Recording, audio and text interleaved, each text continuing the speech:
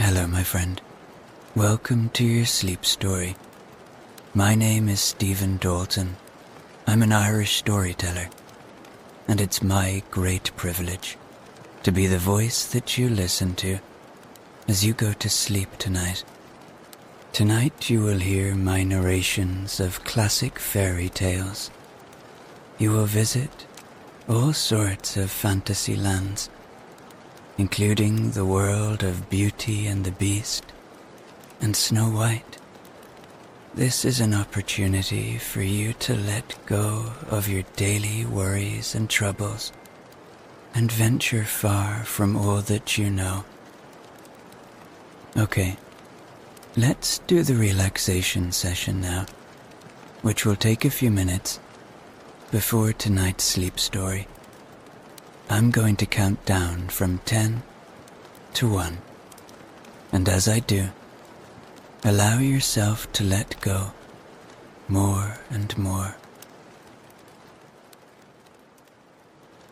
If your eyes aren't closed already, gently allow them to close.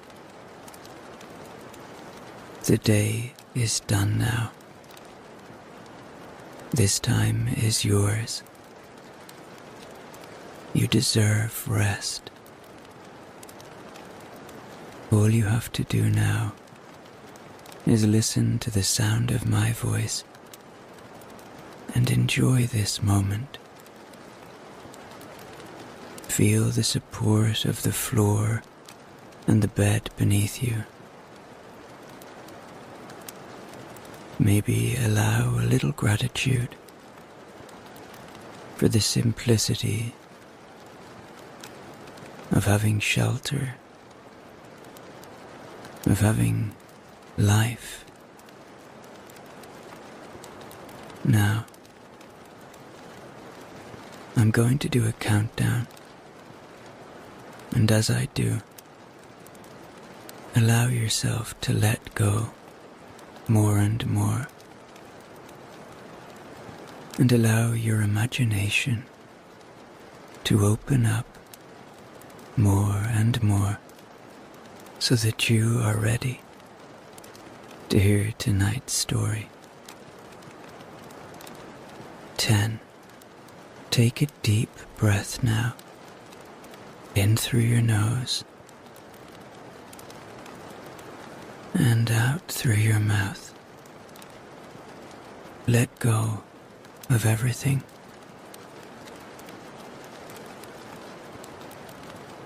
9. Remembering that you are safe now. The day that has just been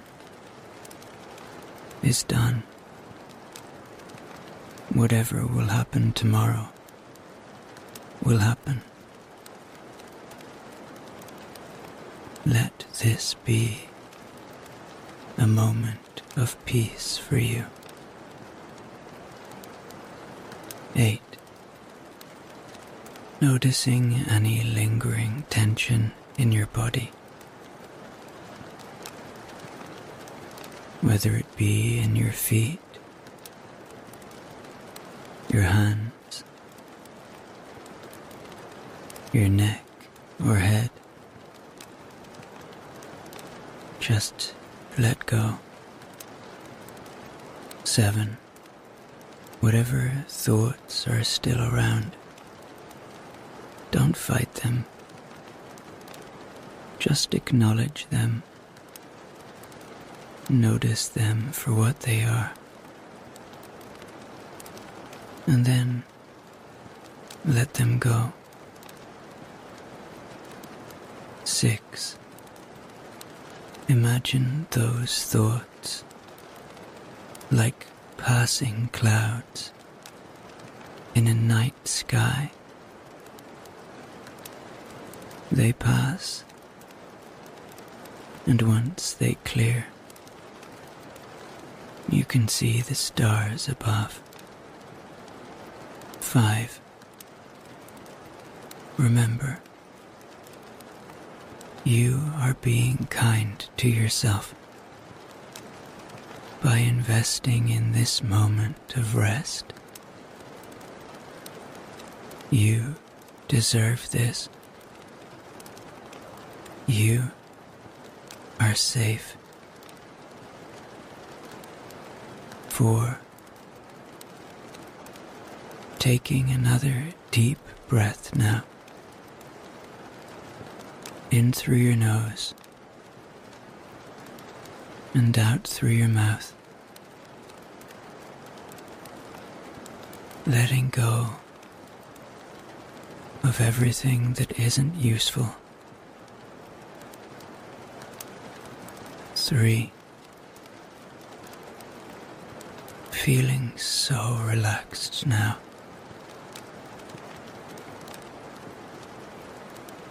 2. Becoming ready to enjoy a beautiful story. 1. Trusting my voice to bring you to a peaceful place now, as I tell you the story of the selfish giant. Every afternoon, as they were coming from school, the children used to go and play in the giant's garden. It was a large, lovely garden with soft green grass. Here and there, over the grass, stood beautiful flowers like stars, and there were 12 peach trees that in the springtime broke out into delicate blossoms of pink and pearl, and in the autumn bore rich fruit. The birds sat on the trees and sang so sweetly that the children used to stop their games in order to listen to them. "How happy we are here," they cried to each other. One day, the giant came back. He had been to visit his friend, the Cornish ogre, and had stayed with him for 7 years.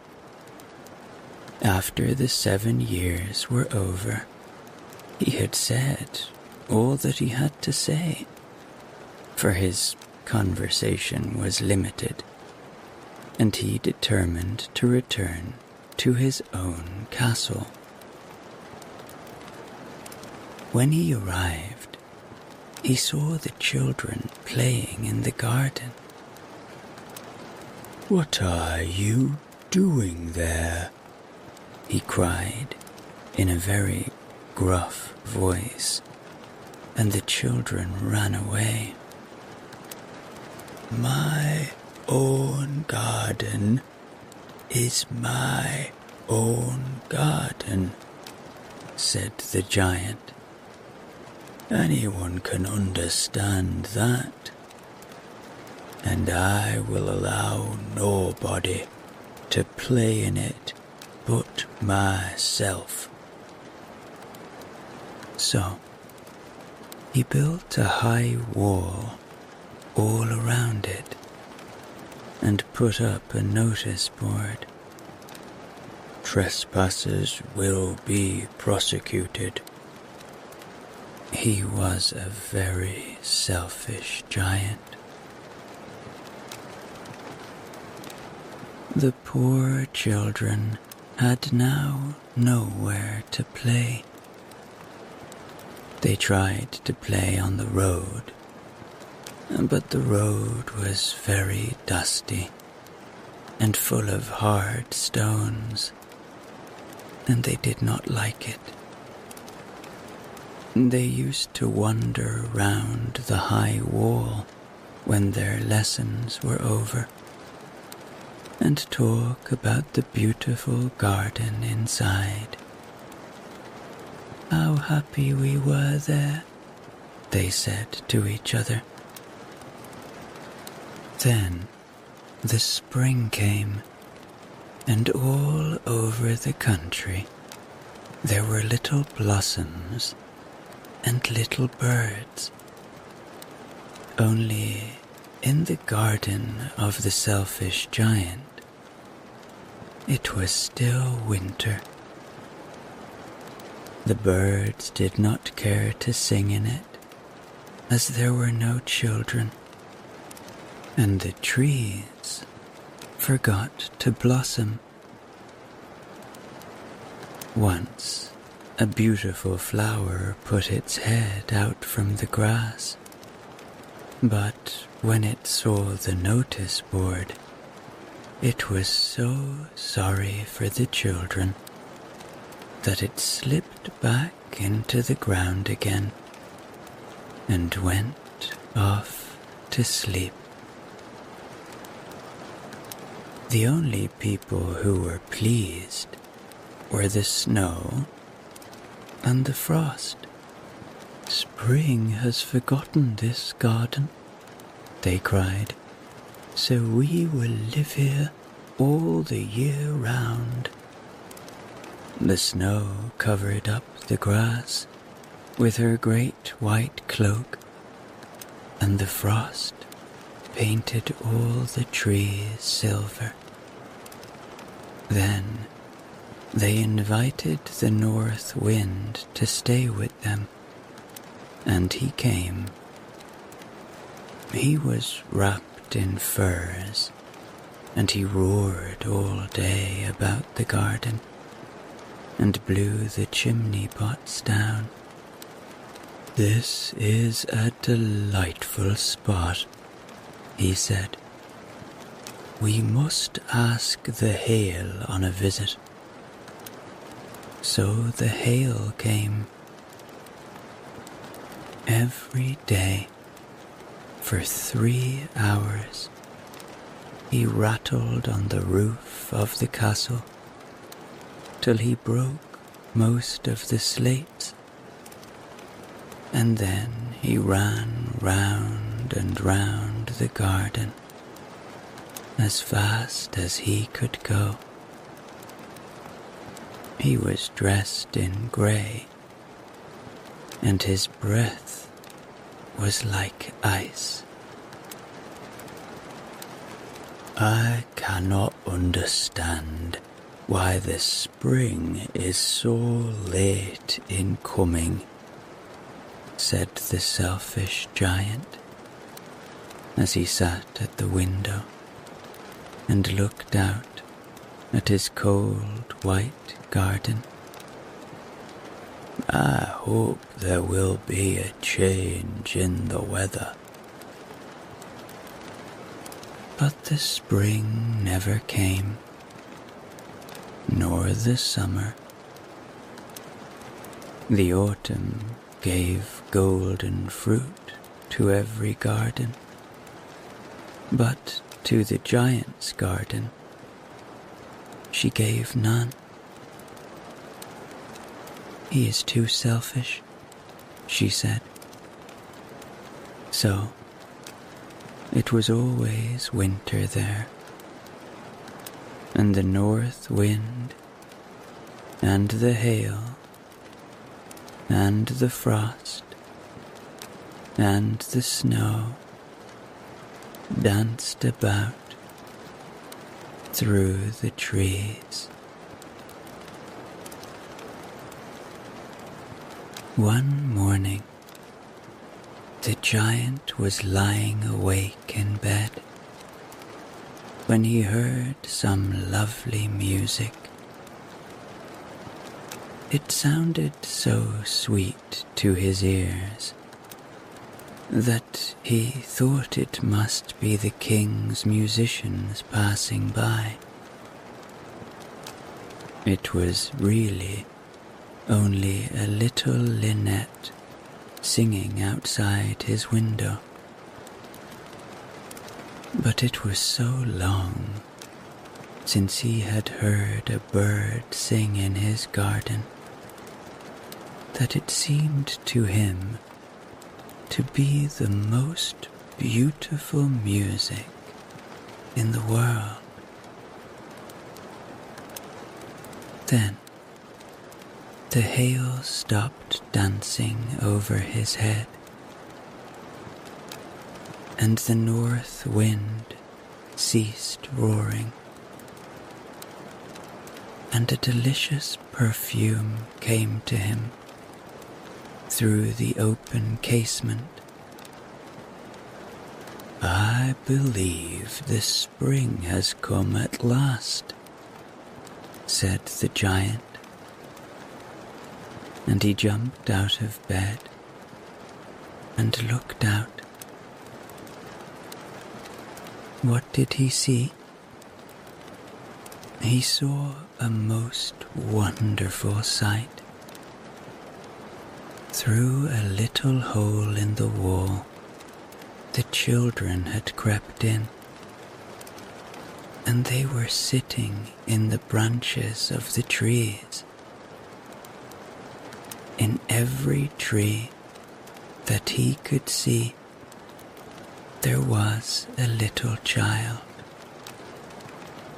and the trees were so glad to have the children back again that they had covered themselves with blossoms and were waving their arms gently above the children's heads. The birds were flying about and twittering with delight, and the flowers were looking up through the green grass and laughing. It was a lovely scene. Only in one corner it was still winter. It was the farthest corner of the garden, and in it was standing a little boy.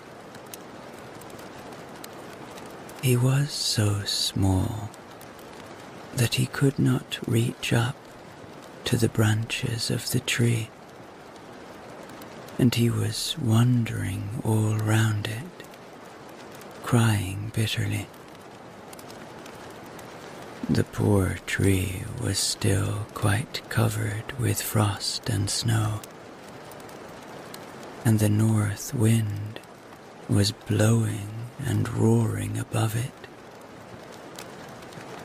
"Climb up, little boy," said the tree, and it bent its branches down as low as it could. But the boy was too tiny, and the giant's heart melted as he looked out. "How selfish I have been," he said. "Now I know why the spring would not come here. I will put the poor little boy on the top of the tree, and then I will knock down the wall, and my garden shall be the children's playground forever and ever." He was really very sorry for what he had done. So he crept downstairs and opened the front door quite softly and went out into the garden. But when the children saw him, they were so frightened that they all ran away, and the garden became winter again. Only the little boy did not run, for his eyes were so full of tears that he did not see the giant coming. and the giant stole up behind him and took him gently in his hand and put him up into the tree. And the tree broke at once into blossom, and the birds came and sang on it, and the little boy stretched out his 2 arms and flung them around the giant's neck and kissed him. And the other children, when they saw that the giant was not wicked any longer, came running back, and with them came the spring. "It is your garden now, little children," said the giant. And he took a great axe and knocked down the wall. And when the people were going to the market at 12 o'clock, they found the giant playing with the children in the most beautiful garden they had ever seen. All day long they played, and in the evening they came to the giant to bid him goodbye. "But where is your little companion?" he said. "The boy I put into the tree." The giant loved him the best because he had kissed him. "We don't know," answered the children. "He has gone away." "You must tell him to be sure and come here tomorrow," said the giant. But the children said that they did not know where he lived and had never seen him before, and the giant felt very sad. Every afternoon, when school was over, the children came and played with the giant. But the little boy whom the giant loved was never seen again. The giant was very kind to all the children, yet he longed for his first little friend and often spoke of him. "How I would like to see him," he used to say. Years went over, and the giant grew very old and feeble. He could not play about any more, so he sat in a huge armchair and watched the children at their games and admired his garden. "I have many beautiful flowers," he said, "but the children are the most beautiful flowers of all." One winter morning, he looked out of his window as he was dressing. He did not hate the winter now, for he knew that it was merely the spring asleep, and that the flowers were resting. Suddenly, he rubbed his eyes in wonder and looked and looked. It certainly was a marvelous sight. In the farthest corner of the garden was a tree quite covered with lovely white blossoms. Its branches were all golden, and silver fruit hung down from them, and underneath it stood the little boy he had loved.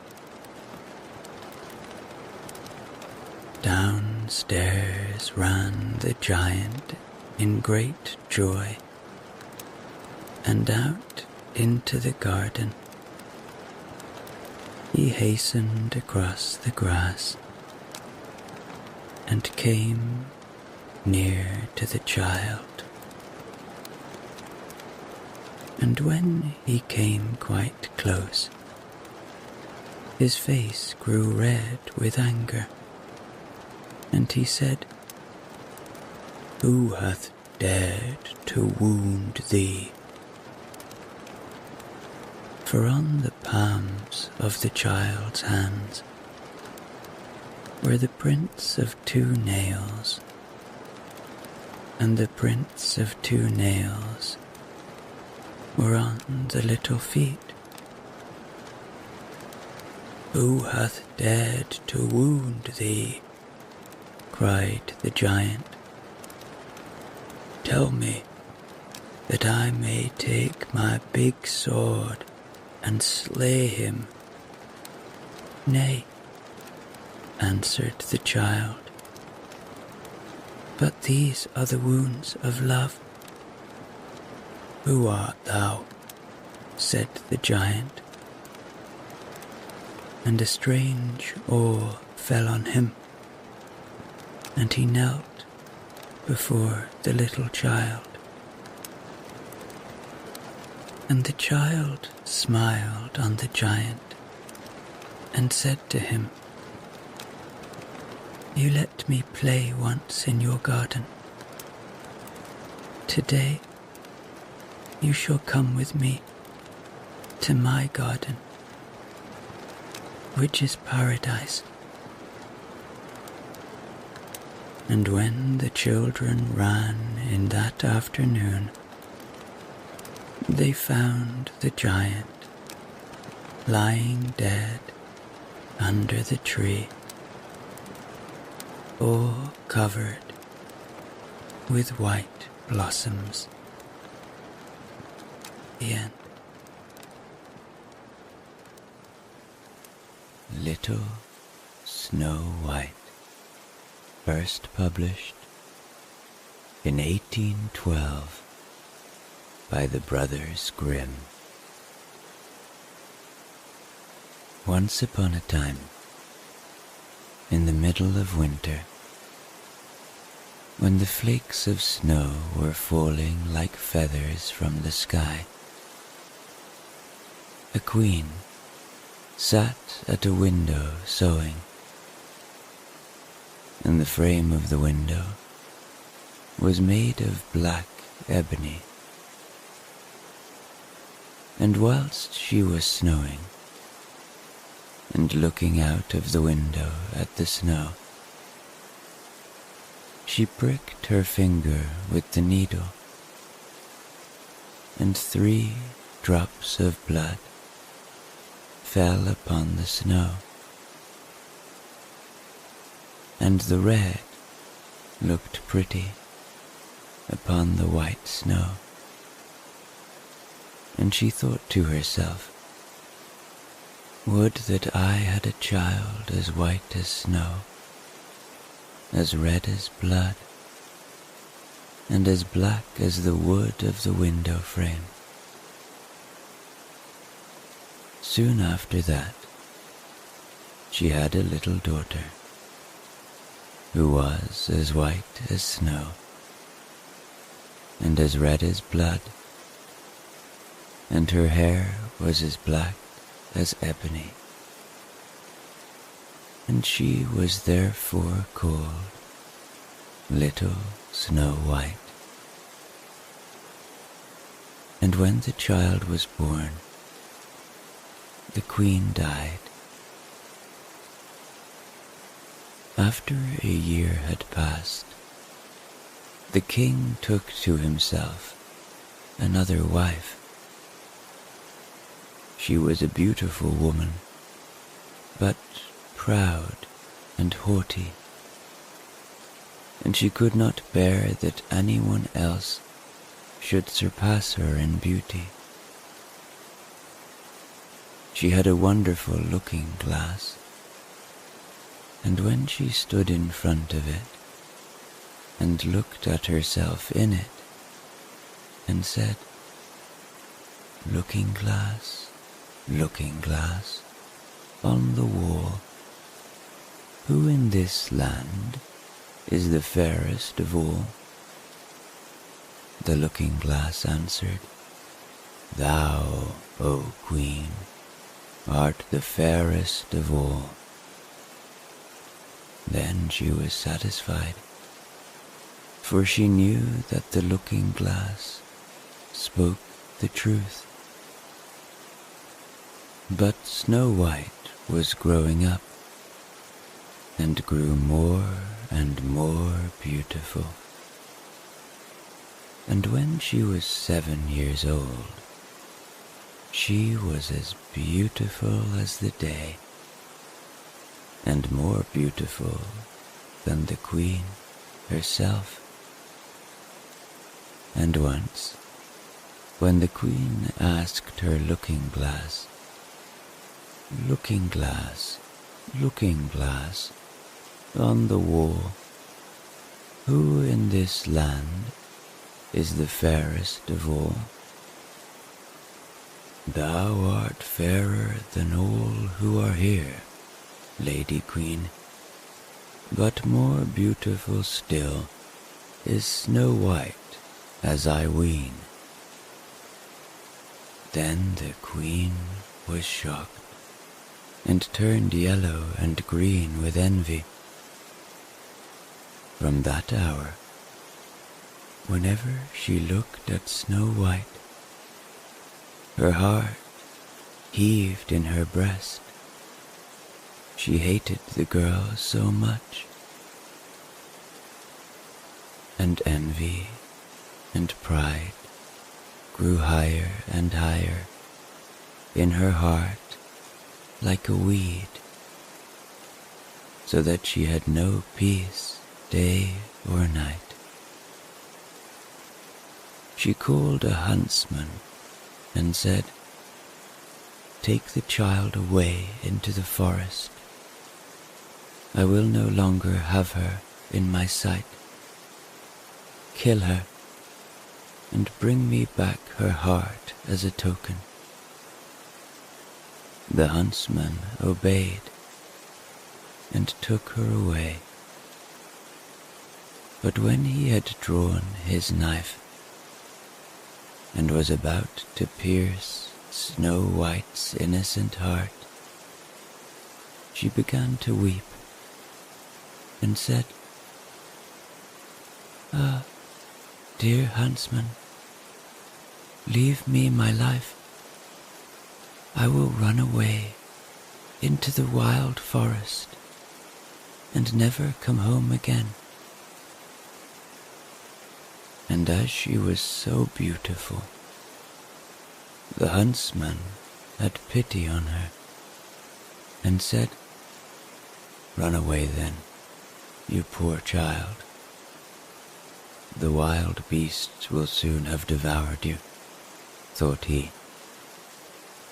And yet it seemed as if a stone had been rolled from his heart, since it was no longer needful for him to kill her.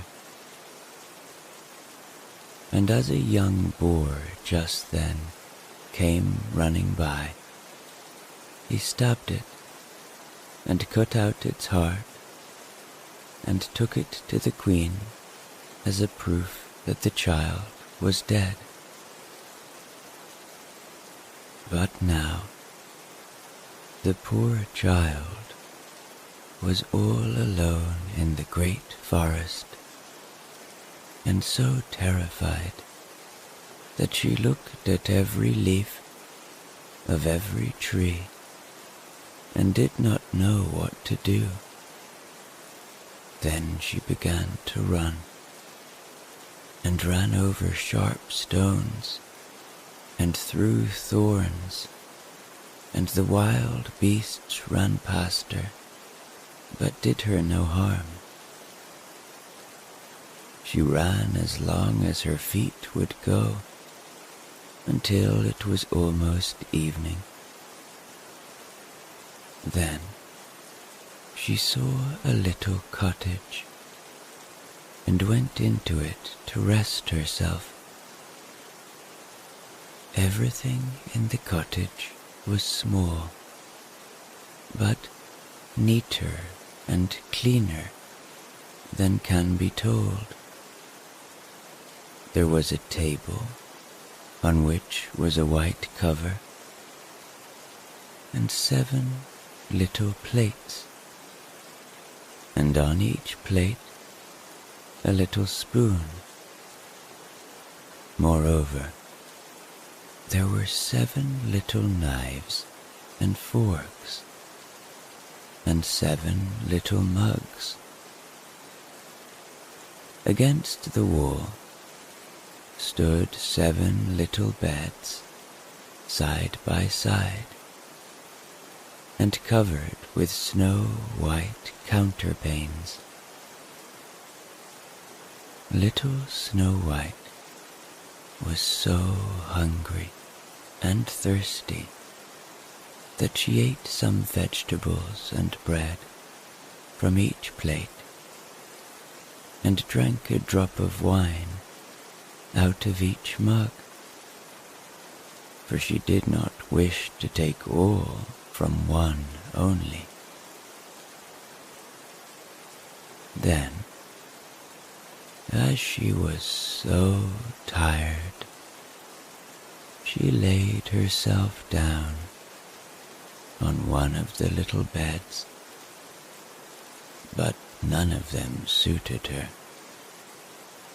One was too long, another too short, but at last she found that the 7th one was right, and so she remained in it, said a prayer, and went to sleep.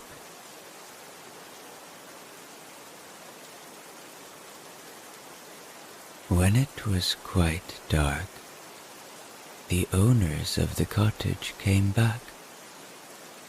They were 7 dwarfs who dug and delved in the mountains for ore. They lit their 7 candles, and as it was now light within the cottage, they saw that someone had been there, for everything was not in the same order in which they had left it. The first said, "Who has been sitting on my chair?" The second, "Who has been eating off my plate?" The third, "Who has been taking some of my bread?" The fourth, "Who has been eating my vegetables?" The fifth, "Who has been using my fork?" The sixth, "Who has been cutting with my knife?" The seventh, "Who has been drinking out of my mug?" Then the first looked round, and saw that there was a little hole on his bed, and he said, "Who has been getting into my bed?" The others came up, and each called out, "Somebody has been lying in my bed too." But the seventh dwarf, when he looked at his bed, saw little Snow White, who was lying asleep therein, and he called the others, who came running up, and they cried out with astonishment, and brought their 7 little candles, and let the light fall on little Snow White. "Oh heavens! Oh heavens!" cried they. "What a lovely child!" And they were so glad that they did not wake her up, but let her sleep on in the bed. And the 7th dwarf slept with his companions 1 hour with each, and so got through the night. When it was morning, little Snow White awoke, and was frightened when she saw the 7 dwarfs, but they were very friendly, and asked her what her name was. "My name is Snow White," she answered. "How have you come to our house?" said the dwarfs. Then she told them that her stepmother had wished to have her killed, but that the huntsman had spared her life, and that she had run for the whole day, until at last she had found their dwelling. The dwarf said, "If you will take care of our house, cook, make the beds, wash, sew, and knit, and if you will keep everything neat and clean, you can stay with us, and you shall want for nothing." "Yes," said Snow White, "with all my heart." And she stayed with them. She kept the house in order for them. In the mornings, they went to the mountains and looked for copper and gold. In the evenings, they came back, and then their supper had to be ready. The girl was alone the whole day, so the good dwarfs warned her and said, "Beware of your stepmother. She will soon know that you are here. Be sure to let no one come in."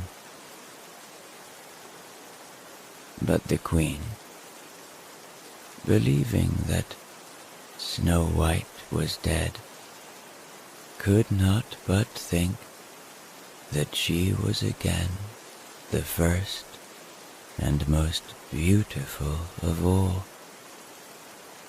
And she went to her looking-glass and said, looking-glass on the wall, who in this land is the fairest of all?"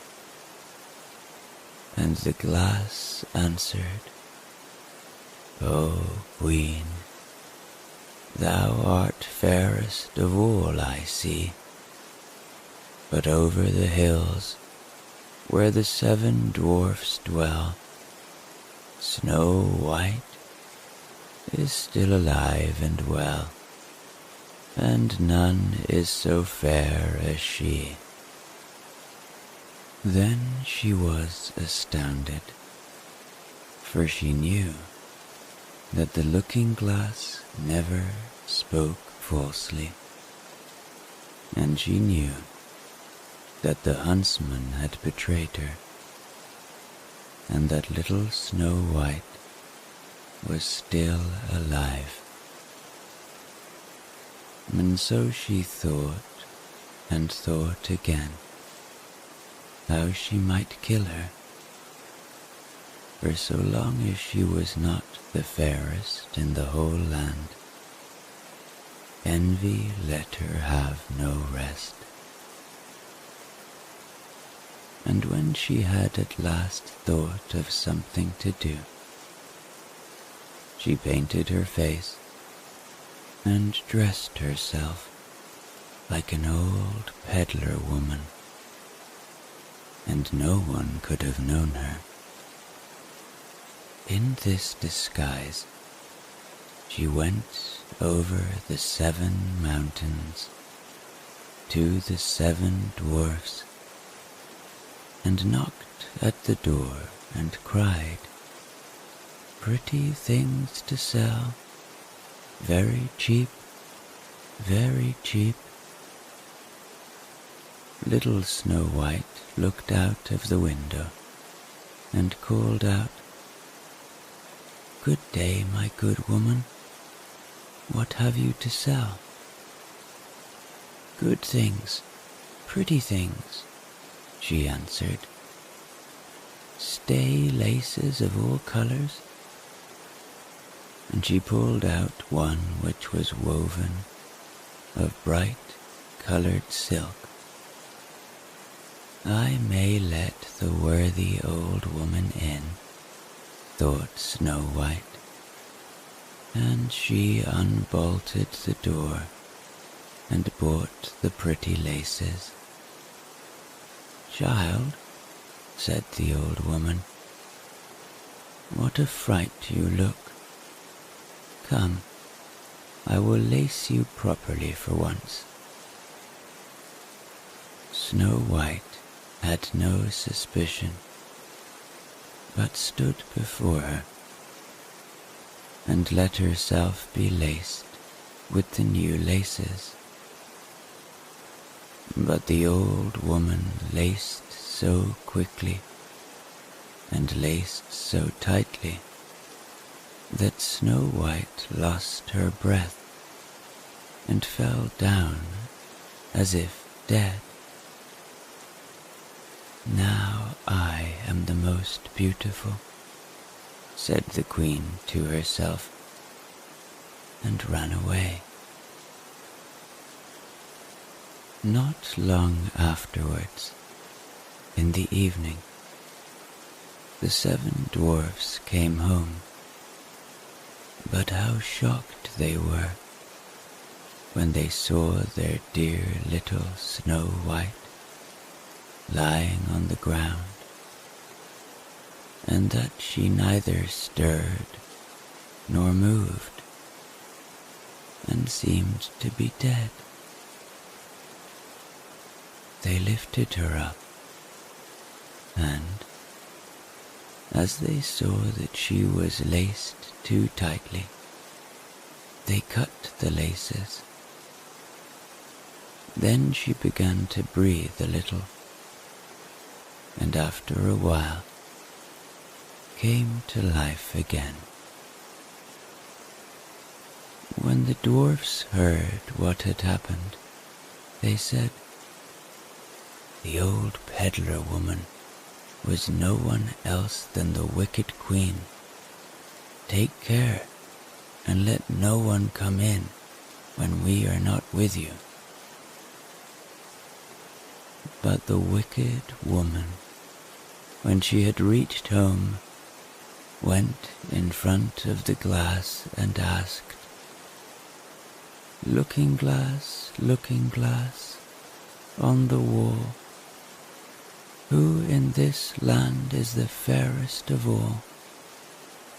And it answered as before, "O Queen, thou art fairest of all I see, but over the hills where the 7 dwarfs dwell, Snow White is still alive and well, and none is so fair as she.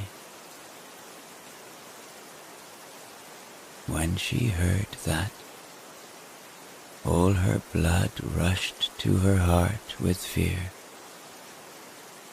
for she knew plainly that little Snow White was again alive. But now, she said, I will think of something that shall put an end to you. And by the help of witchcraft, which she understood, she made a poisonous comb. Then she disguised herself and took the shape of another old woman.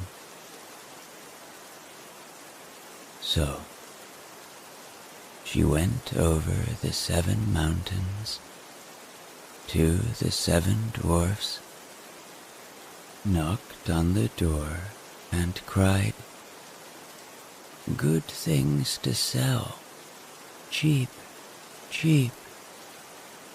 Little Snow White looked out and said, "Go away, I cannot let anyone come in." "I suppose you can look," said the old woman, and pulled the poisonous comb out and held it up. It pleased the girl so well that she let herself be beguiled and opened the door. When they had made a bargain, the old woman said, "Now I will comb you properly for once." Poor little Snow White had no suspicion, and let the old woman do as she pleased. But hardly had she put the comb in her hair than the poison in it took effect, and the girl fell down senseless. "You paragon of beauty," said the wicked woman, "you are done for now." And she went away. But, fortunately, it was almost evening when the 7 dwarfs came home. When they saw Snow White lying as if dead upon the ground, they at once suspected the stepmother, and they looked and found the poisoned comb.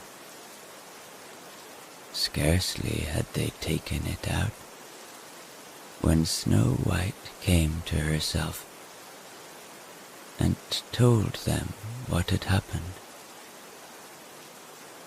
Then they warned her once more to be upon her guard and to open the door to no one.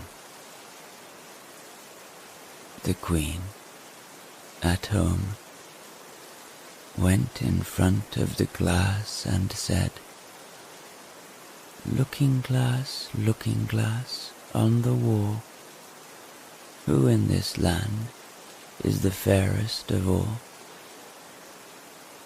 Then it answered as before, "O Queen, thou art fairest of all I see, but over the hills where the 7 dwarfs dwell, Snow White is still alive and well, and none is so fair as she." When she heard the glass speak, thus she trembled and shook with rage. Snow White shall die," she cried, "even if it costs me my life." Thereupon, she went into a quite secret, lonely room where no one ever came, and there she made a very poisonous apple. Outside, it looked pretty, white, with a red cheek, so that everyone who saw it longed for it, but whoever ate a piece of it must surely die. When the apple was ready, she painted her face and dressed herself up as a country woman. And so she went over the 7 mountains to the 7 dwarfs. She knocked at the door. Snow White put her head out of the window and said, "I cannot let anyone in. The 7 dwarfs have forbidden me." "It is all the same to me," answered the woman. "I shall soon get rid of my apples. There, I will give you one." "No," said Snow White. "I dare not take anything." "Are you afraid of poison?" said the old woman. "Look, I will cut the apple in 2 pieces. You eat the red cheek, and I will eat the white." The apple was so cunningly made that only the red cheek was poisoned. Snow White longed for the fine apple,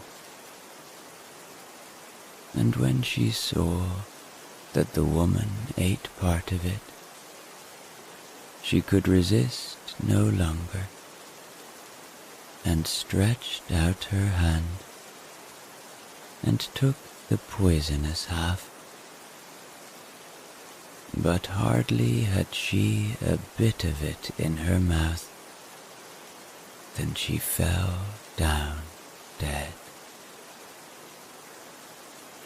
Then the queen looked at her with a dreadful look and laughed aloud and said, "White as snow, red as blood, black as ebony wood, this time the dwarfs cannot wake you up again."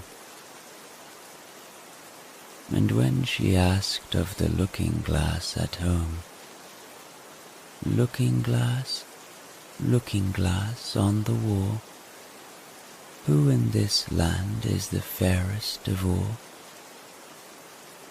it answered at last, "O Queen, in this land thou art fairest of all."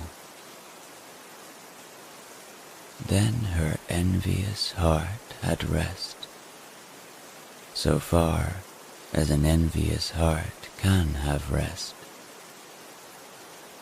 The dwarfs, when they came home in the evening, found Snow White lying upon the ground.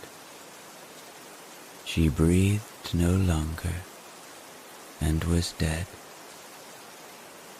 They lifted her up, looked to see whether they could find anything poisonous, unlaced her, combed her hair, washed her with water and wine, but it was all of no use. The poor child was dead, and remained dead, They laid her upon a bier, and all 7 of them sat round it, and wept for her, and wept 3 days long. Then they were going to bury her, but she still looked as if she were living, and still had her pretty red cheeks. They said, "We could not bury her in the dark ground." And they had a transparent coffin of glass made,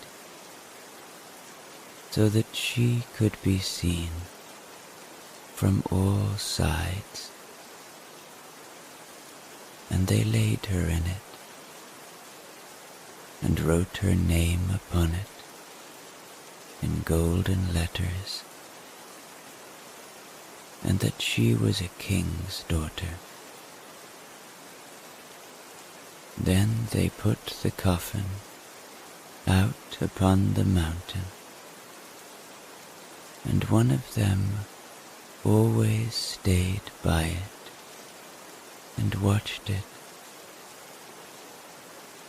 And birds came too, and wept for Snow White. First an owl, then a raven, and last a dove.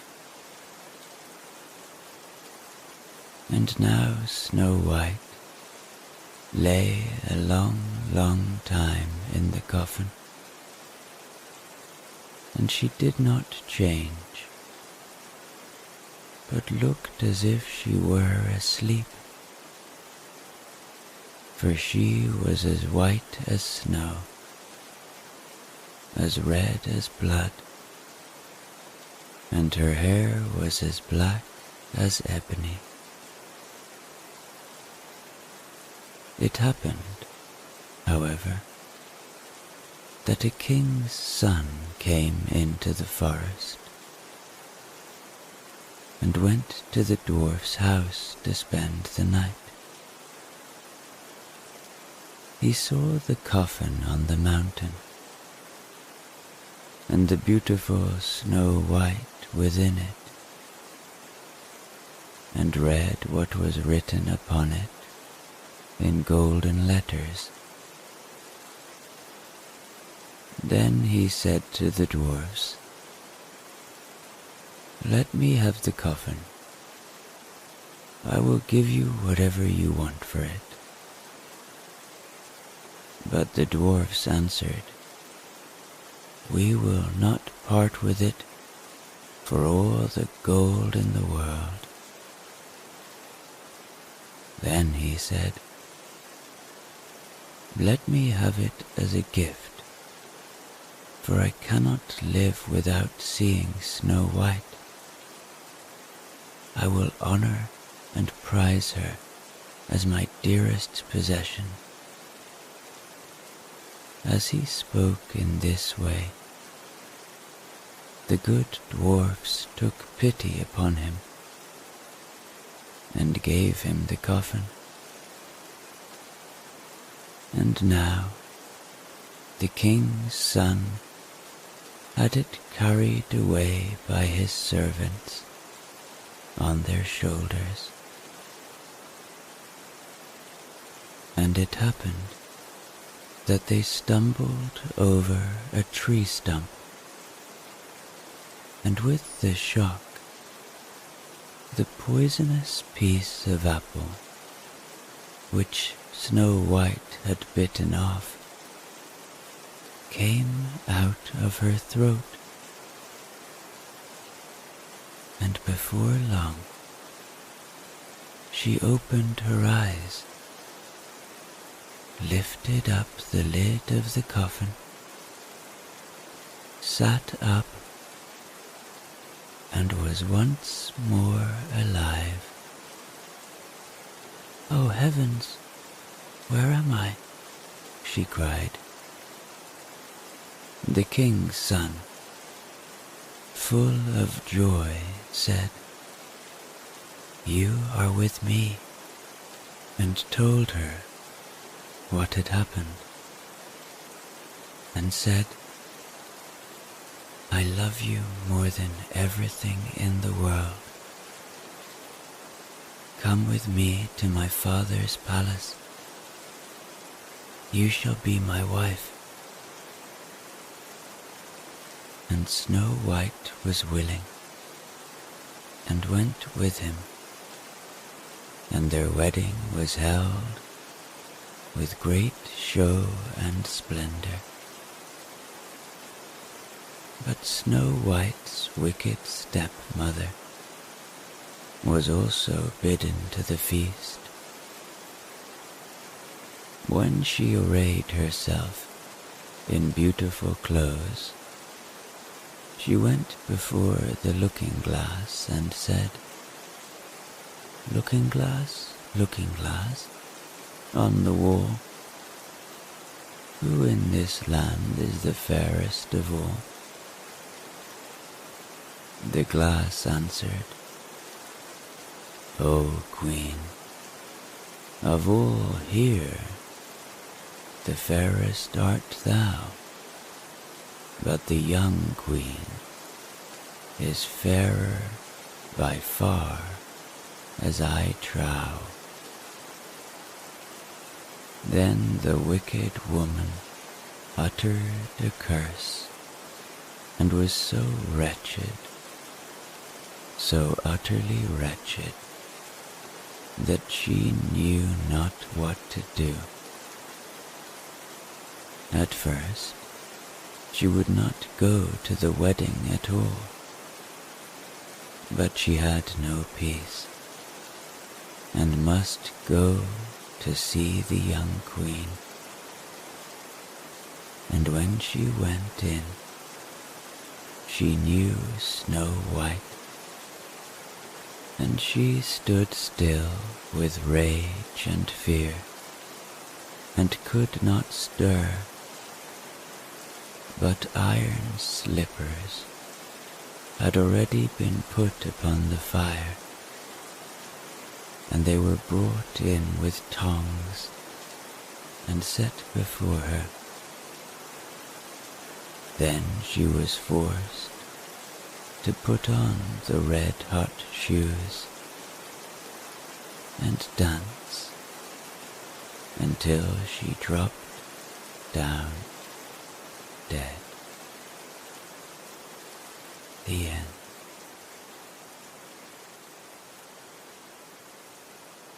The wife of a rich man fell sick, and as she felt that her end was drawing near, she called her only daughter to her bedside and said, "Dear child, be good and pious, and then the good God will always protect thee, and I will look down on thee from heaven and be near thee." Thereupon she closed her eyes and departed. Every day the maiden went out to her mother's grave and wept, and she remained pious and good.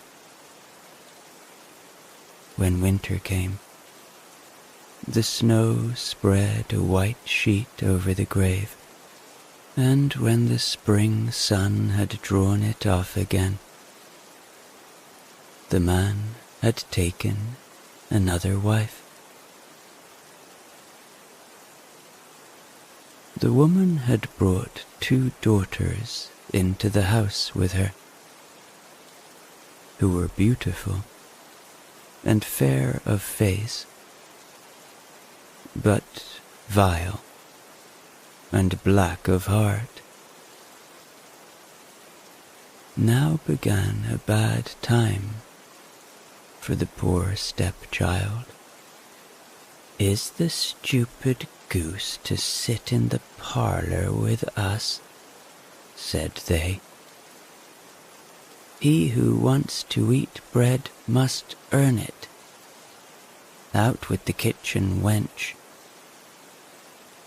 They took her pretty clothes away from her, put an old grey bedgown on her, and gave her wooden shoes. Just look at the proud princess. How decked out she is, they cried and laughed and led her into the kitchen. There she had to do hard work from morning till night. Get up before daybreak, carry water, light fires, cook and wash. Besides this, the sisters did her every imaginable injury. They mocked her and emptied her peas and lentils into the ashes, so that she was forced to sit and pick them out again. In the evening, when she had worked till she was weary, she had no bed to go to, but had to sleep by the fireside in the ashes.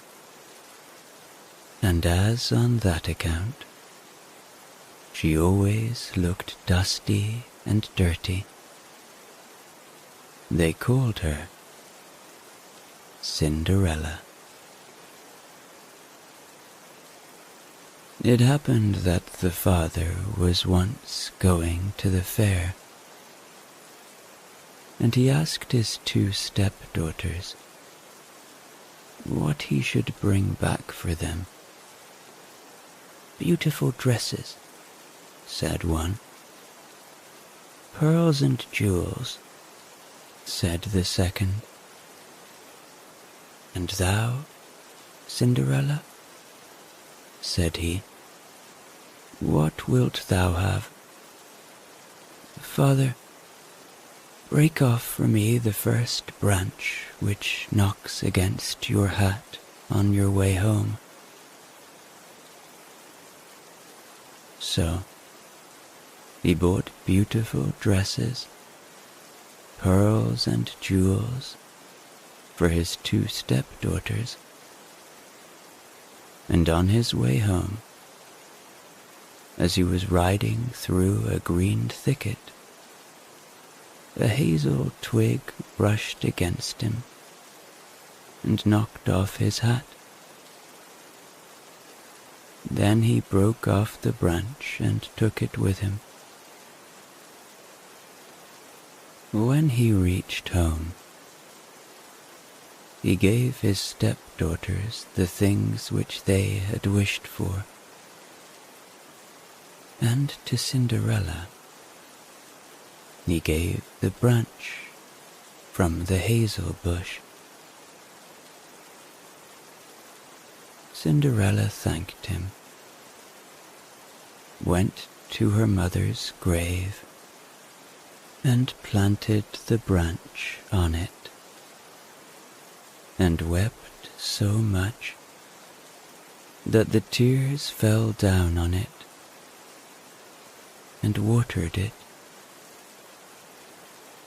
It grew, however, and became a handsome tree. Thrice a day, Cinderella went and sat beneath it, and wept and prayed, and a little white bird always came on the tree. And if Cinderella expressed a wish, the bird threw down to her what she had wished for. It happened, however, that the king appointed a festival which was to last 3 days, and to which all the beautiful young girls in the country were invited, in order that his son might choose himself a bride. When the 2 stepsisters heard that they too were to appear among the number, they were delighted, called Cinderella, and said, "Comb our hair for us, brush our shoes, and fasten our buckles, for we are going to the festival at the king's palace." Cinderella obeyed, but wept, because she too would have liked to go with them to the dance, and begged her stepmother to allow her to do so. "Thou go, Cinderella," said she. "Thou art dusty and dirty, and wouldst go to the festival. Thou hast no clothes and shoes, and yet wouldst dance." As, however, Cinderella went on asking, the stepmother at last said, "I have emptied a dish of lentils into the ashes for thee. If thou hast picked them out again in 2 hours, thou shalt go with us." The maiden went through the back door into the garden and called, "You tame pigeons, you turtle doves, and all you birds beneath the sky, come and help me to pick the good into the pot, the bad into the crop." Then 2 white pigeons came in by the kitchen window, and afterwards the turtle doves, and at last all the birds beneath the sky came whirring and crowding in, and alighted amongst the ashes, and the pigeons nodded with their heads, and began, "Pick, pick, pick, pick," and the rest began also, "Pick, pick, pick, pick," and gathered all the good grains into the dish. Hardly had 1 hour passed before they had finished, and all flew out again. Then the girl took the dish to her stepmother, and was glad, and believed that now she would be allowed to go with them to the festival. But the stepmother said, "No, Cinderella, thou hast no clothes, and thou canst not dance. Thou wouldst only be laughed at." And as Cinderella wept at this, the stepmother said, "If thou canst pick 2 dishes of lentils out of the ashes for me in 1 hour, thou shalt go with us." And she thought to herself, "That she most certainly cannot do." When the stepmother had emptied the 2 dishes of lentils amongst the ashes, the maiden went through the back door into the garden and cried, "You tame pigeons, You turtle doves, and all you birds under heaven, come and help me to pick the good into the pot, the bad into the crop.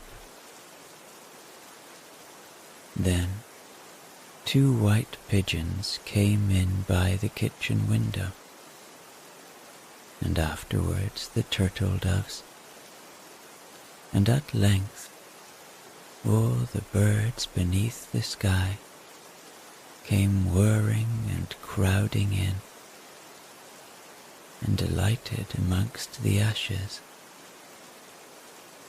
And the doves nodded with their heads and began, pick, pick, pick, pick. And the others began also, pick, pick, pick, pick, and gathered all the good seeds into the dishes. And before half an hour was over, they had already finished, and all flew out again. Then the maiden carried the dishes to the stepmother, and was delighted, and believed that she might now go with them to the festival. But the stepmother said, "All this will not help thee.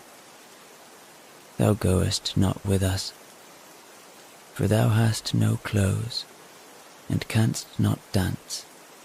We should be ashamed of thee." On this, she turned her back on Cinderella, and hurried away with her 2 proud daughters.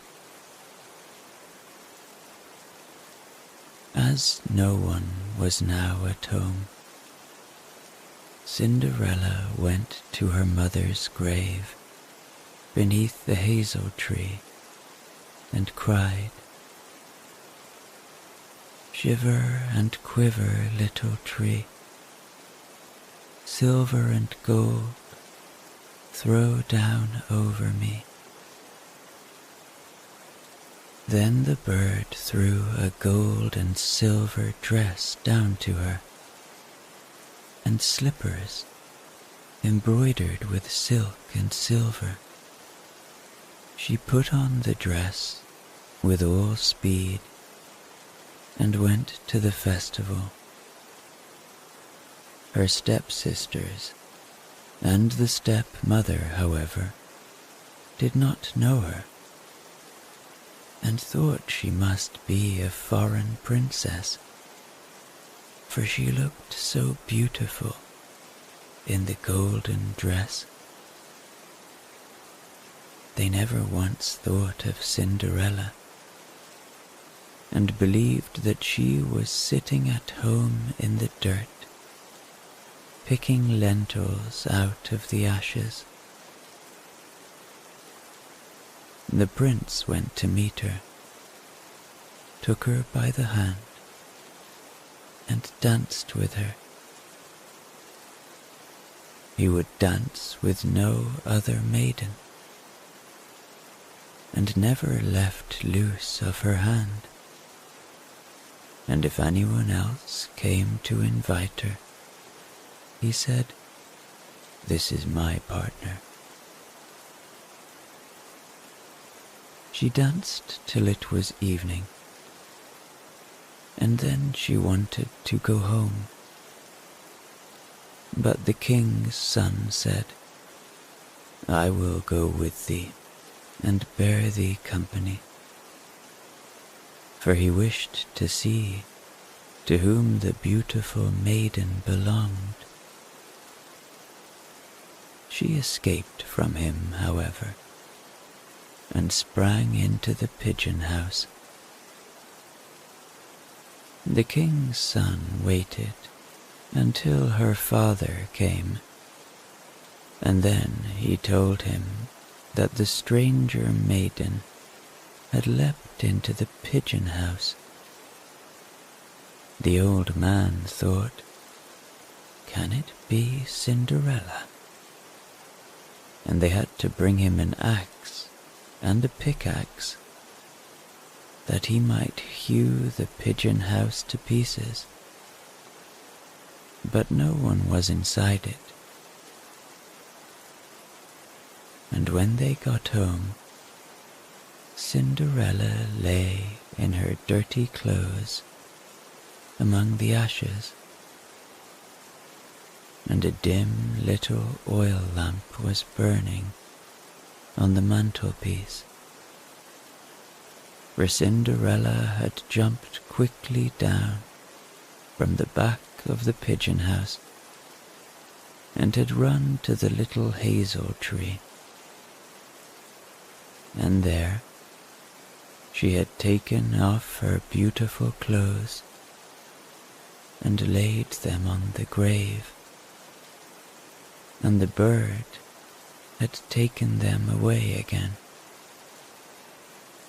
And then she had placed herself in the kitchen amongst the ashes in her grey gown. Next day, when the festival began afresh, and her parents and the stepsisters had gone once more, Cinderella went to the hazel tree and said, "Shiver and quiver, my little tree, silver and gold throw down over me." Then the bird threw down a much more beautiful dress than on the preceding day. And when Cinderella appeared at the festival in this dress, everyone was astonished at her beauty. The king's son had waited until she came, and instantly took her by the hand, and danced with no one but her. When others came and invited her, he said, "She is my partner." When evening came, she wished to leave, and the king's son followed her, and wanted to see into which house she went. But she sprang away from him, and into the garden behind the house. Therein stood a beautiful tall tree, on which hung the most magnificent pears. She clambered so nimbly between the branches, like a squirrel, that the king's son did not know where she was gone.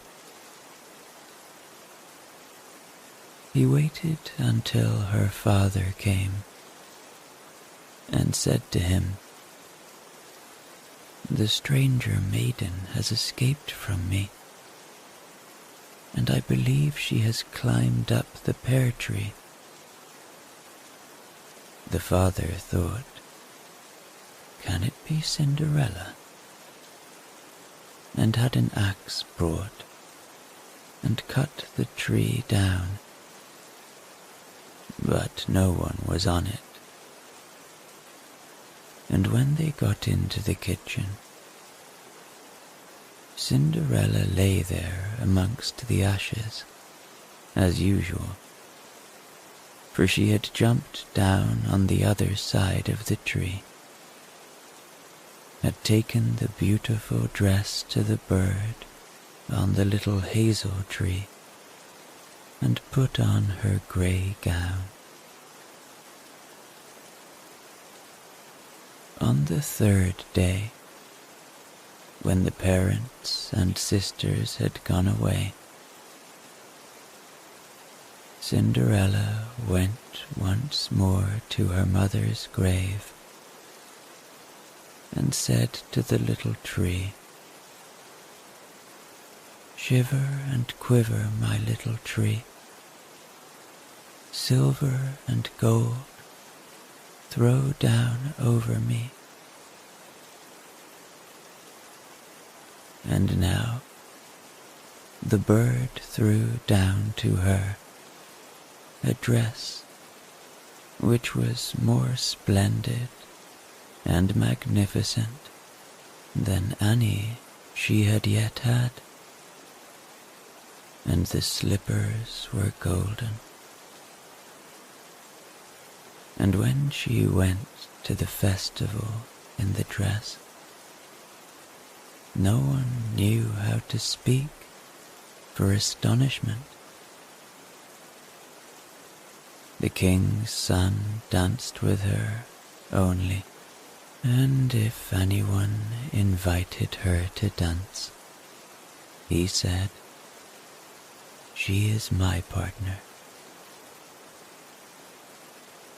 When evening came, Cinderella wished to leave,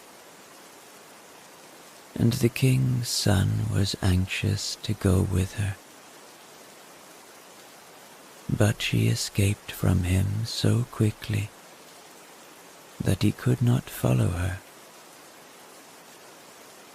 The king's son had, however, used a stratagem and had caused the whole staircase to be smeared with pitch. And there, when she ran down,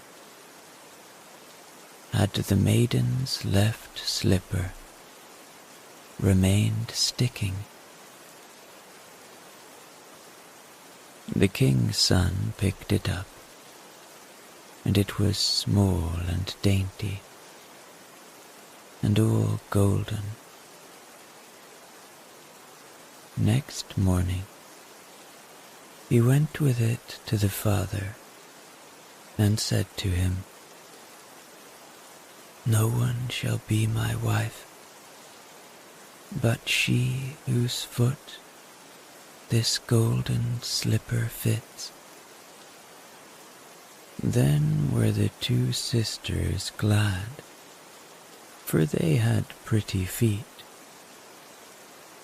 The eldest went with the shoe into her room and wanted to try it on, and her mother stood by, but she could not get her big toe into it, and the shoe was too small for her. She looked very sad and handed the slipper to the other sister. Then this one went into the chamber and got her toes safely into the shoe. But her heel was too large. The prince looked at the sister and said, "This also is not the right one. Have you no other daughter?" "No," said the man. "There is still a little stunted kitchen wench, which my late wife left behind her, but she cannot possibly be the bride." The king's son said he was to send her up to him, but the mother answered, "Oh no, she is much too dirty. She cannot show herself." He absolutely insisted on it, and Cinderella had to be called. She first washed her hands and face clean, and then went and bowed down before the king's son, who gave her the golden shoe. Then she seated herself on a stool, drew her foot out of the heavy wooden shoe, and put it into the slipper, which fitted like a glove. And when she rose up, and the king's son looked at her face, he recognized the beautiful maiden who had danced with him and cried, "That is the true bride." The stepmother and the two sisters were terrified and became pale with rage. He, however, took Cinderella on his horse and rode away with her, and the two young lovers lived happily ever after. There once was a merchant who possessed great riches. He had 6 children, 3 boys and 3 girls, whom he liberally educated. The youngest girl was extremely pretty, insomuch that she obtained the name of Little Beauty, which created jealousy on the part of her less amiable sisters. The 2 eldest were extremely proud at being rich, and spoke to their inferiors with the greatest haughtiness.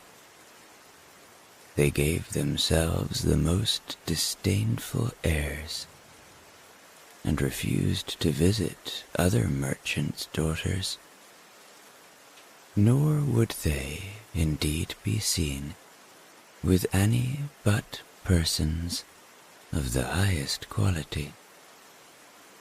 They went every day to balls, plays, and public walks, and constantly jeered their youngest sister for spending her time in reading or other useful and improving employments. In the course of time, by some unexpected event, their father lost his whole fortune. Being bereft of everything but a small cottage and a few acres of land. "My children," said the tender father, "in consequence of my misfortunes, we must now work and labor."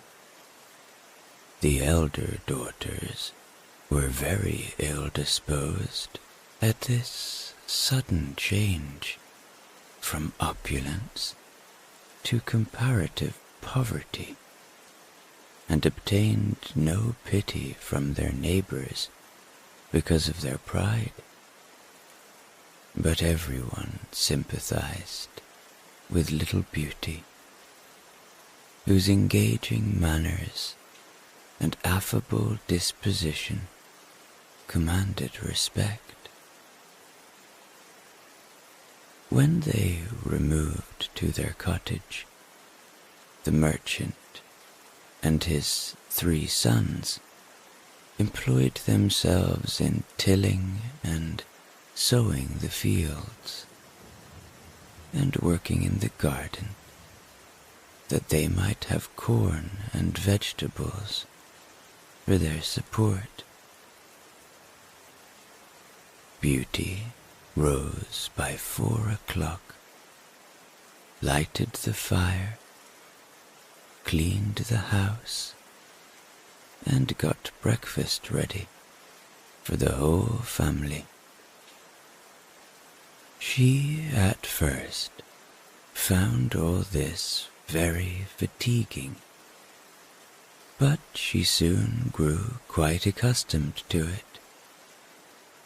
When she had done her work, she generally amused herself with reading or playing on her harpsichord. The two eldest sisters, on the contrary, were at a loss what to do to pass away the time. They breakfasted in bed and did not rise till 10, when they commonly walked out and would frequently sit down under a shady tree to lament the loss of their carriage and fine clothes, when they would say to each other, "What a mean-spirited, poor, stupid creature is our youngest sister, to be so content with our miserable situation." But the father thought very differently. He admired the patience of this sweet young creature, for her sisters not only left the whole of the work of the house to her, but insulted her every moment. In this rural state, the merchant lived some time, when one day he was agreeably surprised by the news that one of his vessels, which he supposed was lost, had safely arrived. Elated with joy, the two elder daughters clung to their father when they learnt he was about to go and take possession of his property, and entreated him to bring them some trinkets and other useless baubles. Beauty felt an inward pleasure on her father's prospects of being reinstated in affluence, yet concealed her ecstasy. "You ask me not for anything, Beauty," said her father. "My child, what present shall I bring you?" She meekly replied, "I should like you, father, to bring me a rose, for we have none in our garden." The merchant then departed, but on arriving at the port, some dishonest persons went to law with him about the merchandise. So, after a great deal of trouble, he was returning to his cottage as poor as he had left it. When he was within 30 miles of his house, thinking of the happiness he should enjoy in again embracing his children, he had the misfortune to lose himself in a thick forest through which his road lay. It rained and snowed terribly, and the wind was so high as twice to throw him off his horse. Night being come, he fully imagined he should die of cold or hunger. The merchant, accidentally looking down a long avenue, discovered a glimmering light at a distance, to which he hastened. He soon arrived at the gates of a palace, which he opened, and was greatly surprised to find no one in any of the outer yards. The merchant then tied up his horse and walked towards the house, which he entered, and, to his great astonishment, saw not a living creature. He pursued his way to a large hall, in which was a good fire and a table plentifully supplied with food. As the snow and rain had wetted him to the skin, he approached the fire to dry himself. "I hope," said he, "the master of the house, or his servants, will excuse the liberty I take, for it surely will not be long before they make their appearance." He waited a considerable time, and still nobody came. At length the clock struck 11, and the merchant, overcome with hunger and thirst, helped himself to a chicken, and then to a few glasses of wine, all the time trembling with fear. He sat till the clock struck 12, and not a creature had he seen. He now took courage and began to think of looking a little farther about him.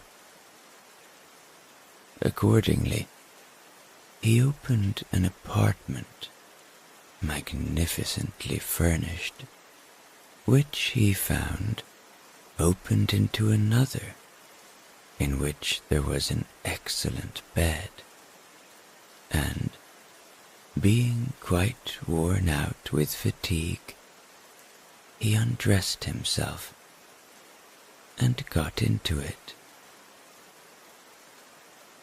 It was 10 o'clock the next morning before he thought of rising.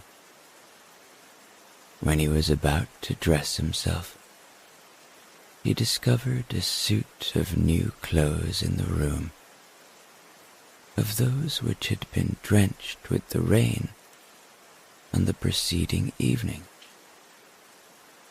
"No doubt," he said, "this palace is the residence of some good fairy, who, perhaps, commiserates my hapless situation."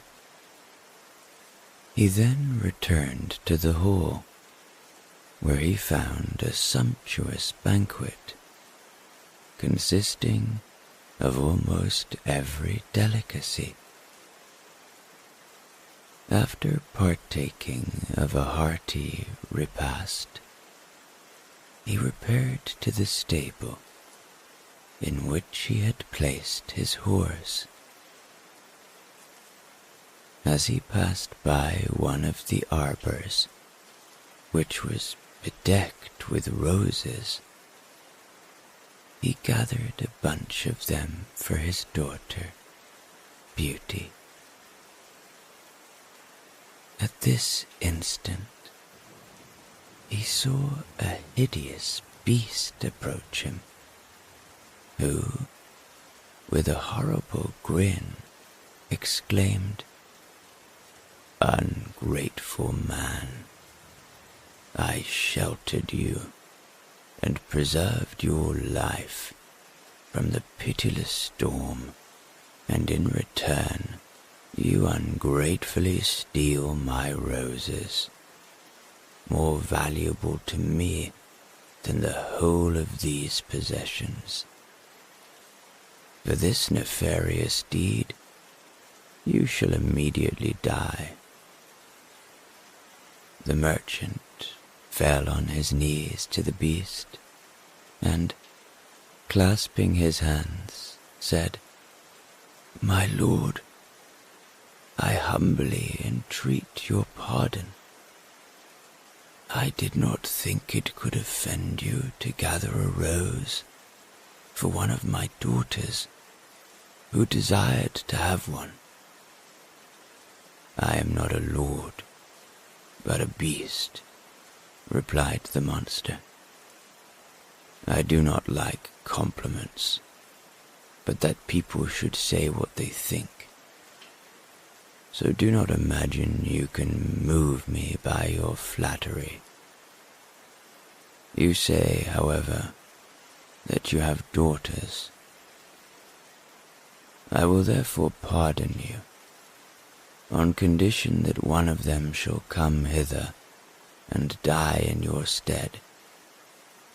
Do not attempt to argue with me, but go, and if your daughters should refuse, swear to me that you will return in 3 months. The merchant acceded, but, added the beast, it is my will that you go not empty away. In the chamber where you slept, you will find an old empty chest. Fill it with whatever valuables you choose, and I will get it conveyed to your cottage." The beast retired and left the merchant to ruminate.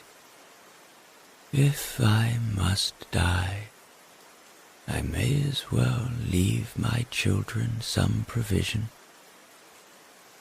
Accordingly, he loaded the chest with gold. Mounting his horse, he left the palace of enchantment with no less grief than he entered it with joy. The horse of itself took a path across the forest, and in a few hours they reached the merchant's house. His children gathered round him as he dismounted from his horse, but the merchant, instead of embracing them with joy, could not, as he looked at them, refrain from weeping. He held in his hand the bunch of roses, which he gave to Beauty, saying, "Take these roses, Beauty, but little do you think how dear they have cost your unhappy father," and then gave an account of all that had happened in the palace of the beast. "Well, father," said Beauty, "as the beast will accept either you or one of your daughters, I will give myself up to his fury, as it is on my account that you have been involved in this trouble." The merchant, in vain, endeavored to reason with Beauty, for she was determined to go, at which the elder sisters, who were jealous of her amiable qualities, secretly rejoiced. The affliction of the merchant was so great that he forgot the promised treasure, but on retiring to rest, discovered the chest of gold by his bedside. He, however, withheld the secret from his eldest daughters, imparting it only to Beauty. When the 3 months were expired, the merchant and Beauty set out for the palace of the beast, upon which occasion the two sisters rubbed their eyes with an onion to appear as if they shed a great many tears. But both the merchant and his sons shed them in reality. They reached the palace in a few hours, and, entering an apartment, found a sumptuous feast prepared, of which they readily partook. Beauty was timorous, but a rectitude of conduct gave her courage. Just as they had finished supper, the beast entered. The monster asked if she came willingly. She tremblingly faltered out, Yes, yes." "You are a good girl," he replied, "and I think myself much obliged to you," he said to her father. "You may go from the palace tomorrow morning, and take care never to return to it again." He then withdrew. The father and daughter now wished each other a sorrowful good night, and went to bed, thinking it would be impossible for them to close their eyes. But no sooner had they lain down than they fell into a profound sleep, from which they did not awake till morning. Beauty dreamt that a lady approached her, who said, "I am much pleased, Beauty, with the generous affection you have shown, in being willing to give your life to save that of your father, and it shall not go unrewarded." Beauty, as soon as she awoke, related this dream to her father, but though it afforded him some comfort, he could not leave his darling child without shedding the bitterest tears. Beauty surveyed many parts of the palace, and at length came to a door over which was written, "Beauty's apartment," where was an extensive library furnished to illuminate the mind and cultivate the understanding, in addition to which were several exquisite pieces of music, whose chords vibrated through the vaulted rooms with more than usual melody. This gave Beauty a favorable opinion of the beast, whom she before conceived hostile. She then opened the library and perceived an elegantly bound book, in which was written in letters of gold, "Beauteous lady, dry your tears. Here's no cause for sighs or fears. Command as freely as you may. compliance still shall mark your way. Alas, said she, sighing, there is nothing I so much desire as to see my poor father, and to know what he is this moment doing. When, casting her eyes on a looking-glass that stood near her, she saw her home and her father riding up to the cottage in the deepest affliction. Her sisters had come out to meet him, who, notwithstanding all their endeavours to look sorry, could not help betraying their joy.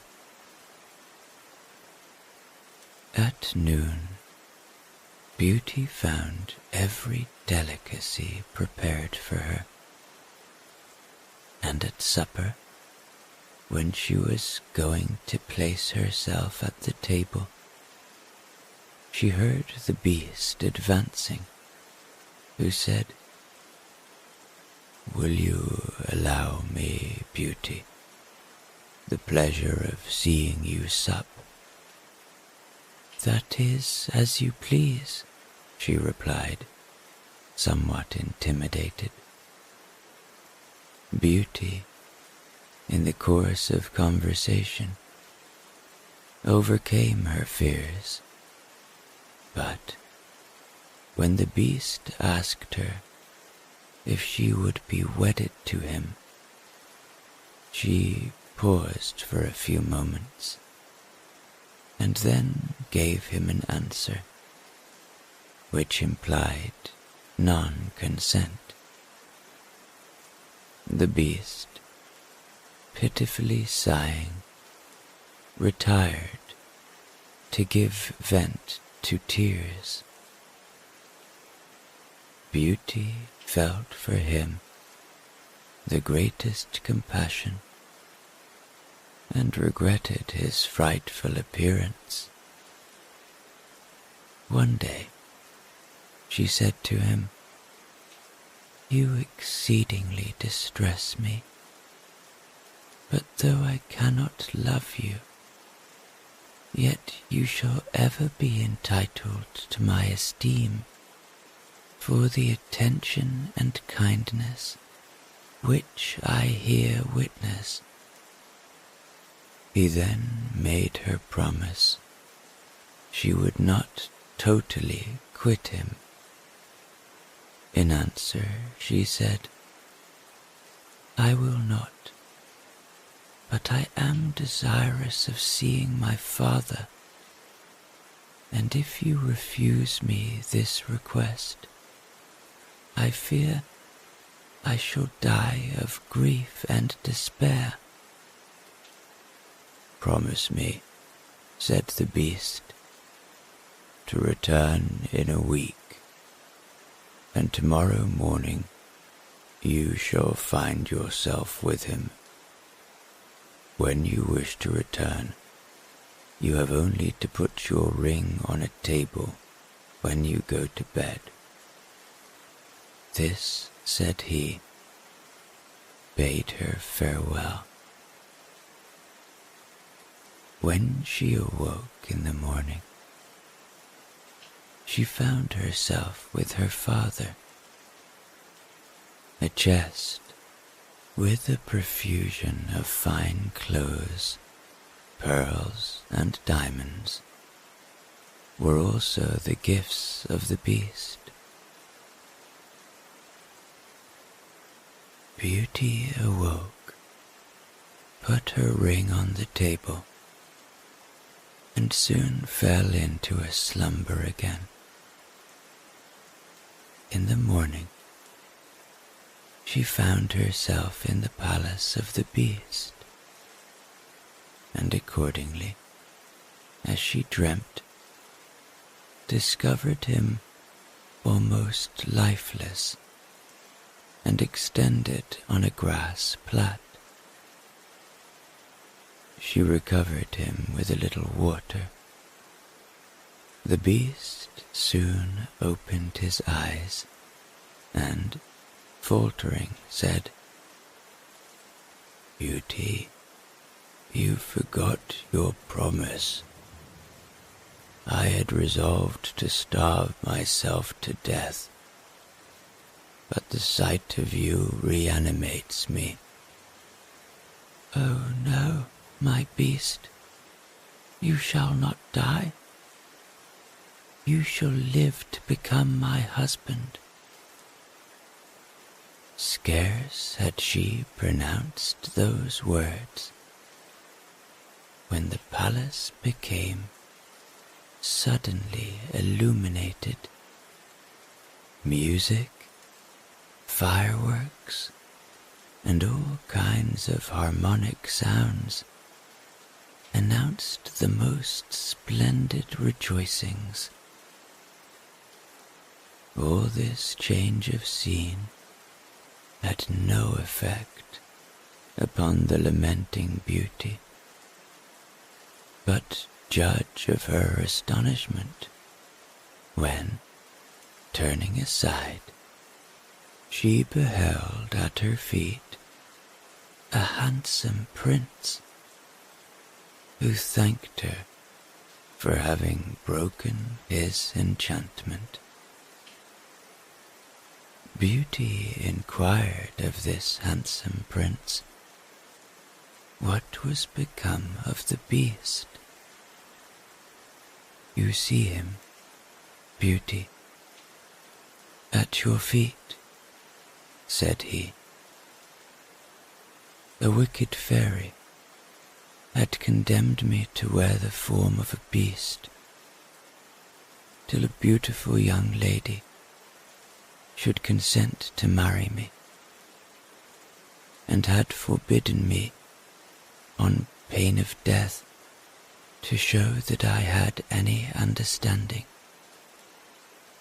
You alone, dearest Beauty, have had the generosity to judge of me by the goodness of my heart." Beauty assisted the prince to rise, and they proceeded together to the palace, when her astonishment was very great to find there her father and all the family who had been conveyed thither by the beautiful lady she saw in her dream. "Beauty," said the lady, for she was a great fairy, "receive the reward of the virtuous choice you have made. You have preferred goodness of heart to sense and beauty. You therefore deserve to find these same qualities united in the same person. You are going to be made a queen. I hope a crown will not destroy your virtue. As for you, ladies," said the fairy to the elder sisters, "I have long been a witness to the malice of your hearts and the injustice you have committed. You shall become 2 statues, yet under that form you shall preserve your present reason, and you shall be fixed at the gates of your sister's palace. You will never recover your natural forms till you are fully sensible of your faults.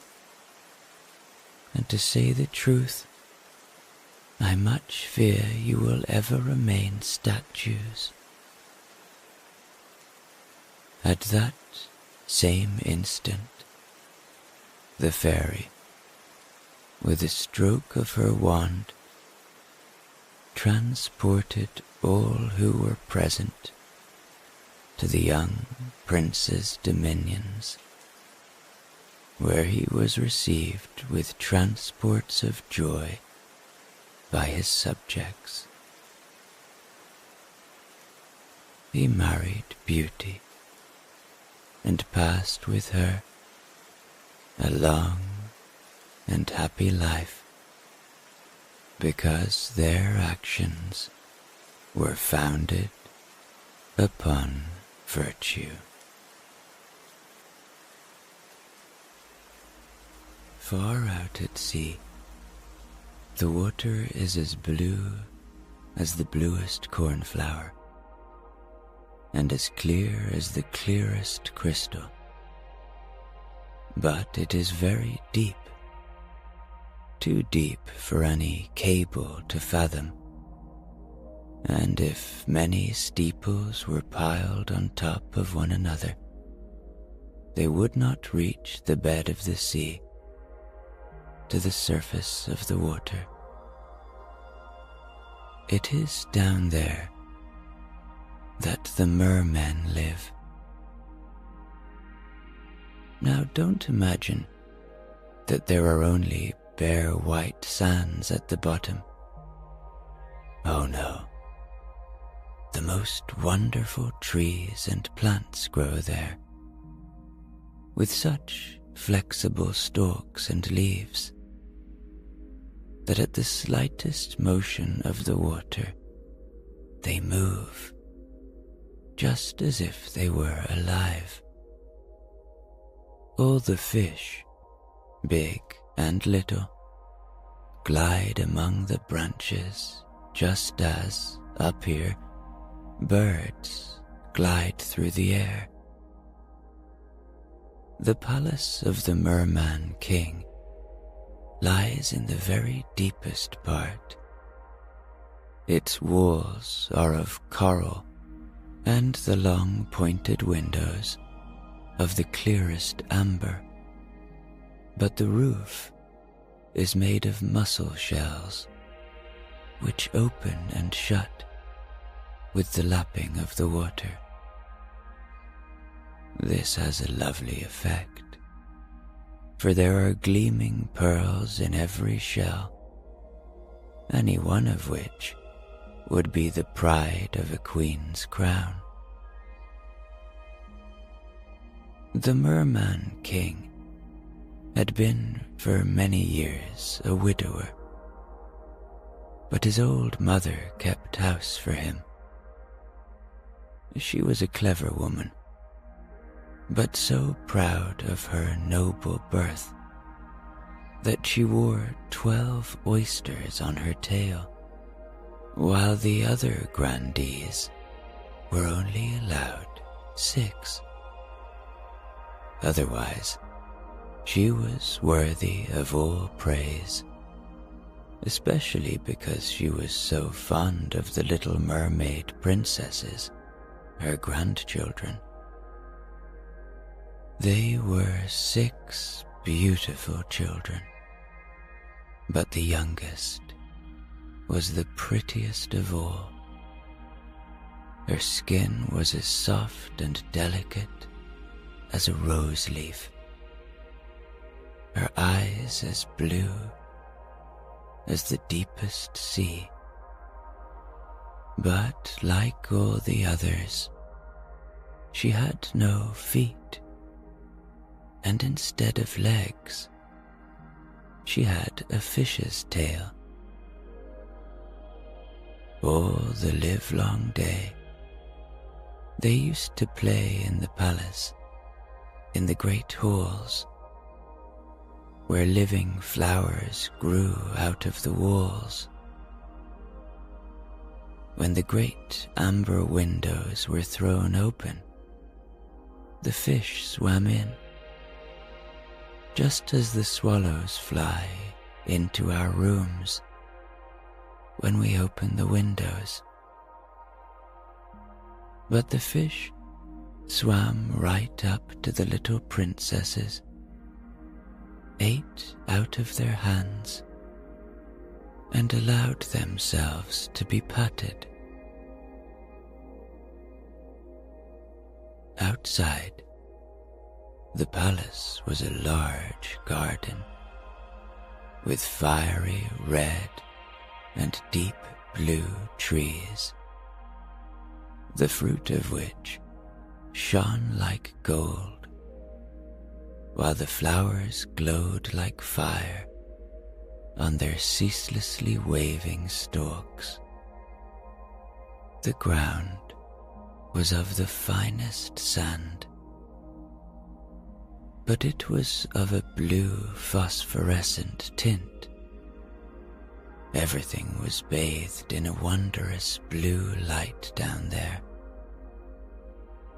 You might more readily have supposed yourself to be high up in the air, with only the sky above and below you, than that you were at the bottom of the ocean. In a dead calm, you could just catch a glimpse of the sun, like a purple flower, with a stream of light radiating from its calyx.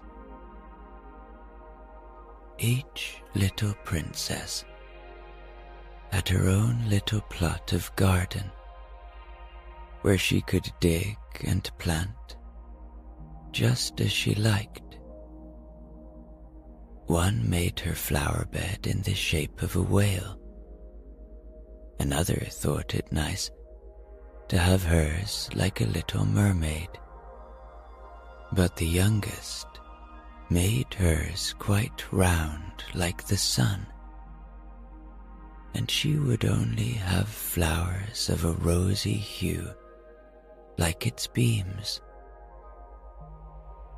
She was a curious child, quiet and thoughtful, and while the other sisters decked out their gardens with all kinds of extraordinary objects which they got from wrecks, she would have nothing besides the rosy flowers like the sun up above, except a statue of a beautiful boy.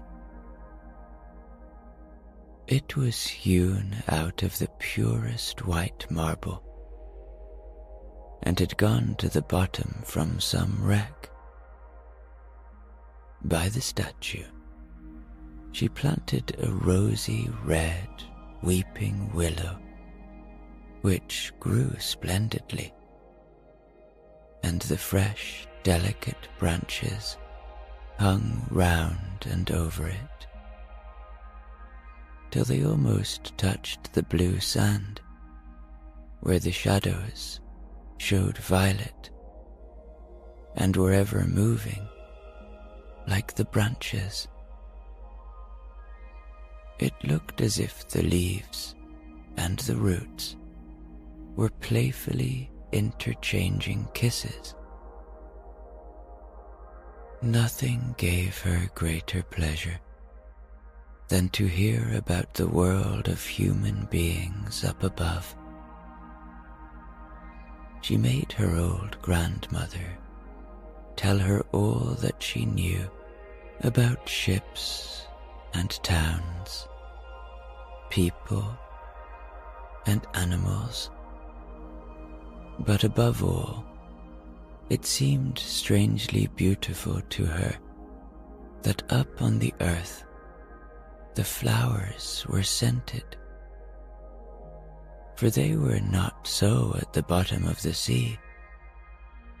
Also, that the woods were green, and that the fish, which were to be seen among the branches, could sing so loudly and sweetly that it was a delight to listen to them.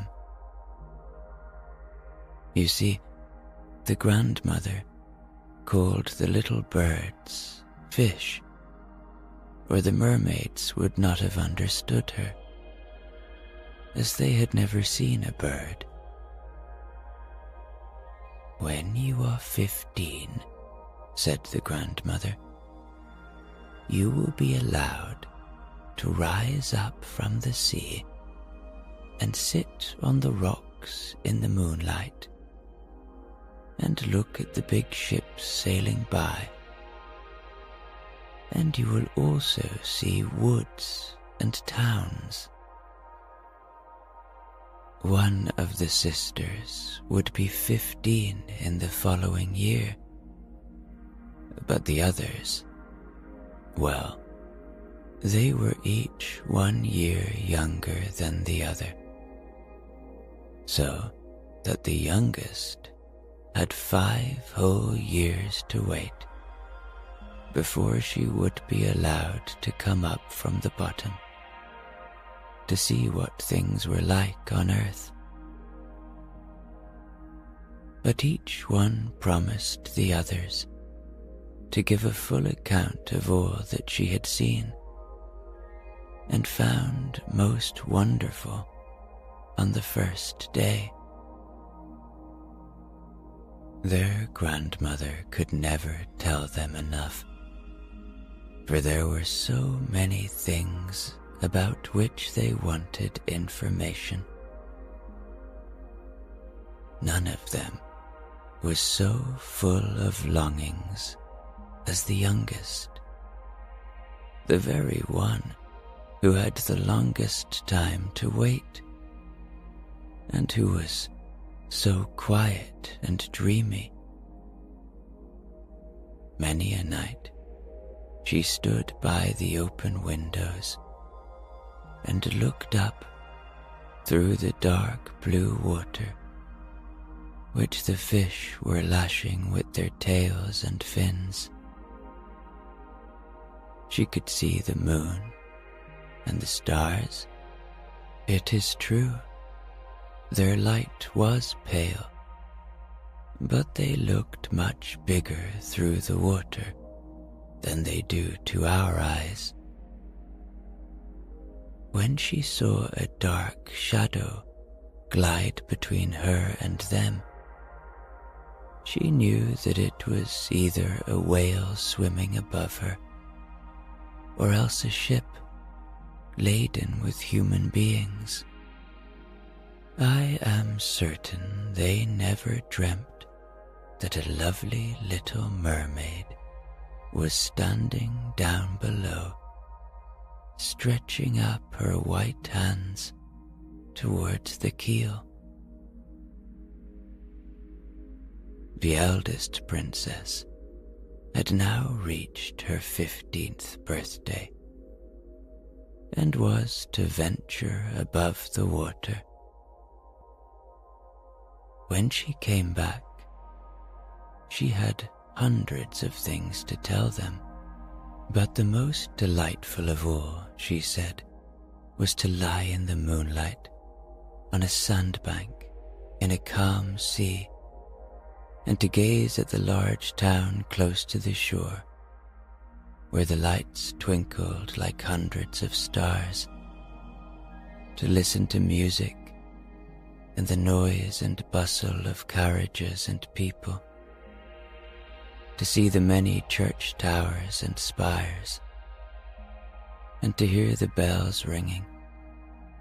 And just because she could not go on the shore, she longed for that most of all. Oh, how eagerly the youngest sister listened, and when, later in the evening, she stood at the open window and looked up through the dark blue water, she thought of the big town with all its noise and bustle, and fancied that she could even hear the church bells ringing. The year after, the second sister was allowed to mount up through the water and swim about wherever she liked. The sun was just going down when she reached the surface. The most beautiful sight, she thought, that she had ever seen. The whole sky had looked like gold, she said, and as for the clouds, well, their beauty was beyond description.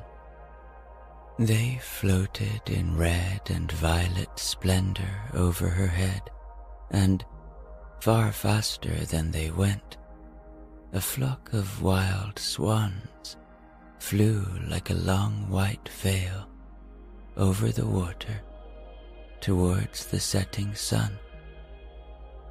She swam towards it, but it sank, and all the rosy light on clouds and water faded away. The year after that, the third sister went up, and, being much the most venturesome of them all, swam up a broad river which ran into the sea. She saw beautiful, green, vine-clad hills, palaces and country seats peeping through splendid woods. She heard the birds singing, and the sun was so hot that she was often obliged to dive to cool her burning face. In a tiny bay, she found a troop of little children running about naked and paddling in the water. She wanted to play with them, but they were frightened and ran away. Then a little black animal came up. It was a dog, but she had never seen one before. It barked so furiously at her that she was frightened and made for the open sea. She could never forget the beautiful woods, the green hills, and the lovely children who could swim in the water, although they had no fish's tails. The fourth sister was not so brave. She stayed in the remotest part of the ocean, and, according to her account, that was the most beautiful spot. You could see for miles and miles around you, and the sky above was like a great glass dome. She had seen ships, but only far away, so that they looked like seagulls. There were grotesque dolphins turning somersaults, and gigantic whales squirting water through their nostrils like hundreds of fountains on every side. Now the fifth sister's turn came. Her birthday fell in the winter, so that she saw sights that the others had not seen on their first trips. The sea looked quite green, and large icebergs were floating about, each one of which looked like a pearl, she said, but was much bigger than the church towers built by men. They took the most wonderful shapes and sparkled like diamonds. She had seated herself on one of the largest, and all the passing ships sheered off in alarm when they saw her sitting there with her long hair streaming loose in the wind. In the evening, the sky became overcast with dark clouds. It thundered and lightened, and the huge icebergs, glittering in the bright lightning, were lifted high into the air by the black waves. all the ships shortened sail, and there was fear and trembling on every side.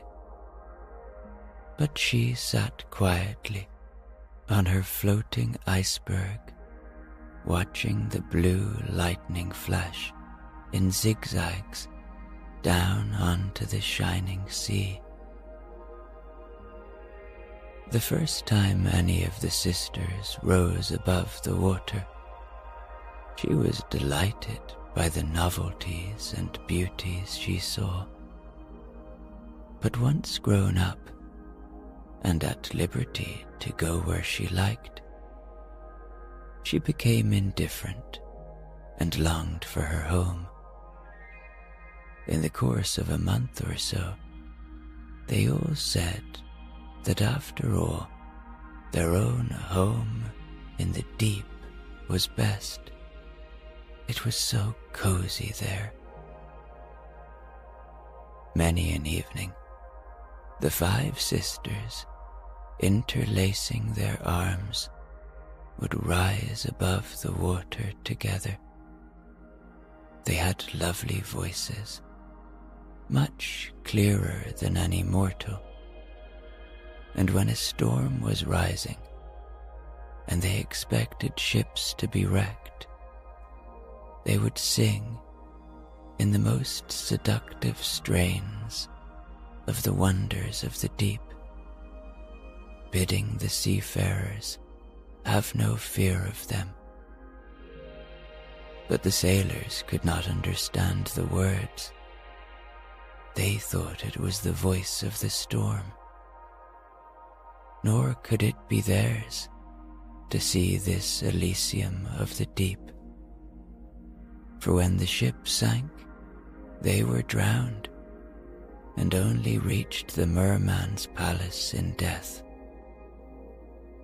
When the elder sisters rose up in this manner, arm in arm in the evening, the youngest remained behind, quite alone, looking after them as if she must weep. But mermaids have no tears, and so they suffer all the more. "Oh, if I were only 15, she said, "I know how fond I shall be of the world above, and of the mortals who dwell there." At last, her 15th birthday came. "Now we shall have you off our hands," said her grandmother, the old Queen Dowager. "Come now, let me adorn you like your other sisters." And she put a wreath of white lilies round her hair, but every petal of the flowers was half a pearl. Then the old queen had 8 oysters fixed onto the princess's tail to show her high rank. "But it hurts so," said the little mermaid. "You must endure the pain for the sake of the finery," said her grandmother. But oh, how gladly she would have shaken off all this splendor and laid aside the heavy wreath. Her red flowers in her garden suited her much better, but she did not dare to make any altercation. "Goodbye," she said, and mounted as lightly and airily as a bubble through the water. The sun had just set when her head rose above the water, but the clouds were still lighted up with a rosy and golden splendor, and the evening star sparkled in the soft pink sky. The air was mild and fresh, and the sea as calm as a millpond. A big 3-masted ship lay close by, with only a single sail set, for there was not a breath of wind, and the sailors were sitting about the rigging, on the cross trees, and at the mastheads. There was music and singing on board, and as the evening closed in, hundreds of gaily colored lanterns were lighted. They looked like the flags of all nations, waving in the air. The little mermaid swam right up to the cabin windows, and every time she was lifted by the swell, she could see through the transparent panes crowds of gaily dressed people. The handsomest of them all was the young prince with large dark eyes. He could not be much more than 16, and all these festivities were in honor of his birthday. The sailors danced on deck, and when the prince appeared among them, hundreds of rockets were let off, making it as light as day, and frightening the little mermaid so much that she had to dive under the water.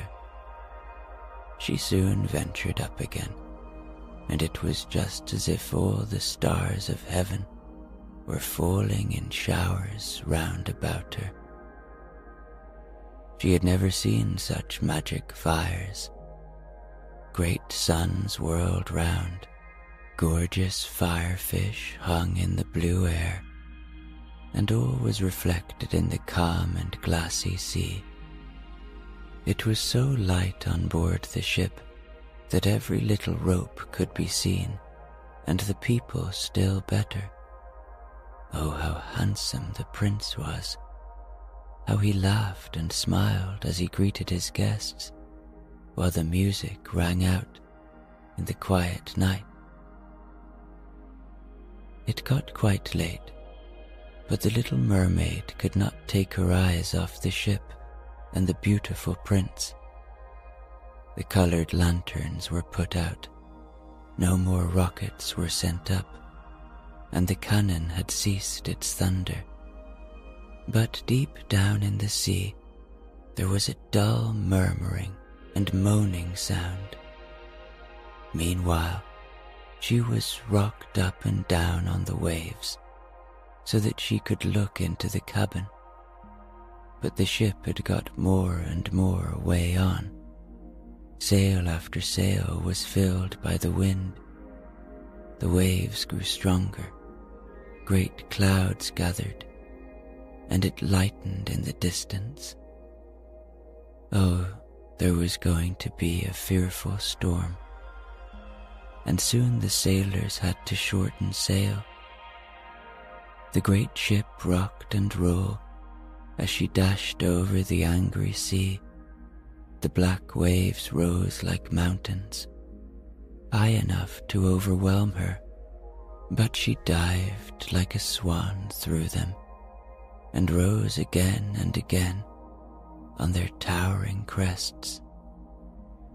The little mermaid thought it a most amusing race, but not to the sailors. The ship creaked and groaned. The mighty timbers bulged and bent under the heavy blows. The water broke over the decks, snapping the main mast like a reed. She heeled over on her side, and the water rushed into the hold. Now the little mermaid saw that they were in danger, and she had, for her own sake, to beware of the floating beams and wreckage. One moment, it was so pitch dark that she could not see at all. But when the lightning flashed, it became so light that she could see all on board. Every man was looking out for his own safety as best he could. But she, more particularly, followed the young prince with her eyes, and when the ship went down, she saw him sink in the deep sea. At first, she was quite delighted, for now he was coming to be with her. But then she remembered that human beings could not live underwater, and that only if he were dead could he go to her father's place. No, he must not die, so she swam towards him, all among the drifting beams and planks, quite forgetting that they might crush her. She dived deep down under the water and came up again through the waves, and at last reached the young prince, just as he was becoming unable to swim any further in the stormy sea. His limbs were numbed, his beautiful eyes were closing, and he must have died if the little mermaid had not come to the rescue. She held his head above the water and let the waves drive them whithersoever they would. By daybreak, all the storm was over. Of the ship, not a trace was to be seen. The sun rose from the water in radiant brilliance, and his rosy beams seemed to cast a glow of life into the prince's cheeks, but his eyes remained closed. The mermaid kissed his fair and lofty brow and stroked back the dripping hair. It seemed to her that he was like the marble statue in her little garden. She kissed him again and longed that he might live. At last she saw dry land before her, high blue mountains on whose summits the white snow glistened, as if a flock of swans had settled there. Down by the shore were beautiful green woods, and in the foreground a church or temple. She did not quite know which, but it was a building of some sort. Lemon and orange trees grew in the garden, and lofty palms stood by the gate. At this point, the sea formed a little bay where the water was quite calm, but very deep, right up to the cliffs. At their foot was a strip of fine white sand, to which she swam with the beautiful prince and laid him down on it, taking great care that his head should rest high up in the warm sunshine. The bells now began to ring in the great white building, and a number of young maidens came into the garden. Then the little mermaid swam further off behind some high rocks and covered her hair and breast with foam so that no one should see her little face.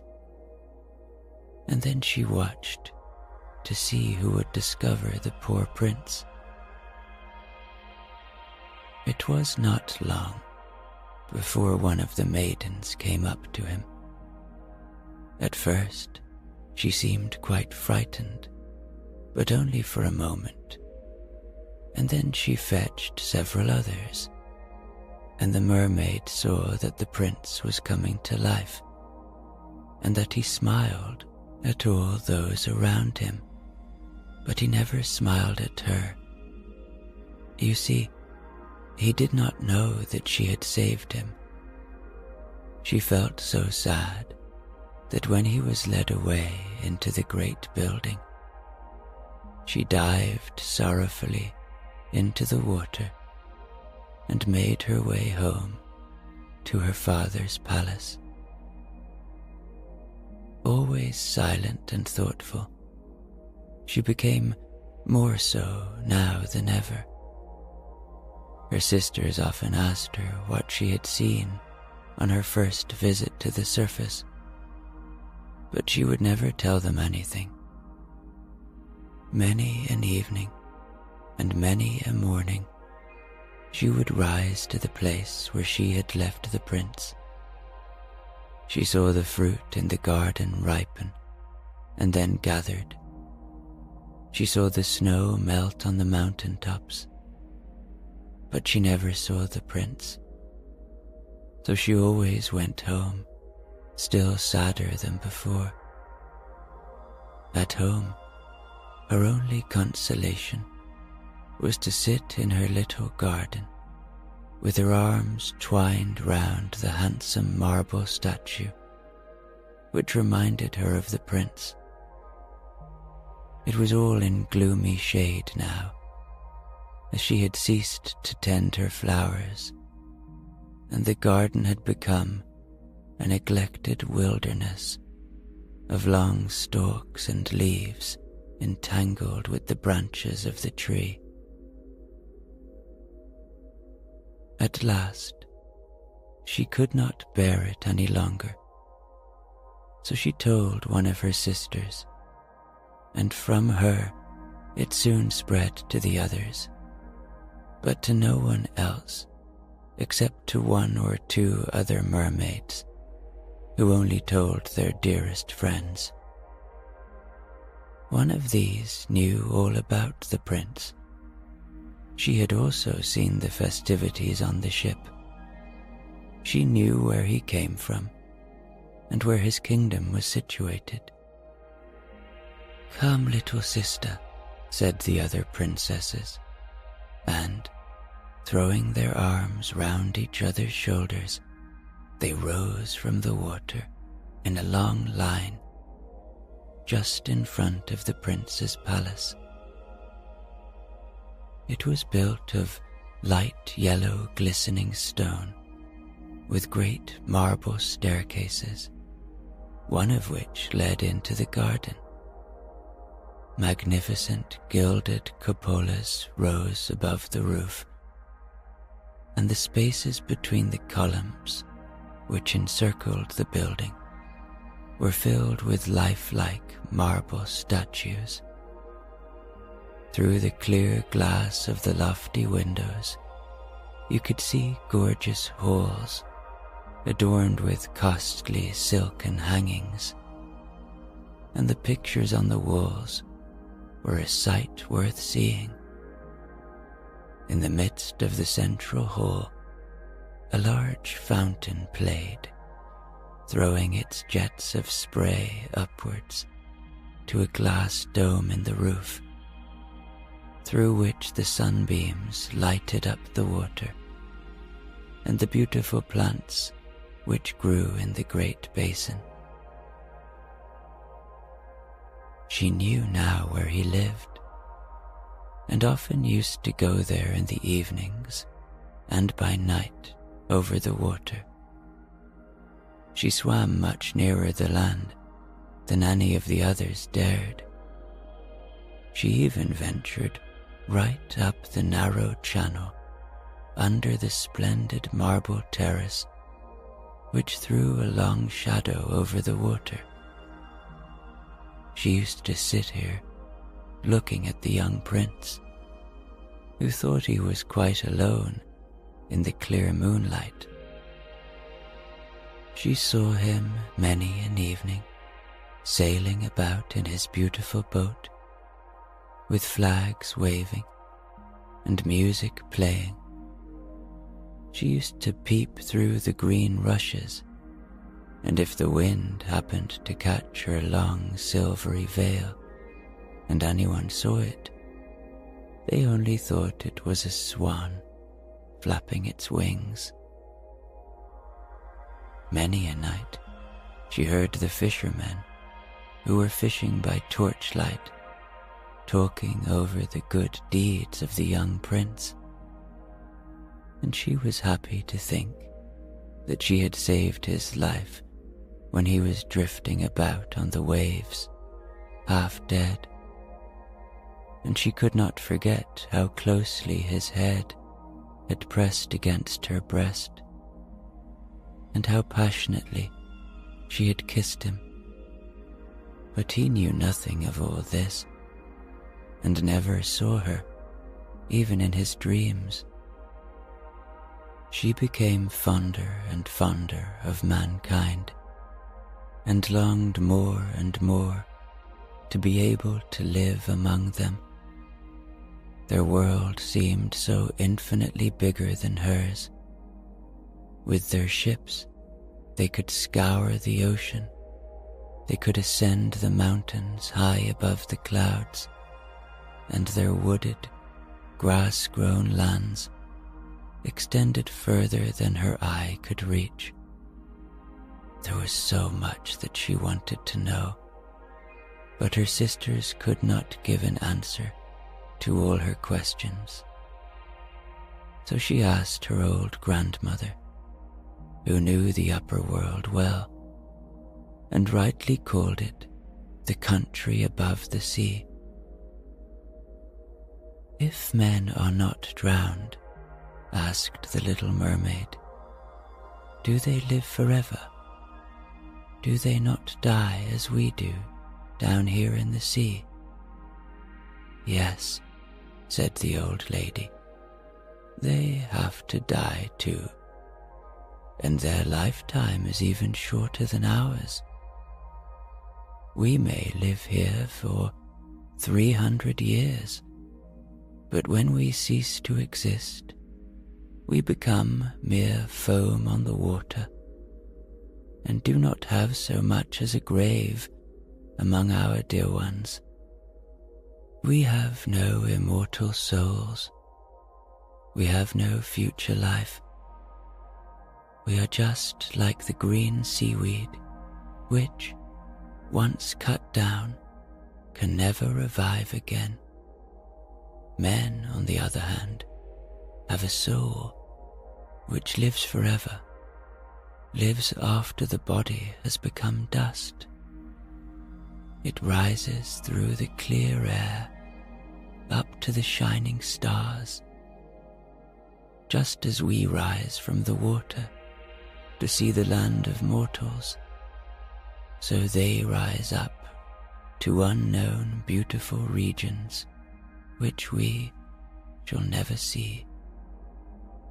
Why have we no immortal souls?" asked the little mermaid sadly. "I would give all my 300 years to be a human being for one day, and afterwards to have a share in the heavenly kingdom." "You must not be thinking about that," said the grandmother. "We are much better off and happier than human beings. Then I shall have to die, and to float as foam on the water, and never hear the music of the waves, or see the beautiful flowers, or the red sun. Is there nothing I can do to gain an immortal soul?" "No," said the grandmother. "Only if a human being so loved you that you were more to him than father or mother, if all his thoughts and all his love were so centered in you that he would let the priest join your hands and would vow to be faithful to you here and to all eternity, then your body would become infused with his soul. Thus and only thus could you gain a share in the felicity of mankind. He would give you a soul, while yet keeping his own. But that can never happen. That which is your greatest beauty in the sea, your fish's tail, is thought hideous up on earth, so little do they understand about it. To be pretty, there, you must have 2 clumsy supports, which they call legs." Then the little mermaid sighed and looked sadly at her fish's tail. "Let us be happy," said the grandmother. "We will hop and skip during our 300 years of life.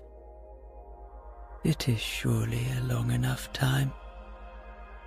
and after it is over, we shall rest all the better in our graves. There is to be a court ball tonight." This was a much more splendid affair than we ever see on earth. The walls and the ceiling of the great ballroom were of thick but transparent glass. Several hundreds of colossal mussel shells, rose red and grass green, were ranged in colour round the sides, holding blue lights, which illuminated the whole room and shone through the walls, so that the sea outside was quite lit up.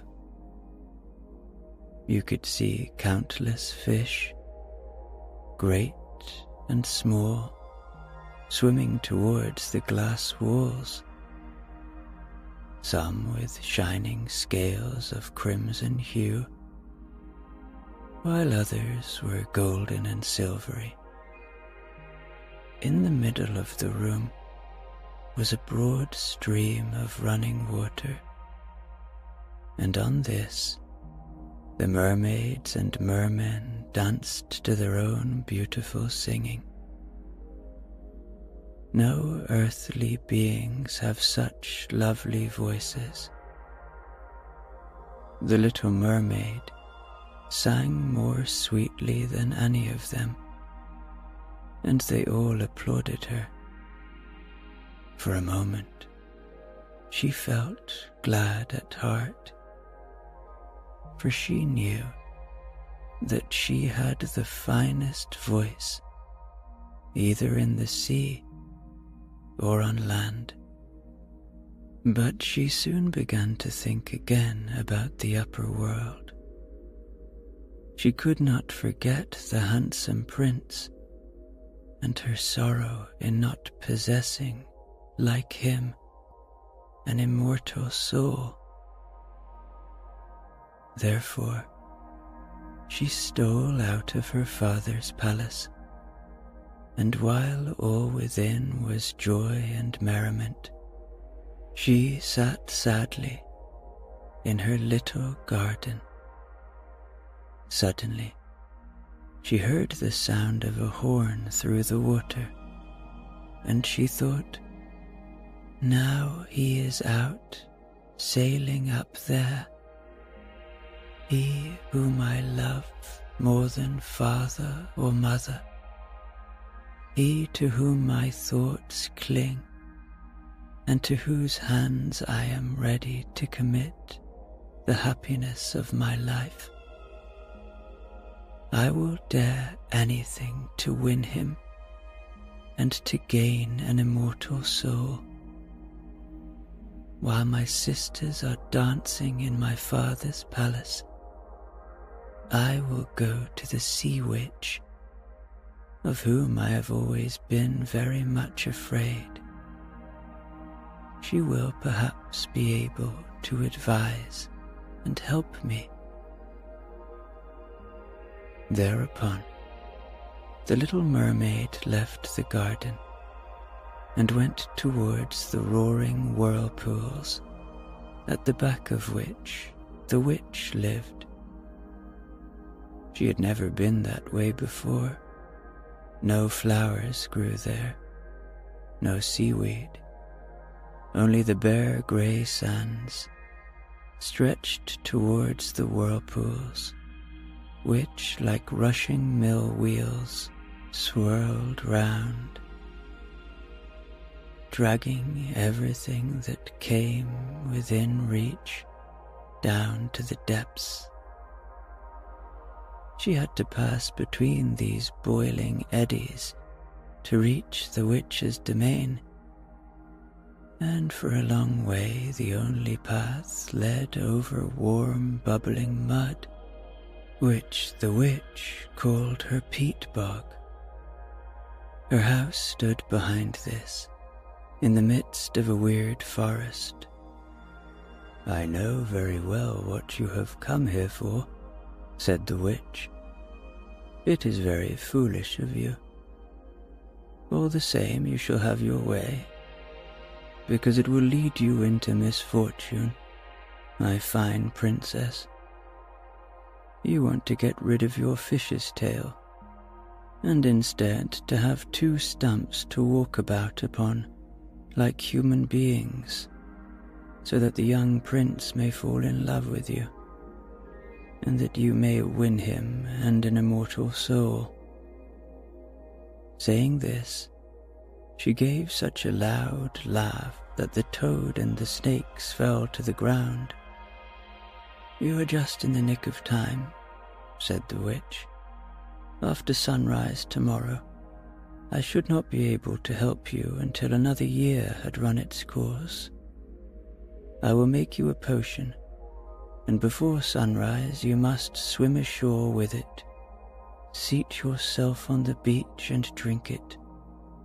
Then your tail will divide and shrivel up to what men call beautiful legs. All who will see you will say that you are the most beautiful child of man they have ever seen. You will keep your gliding gait. No dancer will rival you, but it will be painful to walk. If you are willing to suffer this, I am ready to help you." "Yes," said the little princess, with a trembling voice, thinking of the prince and of winning an undying soul.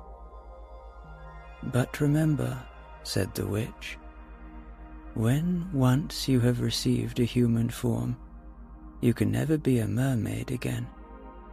You will never again be able to dive down through the water to your sisters and to your father's palace. And if you do not succeed in winning the prince's love, so that for your sake he will forget father and mother, cleave to you with his whole heart, let the priest join your hands and make you man and wife, you will gain no immortal soul. The first morning after his marriage with another, your heart will break, and you will turn into foam of the sea." "I will do it," said the little mermaid. "But you will have to pay me too," said the witch, "and it is no trifle that I demand. You have the most beautiful voice of any at the bottom of the sea, and I dare say that you think you will fascinate him with it. But you must give me that voice. I will have the best you possess in return for my precious potion. I have to mingle my own blood with it so as to make it as sharp as a two-edged sword. But if you take my voice," said the little mermaid, "what have I left?" "Your beautiful form," said the witch, "your gliding gait, and your sparkling eyes. With these, you ought surely to be able to bewitch a human heart. Well, have you lost your courage, or will you give me your voice?" "Let it be done," said the little mermaid, and with a little bit of magic, the witch took the little mermaid's voice, and soon she was swimming away from the witch's house. She saw her father's palace. The lights were all out in the great ballroom, and no doubt all the household was asleep. But she did not dare to go in now that she could not speak, and was about to leave her home forever. She felt as if her heart would break with grief. She stole into the garden and plucked a flower from each of her sister's plots, wafted with her hand countless kisses towards the palace, and then rose up through the dark blue water. The sun had not risen when she came in sight of the prince's palace, and landed at the beautiful marble steps. The moon was shining bright and clear. The little mermaid drank the burning, stinging draught, the potion, and she felt such pain as she changed that she fainted and lay as if she were dead. When the sun rose on the sea, she woke up and became conscious. But just in front of her stood the handsome young prince, fixing her coal-black eyes on her. She cast hers down and saw that her fish's tail was gone, and that she had the prettiest little white legs any maiden could desire. But she was quite naked, so she wrapped her long, thick hair around her. The prince asked who she was and how she came there. She looked at him tenderly, and with a sad expression in her dark blue eyes, but could not speak. Then he took her by the hand and led her into the palace. Every step she took was, as the witch had warned her beforehand, very painful, but she bore it gladly. Led by the prince, she moved as lightly as a bubble, and he and everyone else marveled at her graceful gliding gait. Clothed in the costliest silks and muslins, she was the greatest beauty in the palace, but she could neither sing nor speak. Beautiful servants, clad in silks and gold, came forward and sang to the prince and his royal parents. One of them sang better than all the others, and the prince clapped his hands and smiled at her. That made the little mermaid very sad, for she knew that she used to sing far better herself. She thought, oh, if he only knew that for the sake of being with him, I had given up my voice forever. Now the servants began to dance, graceful, undulating dances to enchanting music. Thereupon, the little mermaid, lifting her beautiful white arms and raising herself on tiptoe, glided on the floor with a grace which none of the other dancers had yet attained. With every motion, her grace and beauty became more apparent, and her eyes appealed more deeply to the heart than the songs of the servants. Everyone was delighted with it, especially the prince, who called her his little foundling, and she danced on and on, notwithstanding that every time her foot touched the ground, it was very painful. The prince said that she should always be near him, and she was allowed to sleep outside his door on a velvet cushion. He had a man's dress made for her, so that she could ride about with him. They used to ride through scented woods, where the green branches brushed her shoulders, and little birds sang among the fresh leaves.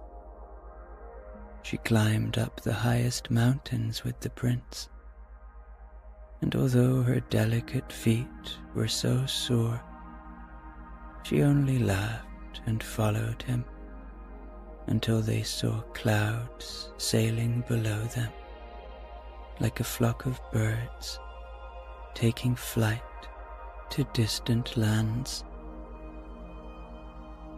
At home in the prince's palace, when at night the others were asleep, she used to go out onto the marble steps.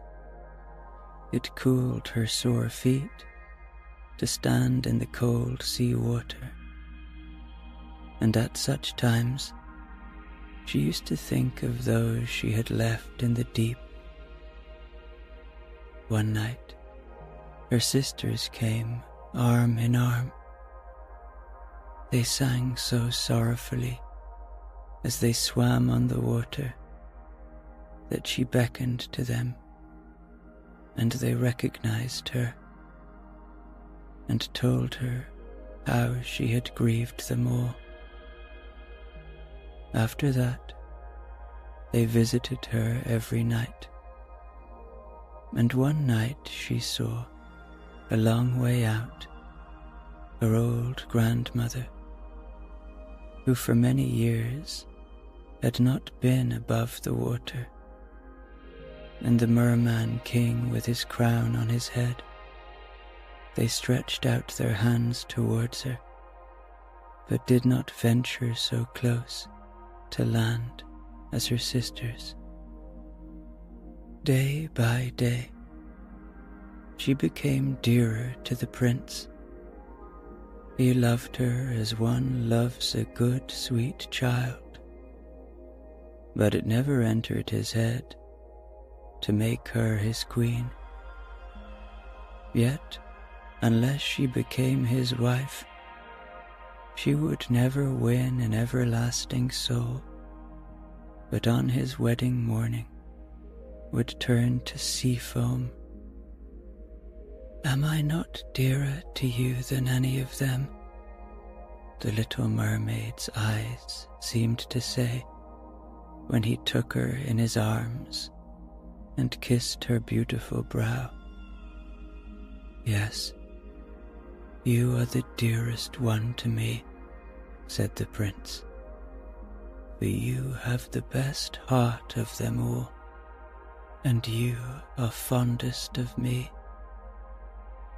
You were also like a young girl I once saw, but whom I never expect to see again. I was on board a ship which was wrecked.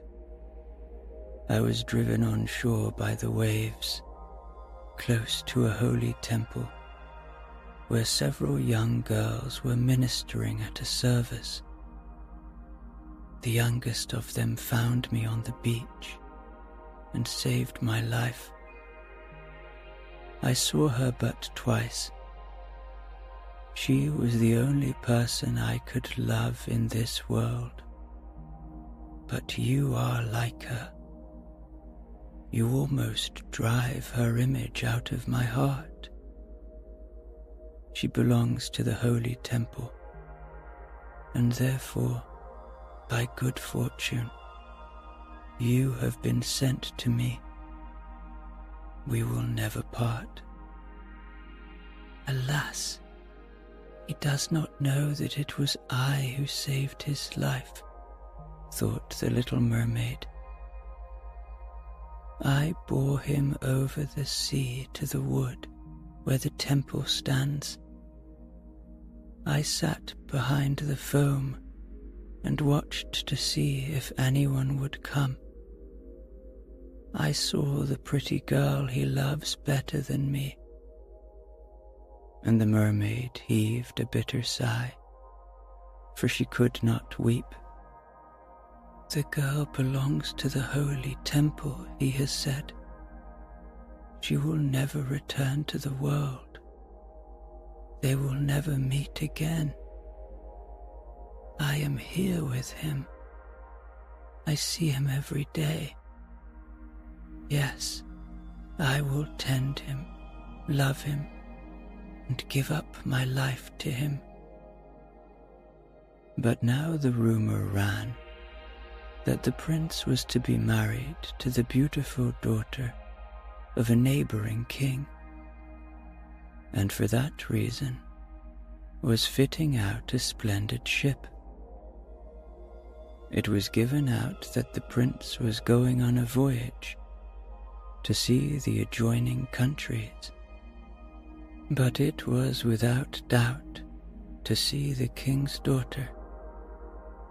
He was to have a great suite with him, but the little mermaid shook her head and laughed. She knew the prince's intentions much better than any of the others. "I must take this voyage," he had said to her. "I must go and see the beautiful princess. My parents demand that. But they will never force me to bring her home as my bride. I can never love her.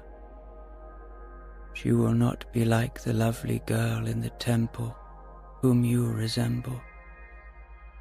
If ever I had to choose a bride, it would sooner be you, with your speaking eyes, my sweet foundling." And he kissed her rosy mouth, played with her long hair, and laid his head upon her heart, which already dreamt of human joys and an immortal soul. "You are not frightened of the sea, I suppose," he said, as they stood on the proud ship, which was to carry them to the country of the neighboring king. And he told her about storms and calms, about curious fish in the deep, and the marvels seen by divers, and she smiled at his tales, for she knew all about the bottom of the sea much better than anyone else.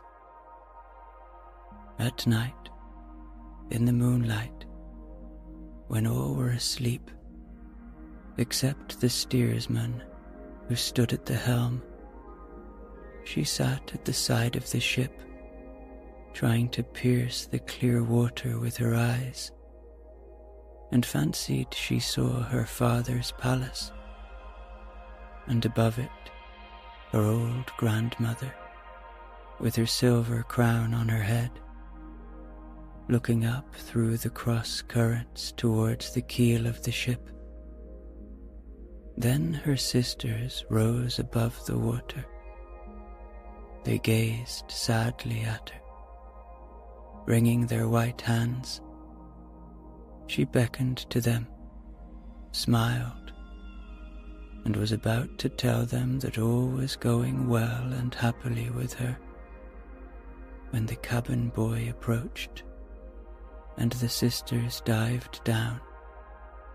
But he supposed that the white objects he had seen were nothing but flakes of foam. The next morning, the ship entered the harbor of the neighboring king's magnificent city.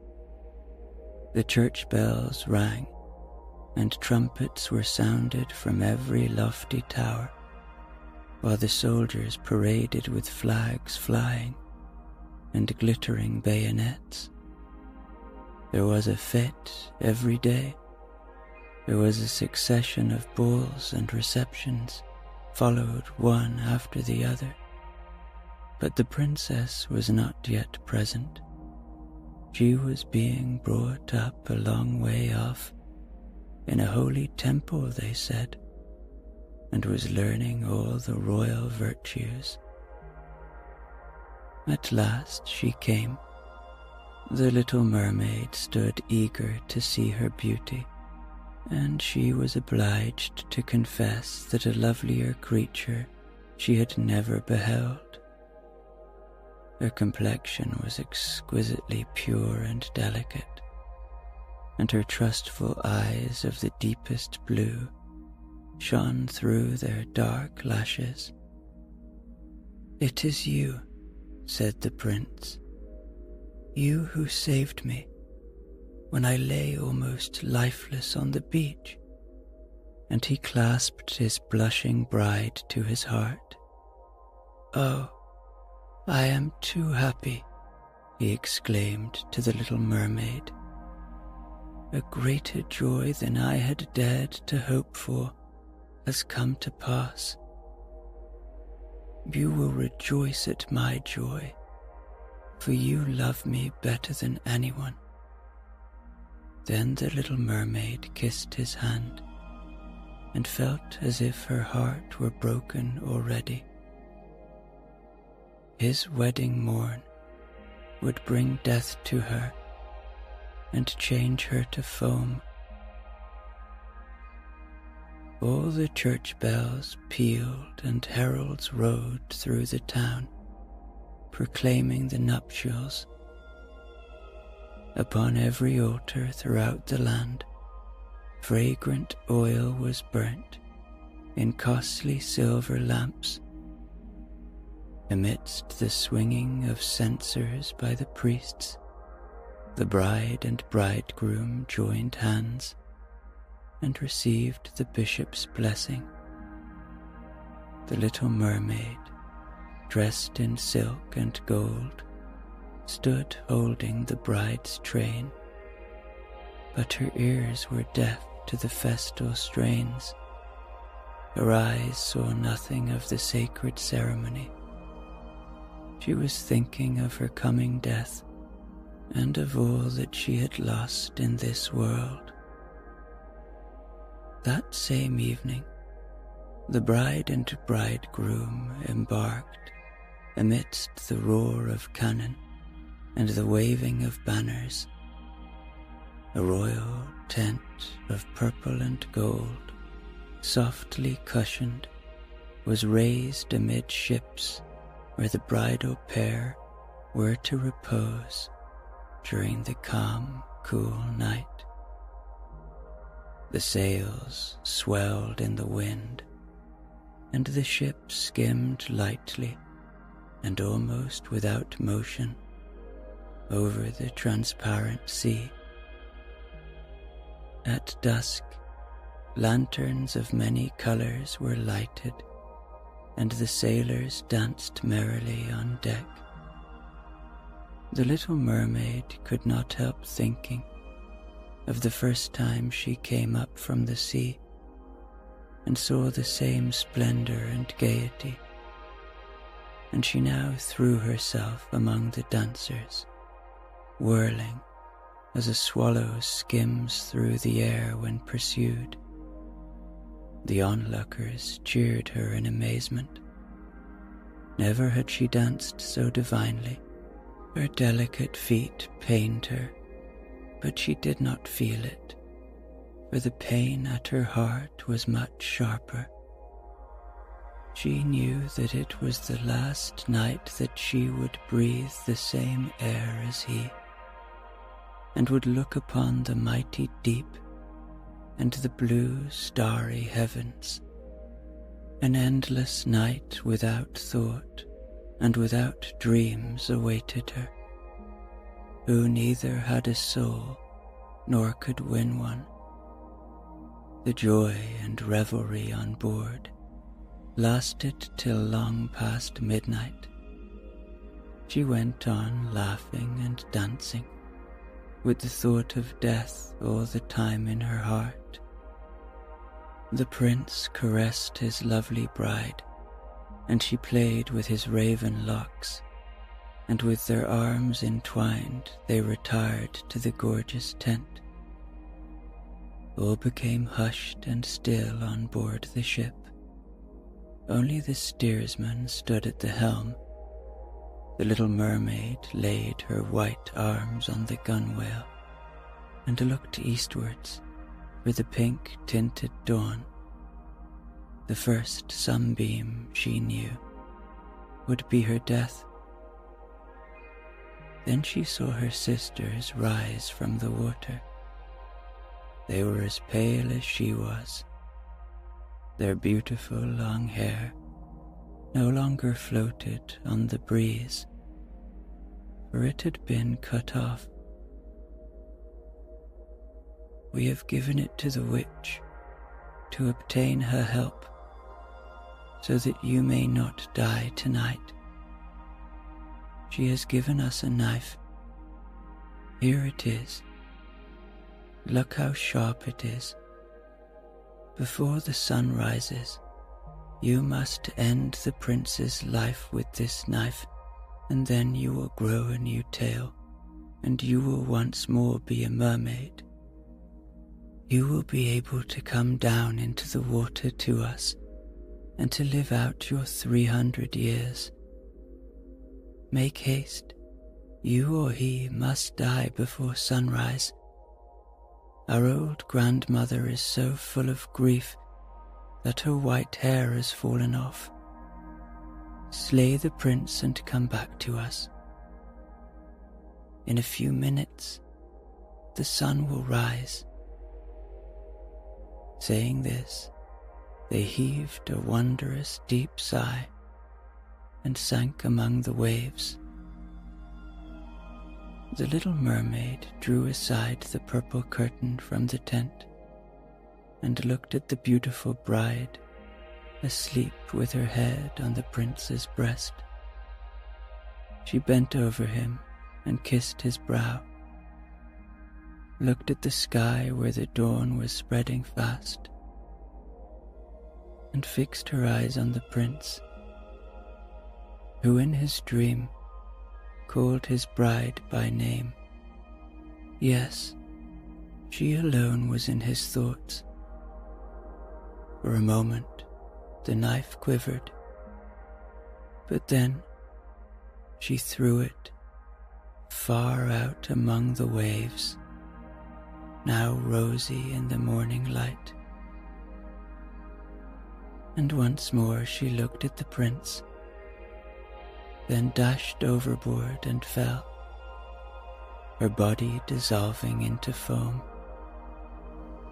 Now the sun rose from the sea, and with its kindly beams warmed the deadly cold foam, so that the little mermaid did not feel the chill of death. She saw the bright sun, and above her floated hundreds of beauteous ethereal beings, through which she could see the white ship and the rosy heavens.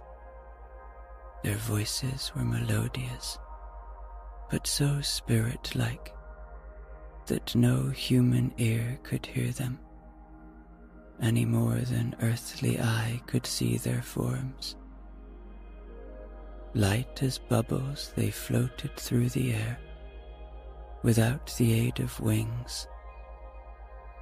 The little mermaid perceived that she had a form like theirs. It gradually took shape out of the foam. "To whom am I coming?" said she, and her voice sounded like that of the other beings, so unearthly in its beauty that no music of ours could reproduce it. "To the daughters of the air," answered the others. "A mermaid has no undying soul, and she can never gain one without winning the love of a human being. Her eternal life must depend upon an unknown power, nor have the daughters of the air an everlasting soul, but by their own good deeds they may create one for themselves. We fly to the tropics, where mankind is the victim of hot and pestilent wings. There we bring cooling breezes. We diffuse the scent of flowers all around, and bring refreshment and healing in our train. When, for 300 years, we have labored to do all the good in our power, we gain an undying soul and take a part in the everlasting joys of mankind. You, poor little mermaid, have with your whole heart struggled for the same thing, as we have struggled for. You have suffered and endured, raised yourself to the spirit world of the air, and now, by your own good deeds, you may, in the course of 300 years, work out for yourself an undying soul. Then the little mermaid lifted her transparent arms towards God's Son, and for the first time shed tears. On board ship, all was again life and bustle. She saw the prince with his lovely bride searching for her. They looked sadly at the bubbling foam, as if they knew that she had thrown herself into the waves. Unseen, she kissed the bride on her brow, smiled at the prince, and rose aloft with the other spirits of the air to the rosy clouds which sailed above. In 300 years, we shall thus float into paradise. We might reach it sooner, whispered one. Unseen, we flit into those homes of men where there are children, and for every day that we find a good child who gives pleasure to its parents and deserves their love, God shortens our time of probation. The child does not know when we fly through the room, and when we smile with pleasure at it, 1 year of our 300 is taken away.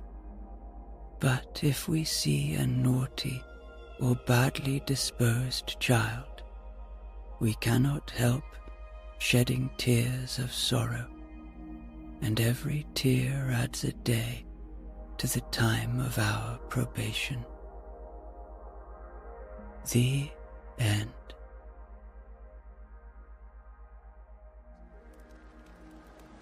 High above the city, on a tall column, stood the statue of the happy prince. He was gilded all over with thin leaves of fine gold. For eyes, he had 2 bright sapphires, and a large red ruby glowed on his sword hilt. He was very much admired indeed. "He is as beautiful as a weathercock," remarked one of the town councillors, who wished to gain a reputation for having artistic tastes. "Only not quite so useful," he added, fearing lest people should think him unpractical, which he really was not. "Why can't you be like the happy prince?" asked a sensible mother of her little boy, who was crying for the moon. "The happy prince never dreams of crying for anything." "I am glad there is someone in the world who is quite happy," muttered a disappointed man as he gazed at the wonderful statue. "He looks just like an angel," said the charity children as they came out of the cathedral in their bright scarlet cloaks and their clean white pinafores. "How do you know?" said the mathematical master. "You have never seen one." But we have, in our dreams," answered the children, and the mathematical master frowned and looked very severe, for he did not approve of children dreaming. One night, there flew over the city a little swallow. His friends had gone away to Egypt 6 weeks before, But he had stayed behind, for he was in love with the most beautiful reed. He had met her early in the spring as he was flying down the river after a big yellow moth, and had been so attracted by her slender waist that he had stopped to talk to her. "Shall I love you?" said the swallow, who liked to come to the point at once, and the reed made him a low bow. So he flew round and round her, touching the water with his wings and making silver ripples. This was his courtship, and it lasted all through the summer. "It is a ridiculous attachment," twittered the other swallows. "She has no money, and far too many relations." And indeed, the river was quite full of reeds. Then, when the autumn came, they all flew away. After they had gone, he felt lonely and began to tire of his lady love. "She has no conversation," he said, "and I am afraid that she is a coquette, for she is always flirting with the wind." And certainly, whenever the wind blew, the reed made the most graceful curtsies. "I admit that she is domestic," he continued, "but I love travelling, and my wife, consequently, should love travelling also. Will you come away with me?" he said finally to her. But the reed shook her head. She was so attached to her home. "You have been trifling with me," he cried. "I am off to the pyramids. Goodbye." And he flew away. All day long he flew, and at night time he arrived at the city. "Where shall I put up?" he said. "I hope the town has made preparations." Then he saw the statue on the tall column. "I will put up there," he cried. "It is a fine position, with plenty of fresh air." So he alighted just between the feet of the happy prince. "I have a golden bedroom," he said softly to himself as he looked round, and he prepared to go to sleep. But just as he was putting his head under his wing, a large drop of water fell on him. "What a curious thing," he cried. "There is not a single cloud in the sky. The stars are quite clear and bright, and yet it is raining. The climate in the north of Europe is really dreadful. The reed used to like the rain, but that was merely her selfishness." Then another drop fell. "What is the use of a statue if it cannot keep the rain off?" he said. "I must look for a good chimney pot." And he determined to fly away. But before he had opened his wings, a third drop fell. and he looked up and saw, what did he see?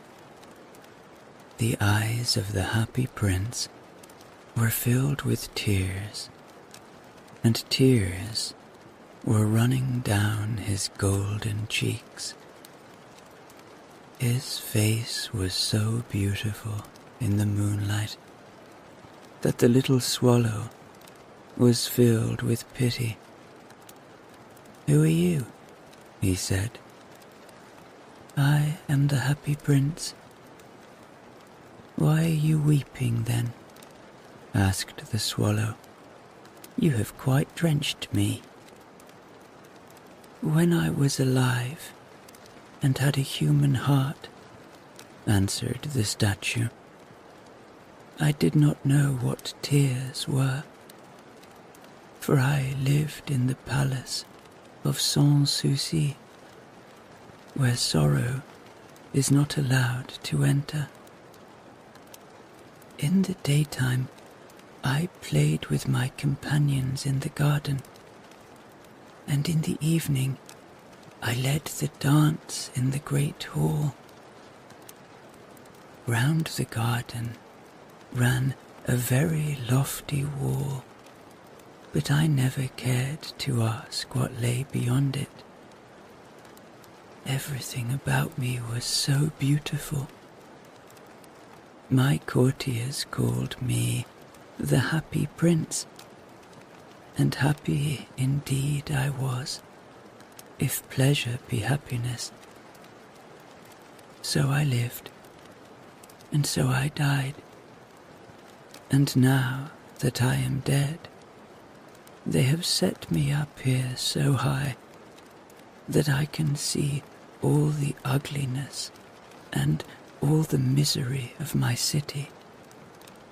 And though my heart is made of lead, yet I cannot choose but weep." "What, is he not solid gold?" said the swallow to himself. He was too polite to make any personal remarks out loud. "Far away," continued the statue in a low, musical voice, "far away in a little street there is a poor house. One of the windows is open, and through it I can see a woman seated at a table. Her face is thin and worn, and she has coarse red hands, all pricked by the needle, for she is a seamstress. She is embroidering passion flowers on a satin gown for the loveliest of the Queen's maids of honor to wear at the next court ball. In a bed in the corner of the room, a little boy is lying ill. He has a fever and is asking for oranges. His mother has nothing to give him but river water, so he is crying. Swallow, swallow, little swallow, will you not bring her the ruby out of my sword hilt? My feet are fastened to this pedestal, and I cannot move." "I am waited for in Egypt," said the swallow. "My friends are flying up and down the Nile, and talking to the large lotus flowers. Soon they will be going to sleep in the tomb of the great king. The king is there himself in his painted coffin. He is wrapped in yellow linen and embalmed with spices. Round his neck is a chain of pale green jade, and his hands are like weathered leaves. Swallow, swallow, little swallow," said the prince. will you not stay with me for one night and be my messenger? The boy is so thirsty, and the mother so sad." "I don't think I like boys," answered the swallow. "Last summer, when I was staying on the river, there were 2 rude boys, the miller's sons, who were always throwing stones at me. They never hit me, of course. We swallows fly far too well for that. And besides, I come of a family famous for its agility. But still, it was a mark of disrespect." But the happy prince looked so sad that the little swallow was sorry. "It is very cold here," he said, "but I will stay with you for one night and be your messenger." "Thank you, little swallow," said the prince.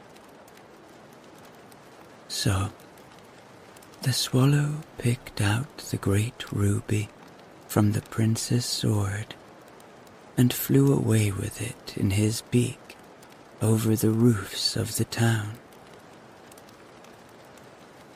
He passed by the cathedral tower, where the white marble angels were sculptured.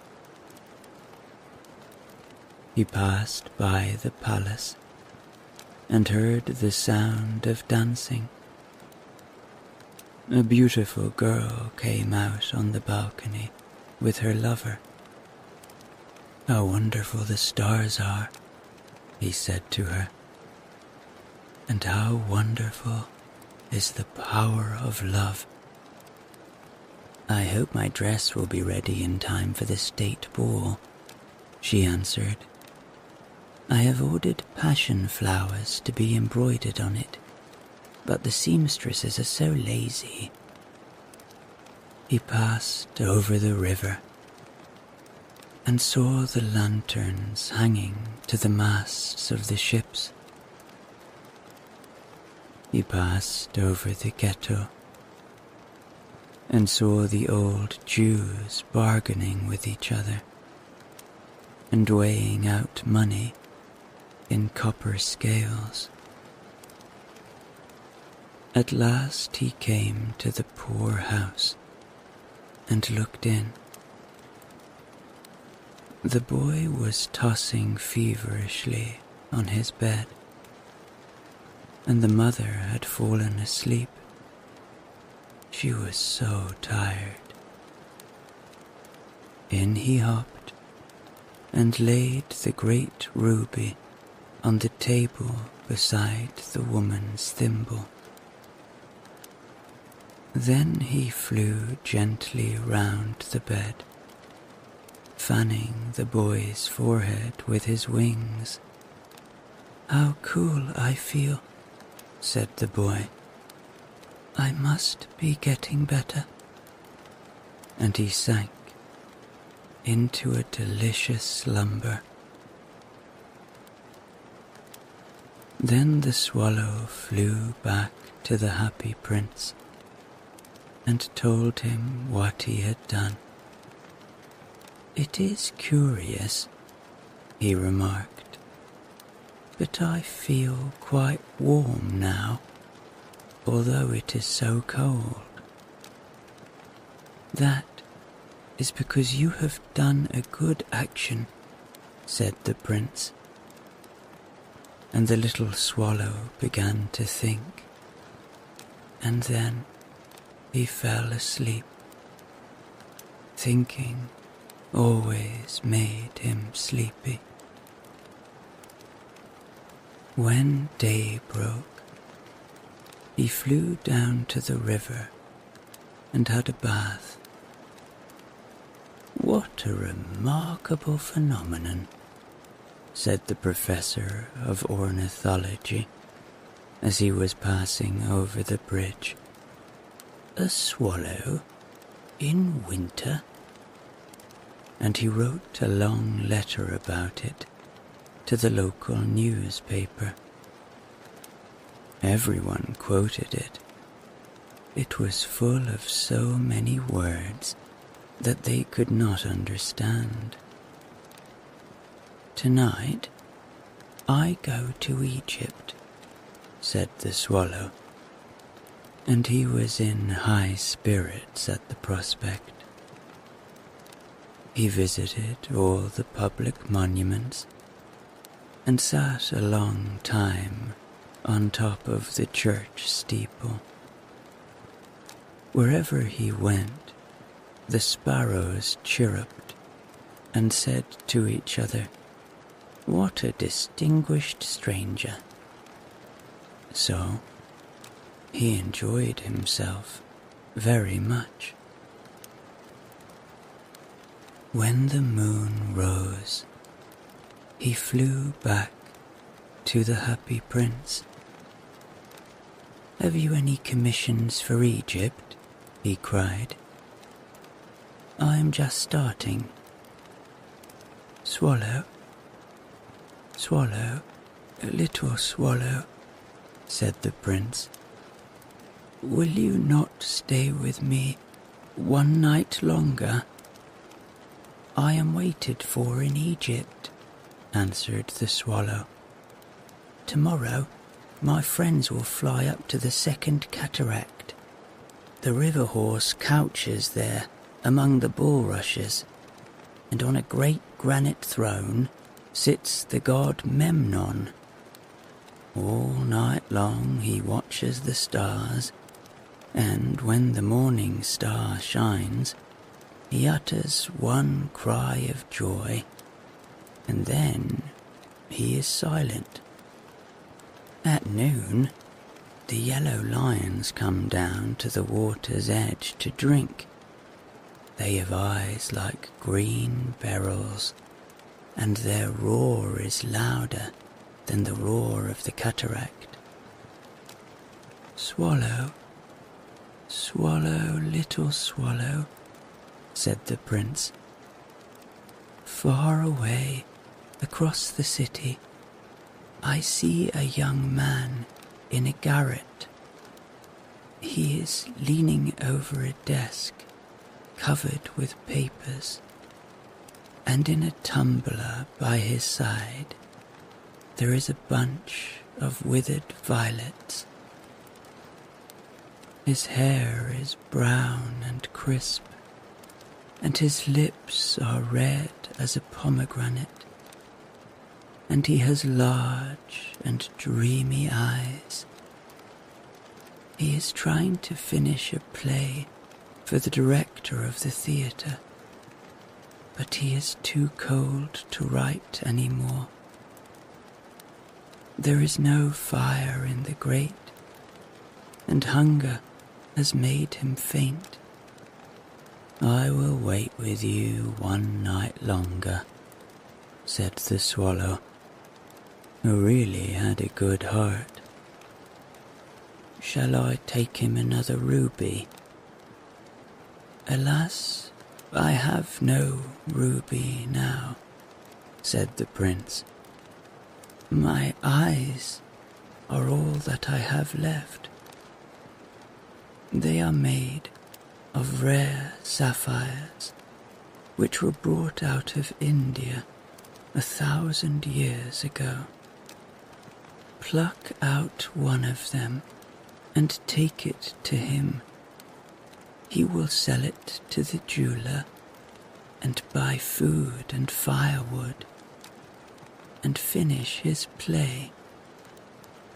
"Dear prince," said the swallow, "I cannot do that," and he began to weep. "Swallow, swallow, little swallow," said the prince, "do as I command you."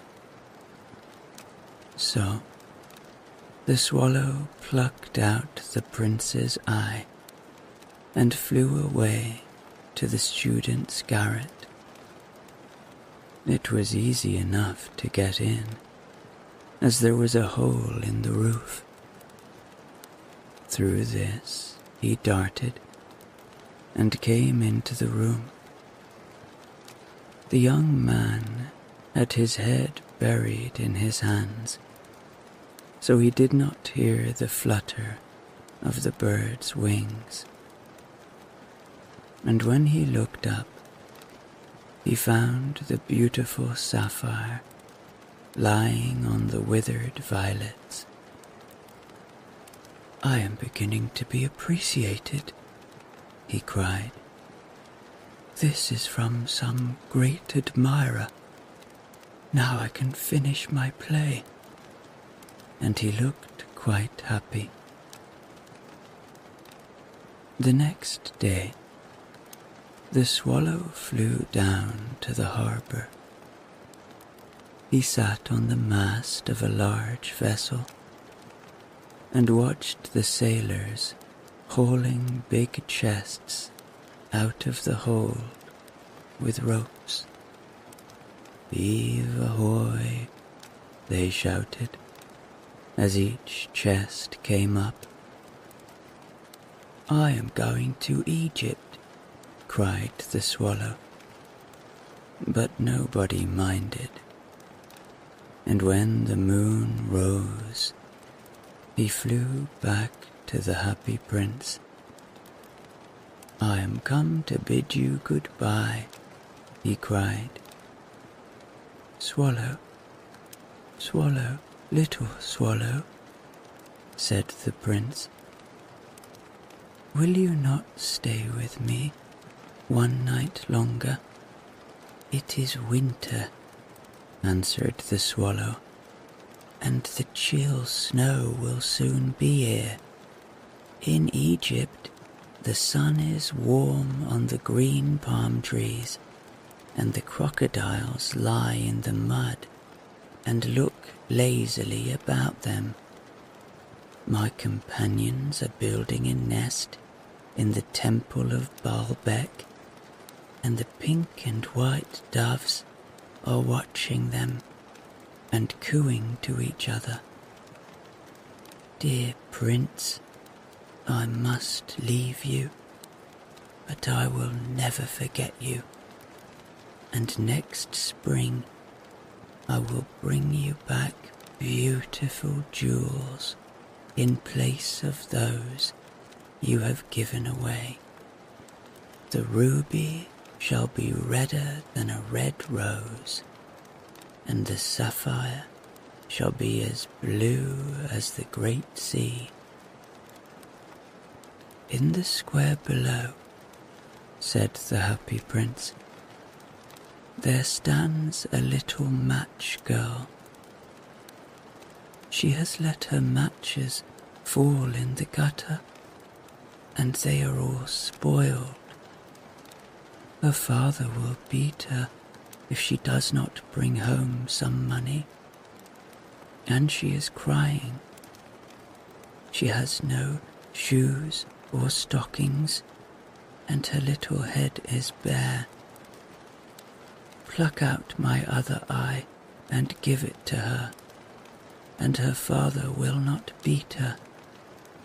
I will stay with you one night longer," said the swallow, "but I cannot pluck out your eye. You would be quite blind then.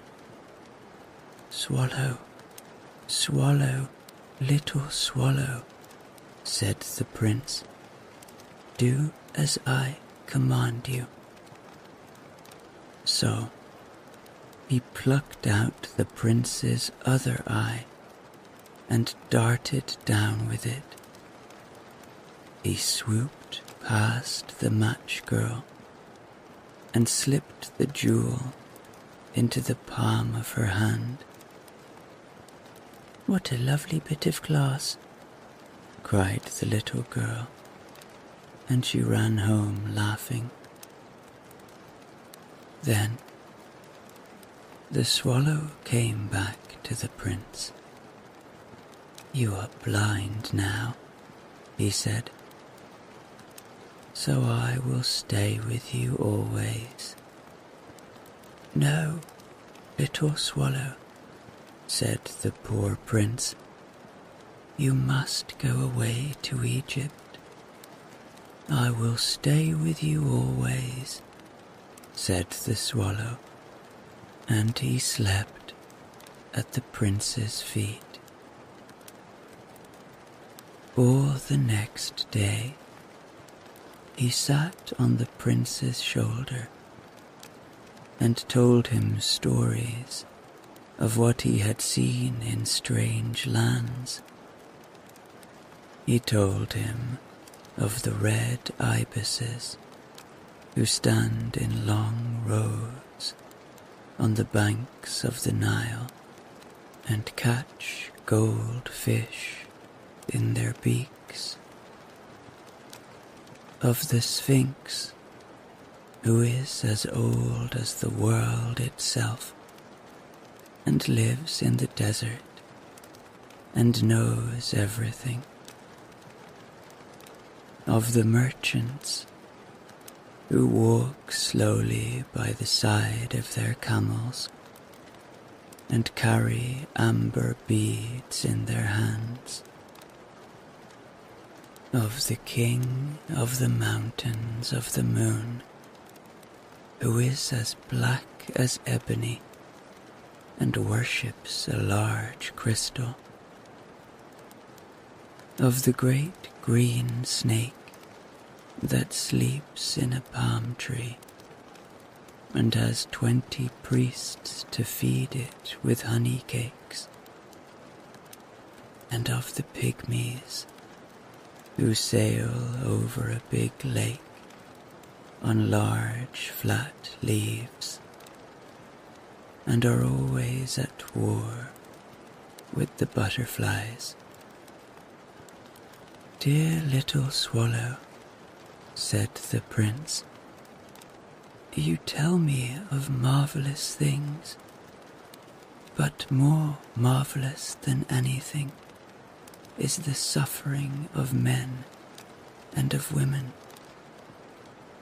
There is no mystery so great as misery. Fly over my city, little swallow, and tell me what you see there." So the swallow flew over the great city and saw the rich making merry in their beautiful houses, while the beggars were sitting at the gates. He flew into dark lanes and saw the white faces of starving children looking out listlessly at the black streets. Under the archway of a bridge, 2 little boys were lying in one another's arms to try and keep themselves warm.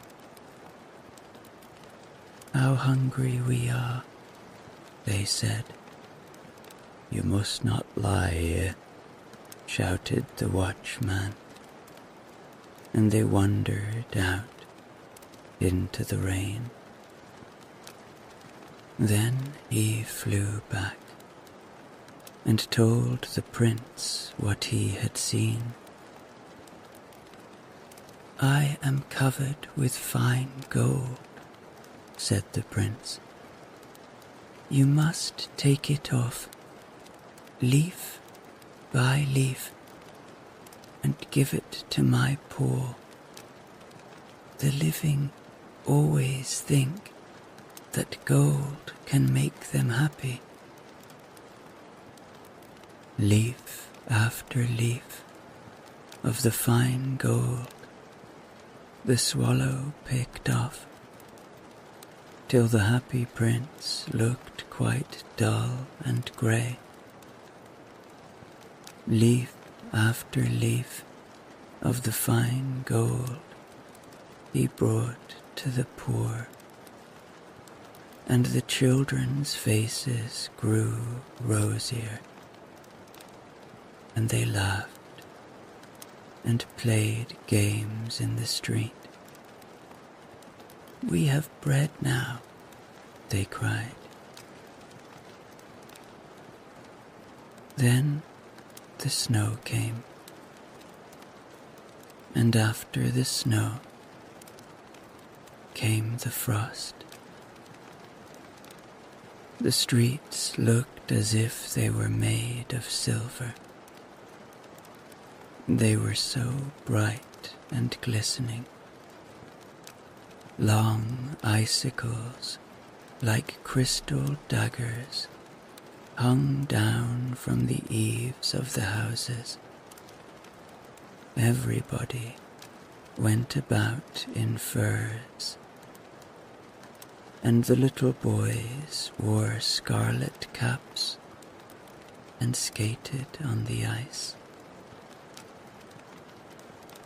The poor little swallow grew colder and colder, but he would not leave the prince. He loved him too well. He picked up crumbs outside the baker's door when the baker was not looking, and tried to keep himself warm by flapping his wings. But at last he knew that he was going to die. He had just strength to fly up to the prince's shoulder once more. "Goodbye, dear prince," he murmured. "Will you let me kiss your hand? I am glad that you are going to Egypt at last, little swallow," said the prince. "You have stayed too long here, but you must kiss me on the lips, for I love you." "It is not to Egypt that I am going," said the swallow. "I am going to the house of death. Death is the brother of sleep, is he not?" And he kissed the happy prince on the lips and fell down dead at his feet. At that moment, a curious crack sounded inside the statue, as if something had broken. The fact is that the leaden heart had snapped right in two. It certainly was a dreadfully hard frost. Early the next morning, the mayor was walking in the square below, in company with the town councillors. As they passed the column, he looked up at the statue. "Dear me, how shabby the happy prince looks," he said. "How shabby indeed," cried the town councillors, who always agreed with the mayor. And they went up to look at it. "The ruby has fallen out of his sword, his eyes are gone, and he is golden no longer," said the mayor. "In fact, he is little better than a beggar." "Little better than a beggar," said the town councillors. "And here is actually a dead bird at his feet," continued the mayor. "We must really issue a proclamation that birds are not allowed to die here." And the town clerk made a note of this suggestion. So they pulled down the statue of the happy prince. "As he is no longer beautiful, he is no longer useful," said the art professor at the university.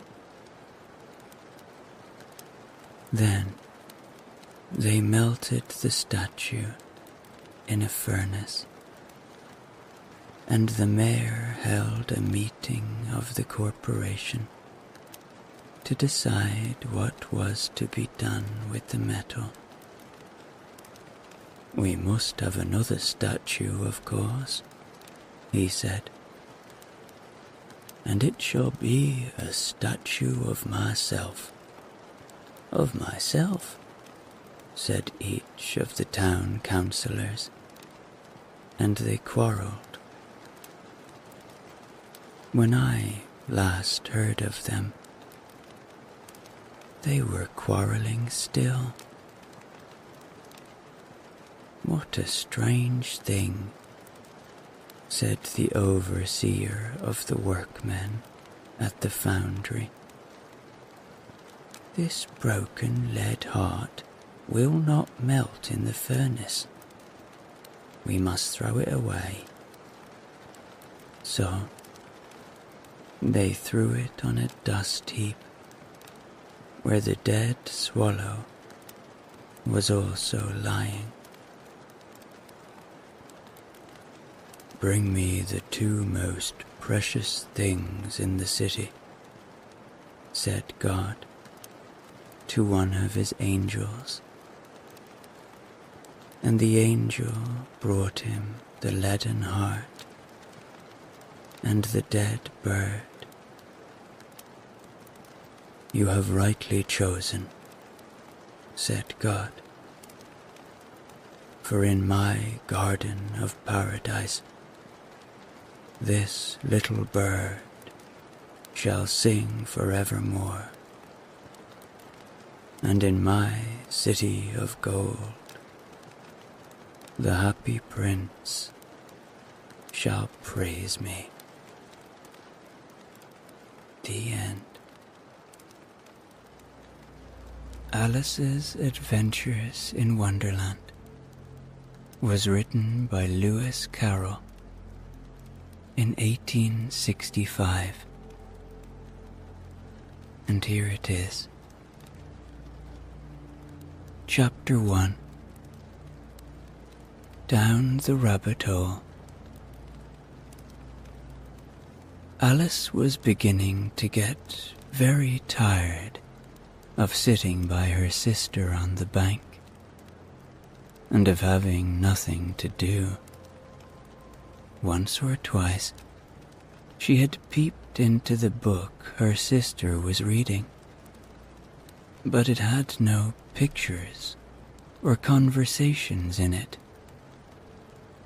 And what is the use of a book, thought Alice, without pictures or conversation?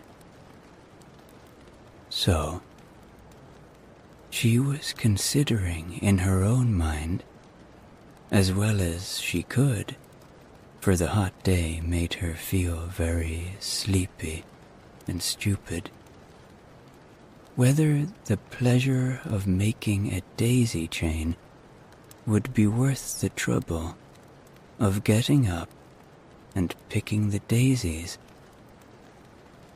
when suddenly a white rabbit with pink eyes ran close by her. There was nothing so very remarkable in that, nor did Alice think it so very much out of the way to hear the rabbit say to itself, "Oh dear, Oh dear, I shall be late. When she thought it over afterwards, it occurred to her that she ought to have wondered at this. But at the time, it all seemed quite natural. But when the rabbit actually took a watch out of its waistcoat pocket and looked at it, and then hurried on, Alice started to her feet, for it flashed across her mind that she had never seen a rabbit with either a waistcoat pocket or a watch to take out of it. And burning with curiosity, she ran across the field after it, and fortunately was just in time to see it pop down a large rabbit hole under the hedge.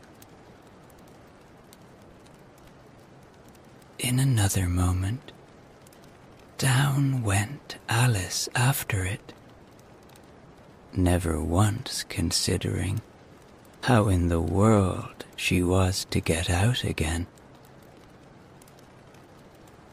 The rabbit hole went straight on like a tunnel for some way, and then dipped suddenly down,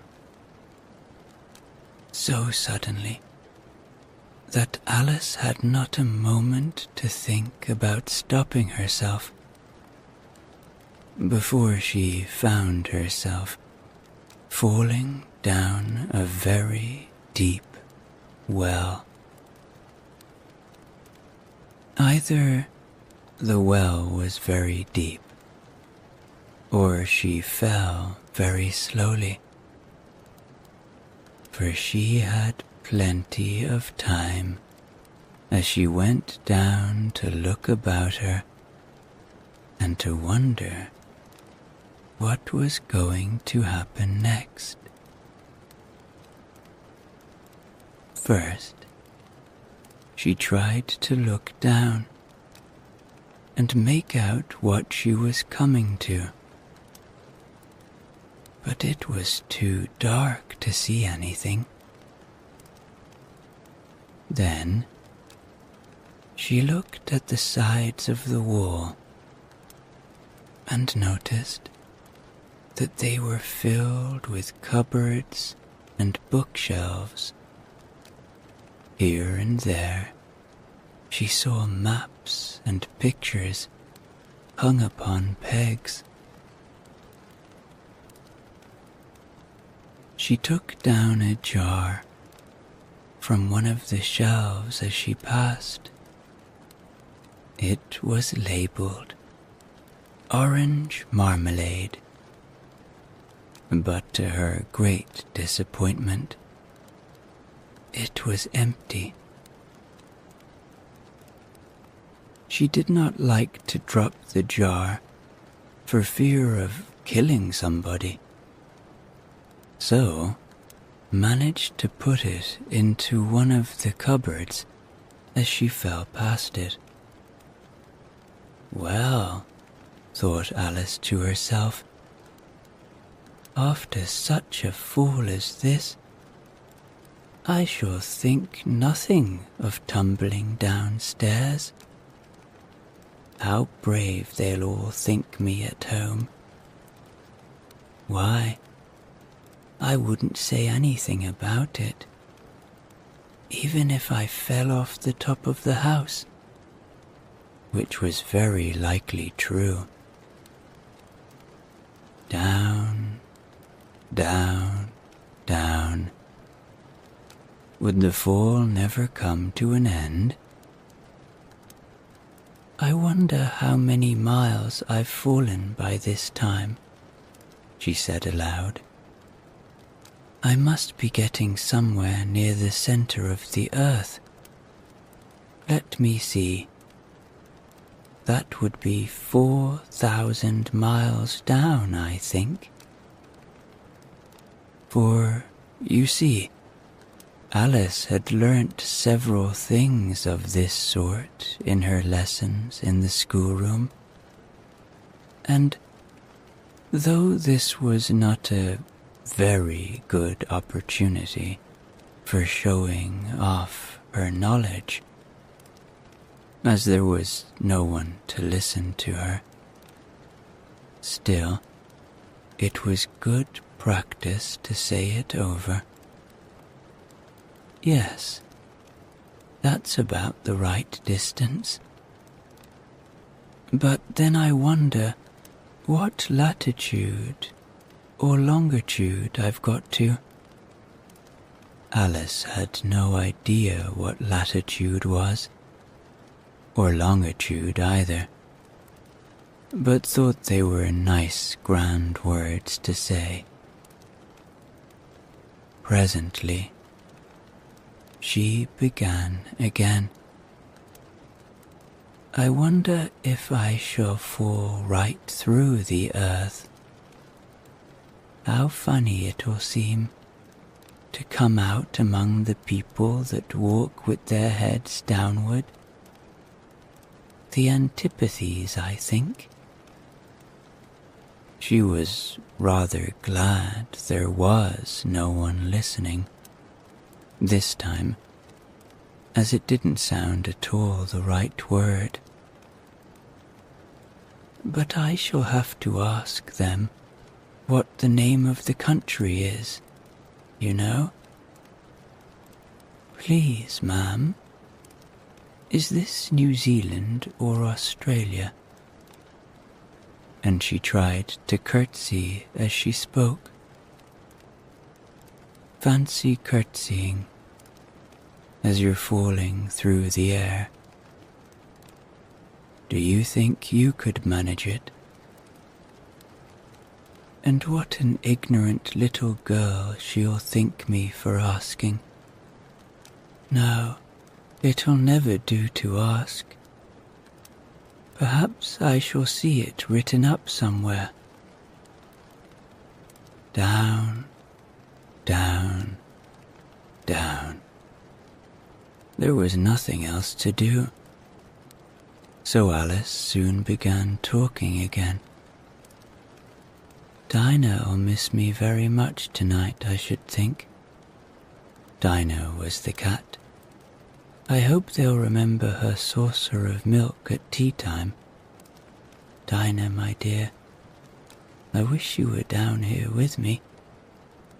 There are no mice in the air, I'm afraid, but you might catch a bat, and that's very like a mouse, you know. But do cats eat bats, I wonder? And here, Alice began to get rather sleepy, and went on saying to herself, in a dreamy sort of way, do cats eat bats? Do cats eat bats? And sometimes, do bats eat cats? For, you see, as she couldn't answer either question, it didn't much matter which way she put it. She felt that she was dozing off, and had just begun to dream that she was walking hand in hand with Dinah, and saying to her very earnestly, Now, Dinah, tell me the truth. Did you ever eat a bat? When suddenly, thump, thump, down she came upon a heap of sticks and dry leaves, and the fall was over. Alice was not a bit hurt, and she jumped up onto her feet in a moment. She looked up, but it was all dark look overhead. Before her was another long passage, and the white rabbit was still in sight, hurrying down it. There was not a moment to be lost. Away went Alice like the wind, and was just in time to hear it say, as it turned a corner, "Oh, my ears and whiskers, how late it's getting." She was close behind it when she turned the corner, but the rabbit was no longer to be seen.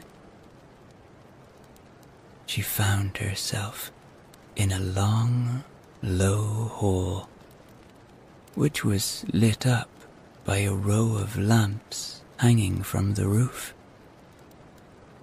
There were doors all round the hall, but they were all locked, and when Alice had been all the way down one side and up the other, trying every door, she walked sadly down the middle, wondering how she was ever to get out again. Suddenly, she came upon a little three-legged table, all made of solid glass.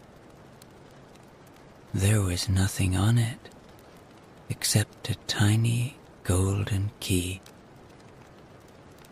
and Alice's first thought was that it might belong to one of the doors of the hall. But, alas, either the locks were too large, or the key was too small. But at any rate, it would not open any of them. However, on the second time round, she came upon a low curtain she had not noticed before, and behind it was a little door about 15 inches high. She tried the little golden key in the lock, and to her great delight, it fitted.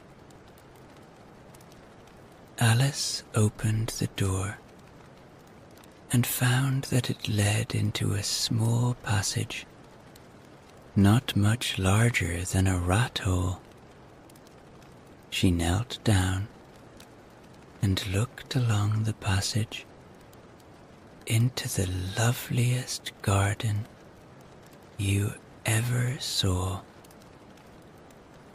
How she longed to get out of that dark hole and wander about among those beds of bright flowers and those cool fountains.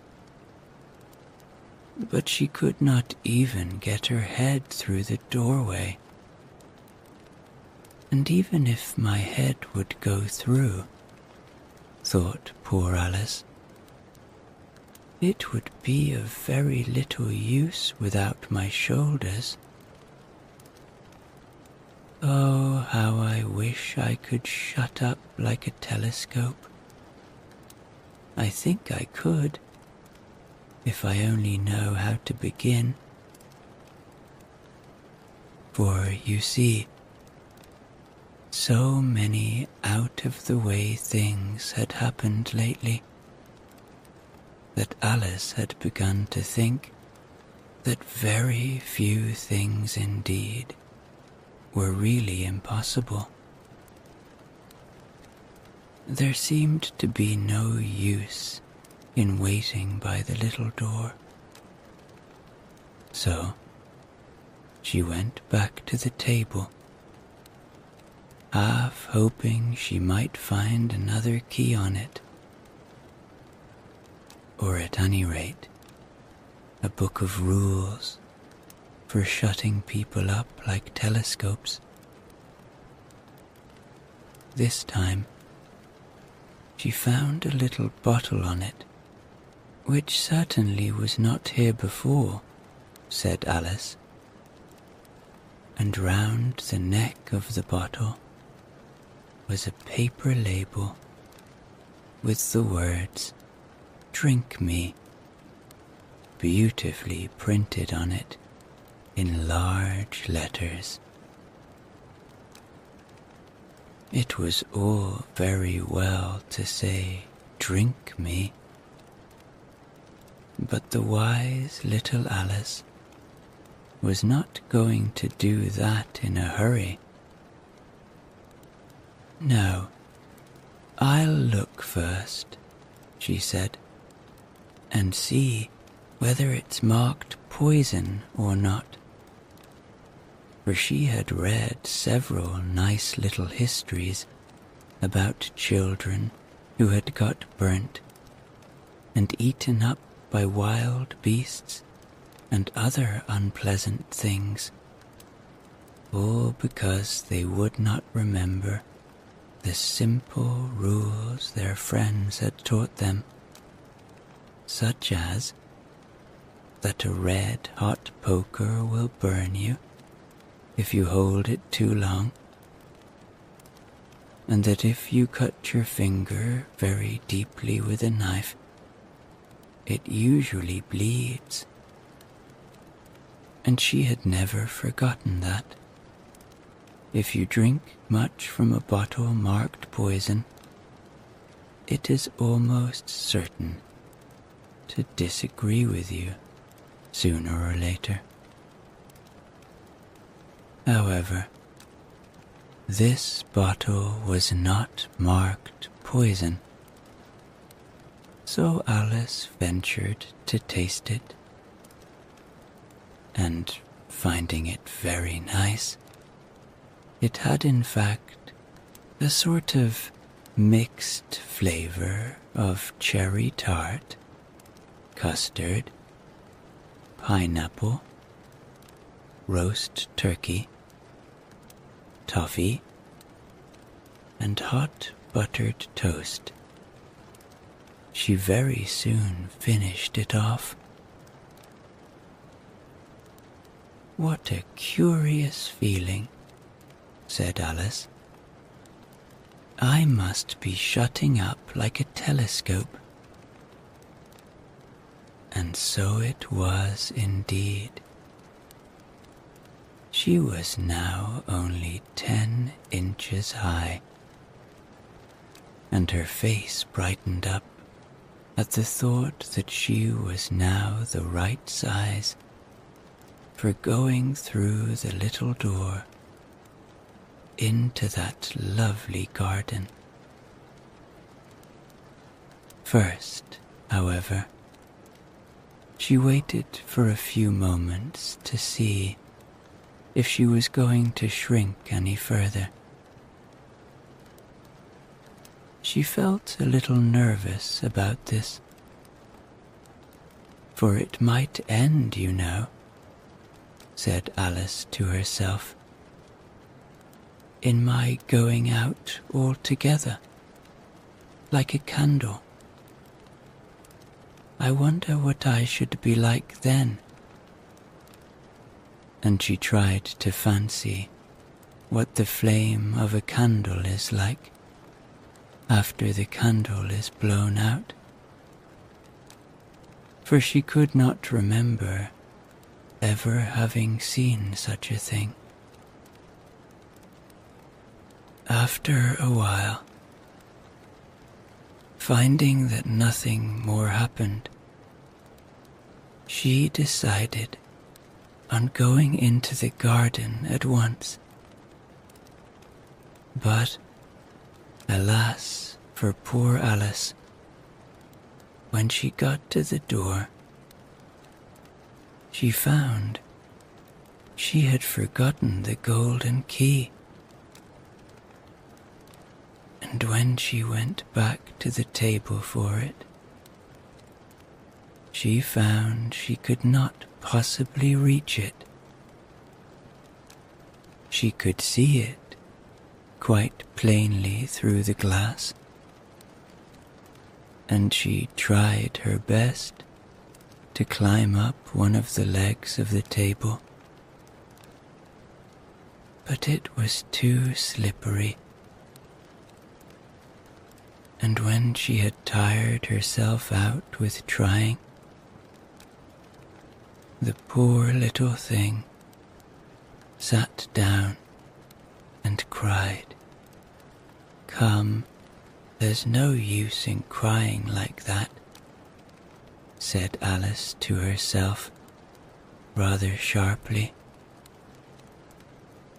"I advise you to leave off this minute." She generally gave herself very good advice, though she very seldom followed it, and sometimes she scolded herself so severely as to bring tears into her eyes, and once she remembered trying to box her own ears for having cheated herself in a game of croquet she was playing against herself. For this curious child was very fond of pretending to be two people. But it's no use now, thought poor Alice, to pretend to be two people. Why, there's hardly enough of me left to make one respectable person. Soon, her eye fell on a little glass box that was lying under the table. She opened it and found in it a very small cake, on which the words "Eat me" were beautifully marked in currants. "Well, I'll eat it," said Alice, "and if it makes me grow larger, I can reach the key, and if it makes me grow smaller, I can creep under the door. So, either way I'll get into the garden, and I don't care which happens." She ate a little bit and said anxiously to herself, "Which way? Which way?"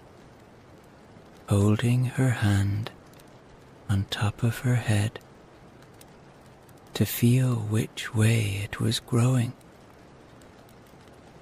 And she was quite surprised to find that she remained the same size.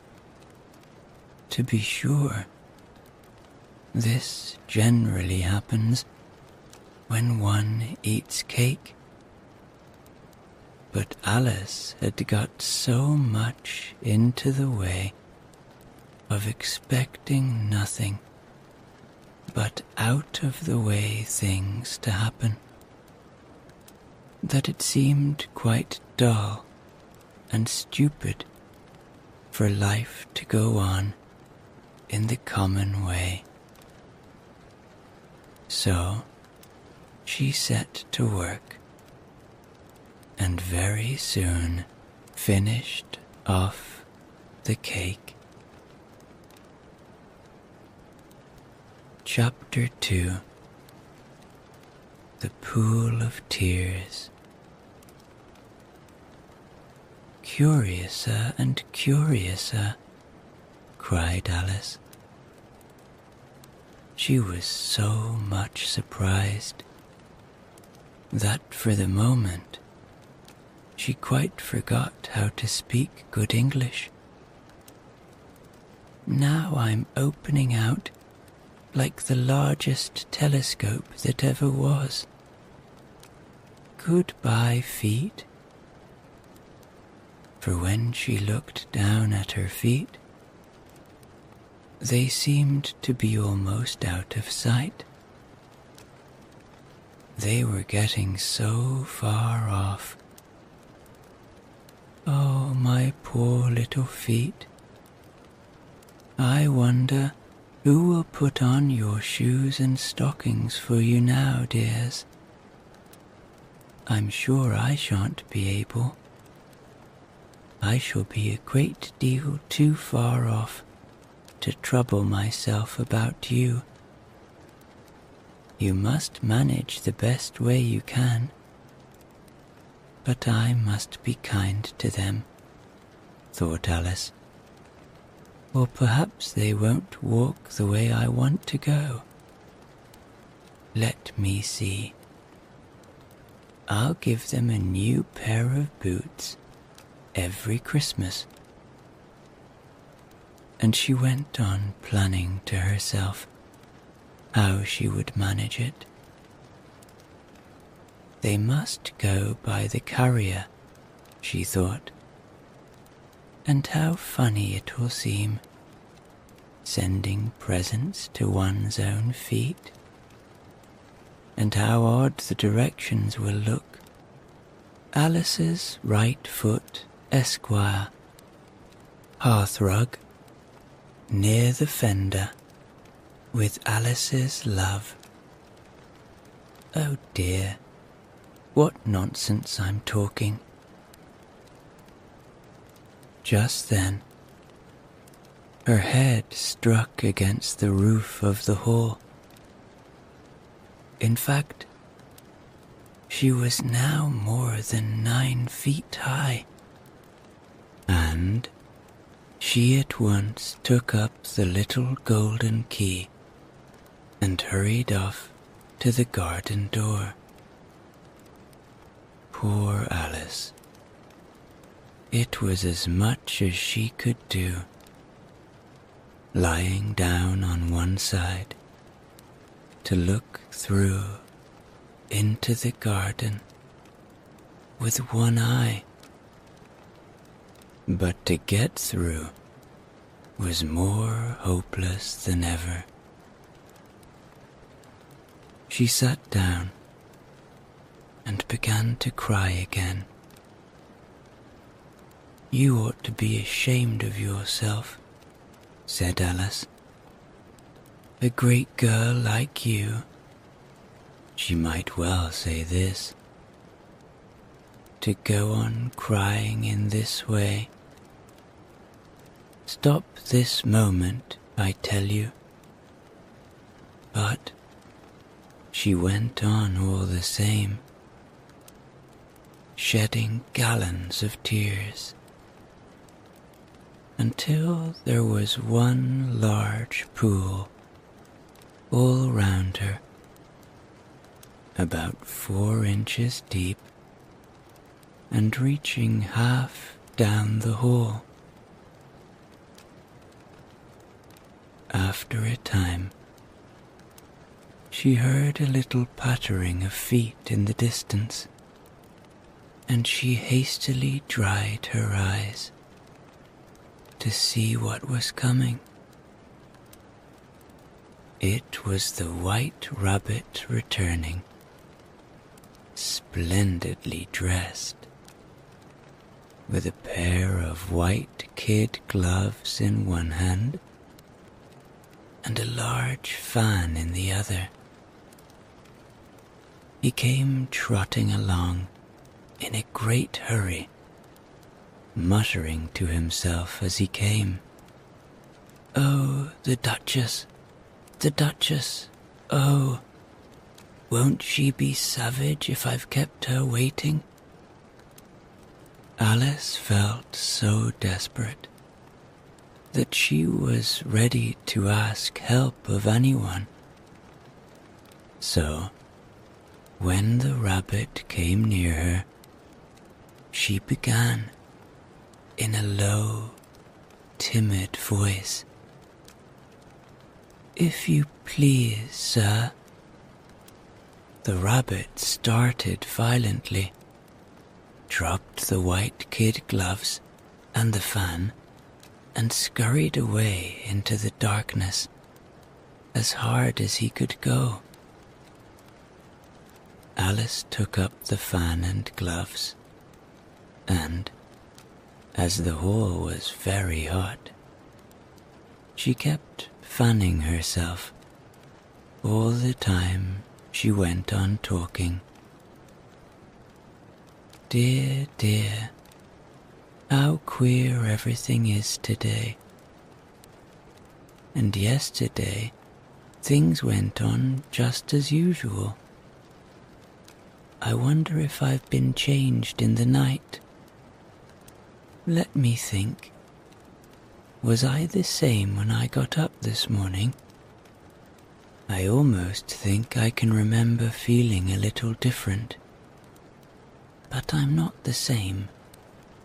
The next question is, who in the world am I? That's the great puzzle. And she began thinking over all the children she knew that were of the same age as herself, to see if she could have been changed for any of them. I'm sure I'm not Ada, she said, for her hair goes in such long ringlets, and mine doesn't go in ringlets at all.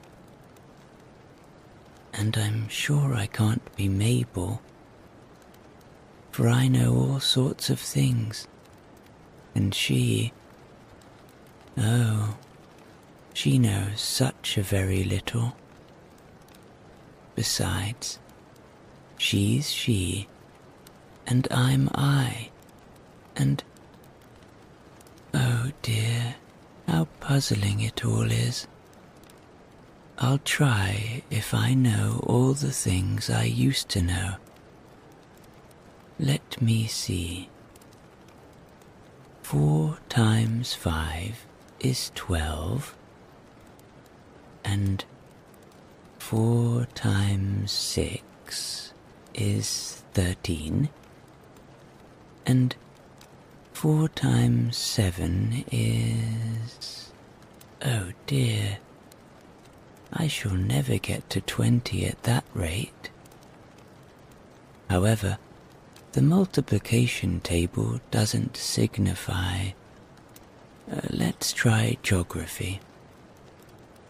London is the capital of Paris, and Paris is the capital of Rome, and Rome...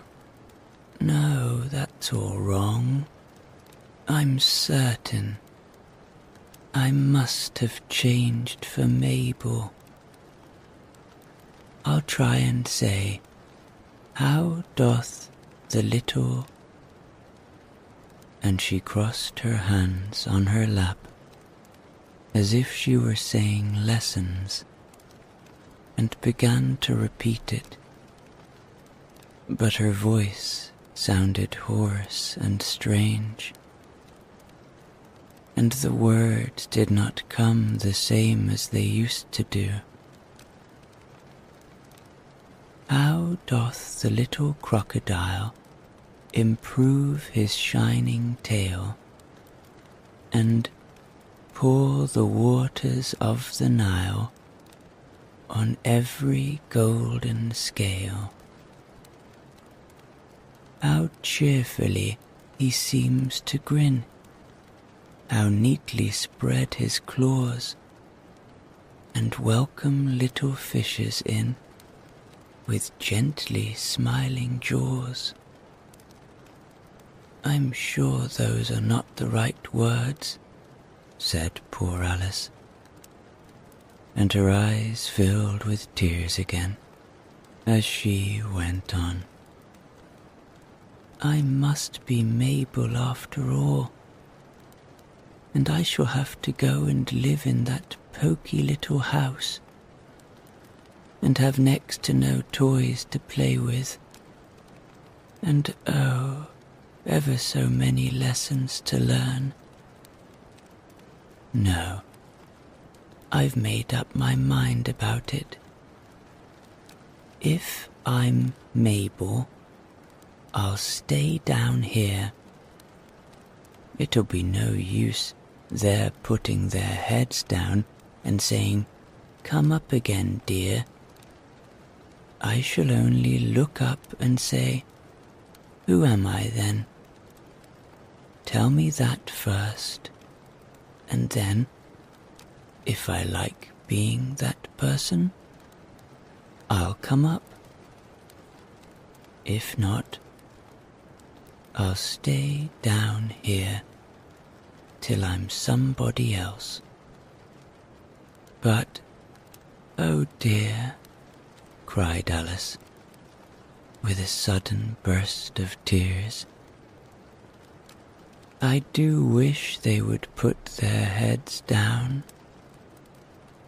I am so very tired of being all alone here.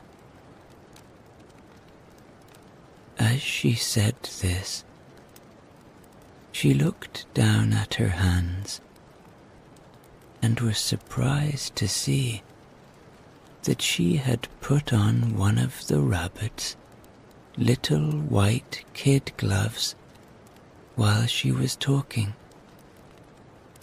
How can I have done that? She thought. I must be growing small again. She got up and went to the table to measure herself by it, and found that, as nearly as she could guess, she was now about 2 feet high, and was going on shrinking rapidly. She soon found out that the cause of this was the fan she was holding, and she dropped it hastily, just in time to avoid shrinking away altogether. That was a narrow escape, said Alice, a good deal frightened at the sudden change, but very glad to find herself still in existence. And now for the garden. And she ran with all speed back to the little door. But, alas, the little door was shut again, and the little golden key was lying on the glass table as before. And things are worse than ever, thought the poor child. For I never was so small as this before. Never. And I declare it's too bad, that it is. As she said these words, her foot slipped, and in another moment, splash! She was up to her chin in salt water. Her first idea was that she had somehow fallen into the sea, and in that case I can go back by railway, she said to herself.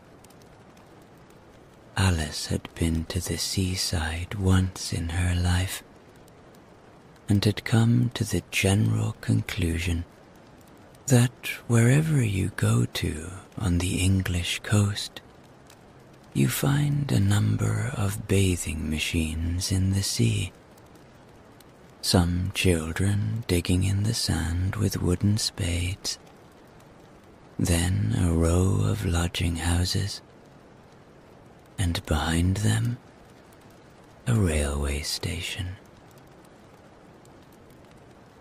However, she soon made out that she was in the pool of tears which she had wept when she was 9 feet high.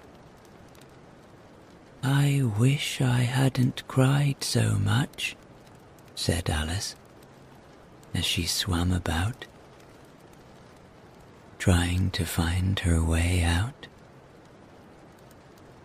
"I shall be punished for it now, I suppose, by being drowned in my own tears. That will be a queer thing, to be sure. However, everything is queer today." Just then, she heard something splashing about in the pool a little way off, and she swam nearer to make out what it was. At first, she thought it must be a walrus or hippopotamus, but then she remembered how small she was, and she soon made out that it was only a mouse that had slipped in like herself. Would it be of any use now, thought Alice, to speak to this mouse? Everything is so out of the way down here that I should think very likely it can talk. At any rate, there's no harm in trying. So she began. "Oh, mouse, do you know the way out of this pool? I am very tired of swimming about here, oh mouse." Alice thought this must be the right way of speaking to a mouse. She had never done such a thing before, but she remembered having seen in her brother's Latin grammar a mouse, of a mouse, to a mouse, a mouse, O mouse. The mouse looked at her rather inquisitively, and seemed to her to wink with one of its little eyes, but it said nothing. "Perhaps it doesn't understand English," thought Alice. "I dare say it's a French mouse, come over with William the Conqueror." For, with all her knowledge of history, Alice had no very clear notion how long ago anything had happened. So she began again. "Où est ma chatte?" which was the first sentence in her French lesson book. The mouse gave a sudden leap out of the water and seemed to quiver all over with fright. "Oh, I beg your pardon," cried Alice hastily, afraid that she had hurt the poor animal's feelings. "I quite forgot you didn't like cats." "Not like cats?" cried the mouse in a shrill, passionate voice. "Would you like cats if you were me?" "Well, perhaps not," said Alice in a soothing tone. "Don't be angry about it. And yet, I wish I could show you our cat, Dinah. I think you'd take a fancy to cats if you could only see her. She is such a dear, quiet thing, Alice went on, half to herself, as she swam lazily about the pool. And she sits, purring so nicely by the fire, licking her paws and washing her face. And she is such a nice, soft thing to nurse. And she's such a capital one for catching mice. Oh, I beg your pardon, cried Alice again. For this time, the mouse was bristling all over, and she felt certain it must be really offended. We won't talk about her any more, if you'd rather not. We indeed, cried the mouse, who was trembling down to the end of his tail. As if I would talk on such a subject. Our family always hated cats. Nasty, low, vulgar things. Don't let me hear the name again. I won't indeed, said Alice, in a great hurry to change the subject of conversation. Are you fond of dogs? The mouse did not answer, so Alice went on eagerly. There is such a nice little dog near our house. I should like to show you. A little bright-eyed terrier, you know, with, oh, such long curly brown hair. And it'll fetch things when you throw them.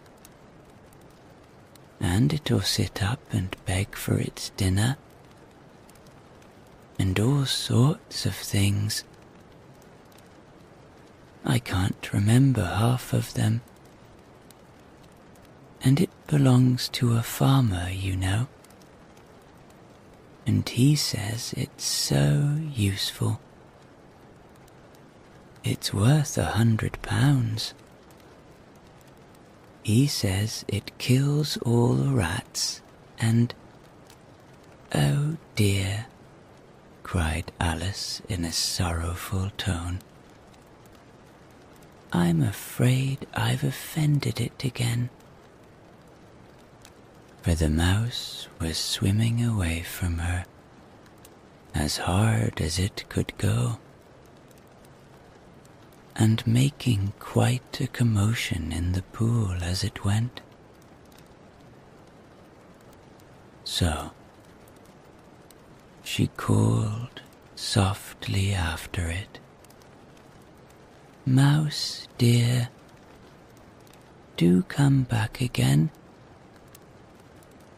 and we won't talk about cats or dogs either, if you don't like them.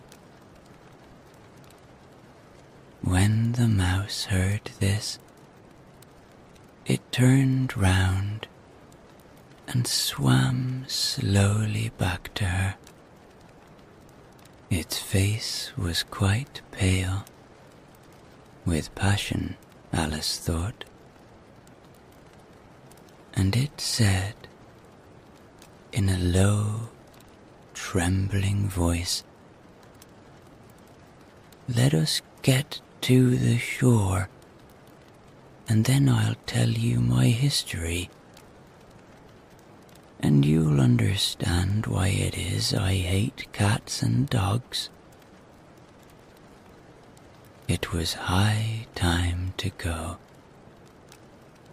for the pool was getting quite crowded with the birds and animals that had fallen into it. There were a duck and a dodo, a lory and an eaglet, and several other curious creatures. Alice led the way, and the whole party swam to the shore. Chapter 3: A Caucus Race and a Long Tail. They were indeed a queer-looking party that assembled on the bank.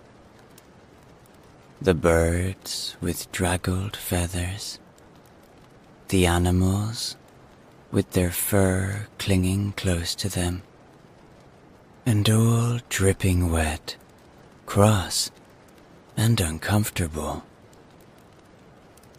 The first question, of course, was how to get dry again. They had a consultation about this, and after a few minutes, it seemed quite natural to Alice to find herself talking familiarly with them, as if she had known them all her life. Indeed, she had quite a long argument with the lory, who at last turned sulky and would only say, "I am older than you, and must know better." And this Alice would not allow, without knowing how old it was. And, as the lorry positively refused to tell its age, there was no more to be said. At last the mouse, who seemed to be a person of authority among them, called out, "Sit down, all of you, and listen to me. I'll soon make you dry enough." They all sat down at once, in a large ring, with the mouse in the middle. Alice kept her eyes anxiously fixed on it, for she felt sure she would catch a bad cold if she did not get dry very soon.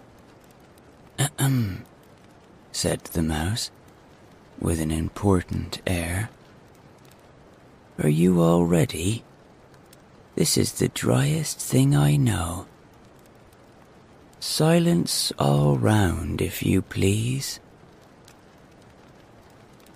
William the Conqueror, whose cause was favoured by the Pope, was soon submitted to by the English, who wanted leaders, and had been of late much accustomed to usurpation and conquest. Edwin and Morcar, the Earls of Mercia and Northumbria. Said the lorry with a shiver. "I beg your pardon?" said the mouse, frowning but very politely. "Did you speak?" "Not I," said the lorry hastily. "I thought you did," said the mouse. "I proceed. Edwin and Morcar, the Earls of Mercia and Northumbria, declared for him, and even Stigand, the patriotic Archbishop of Canterbury, found it advisable." "Found what?" said the duck. "Found it," the mouse replied rather crossly.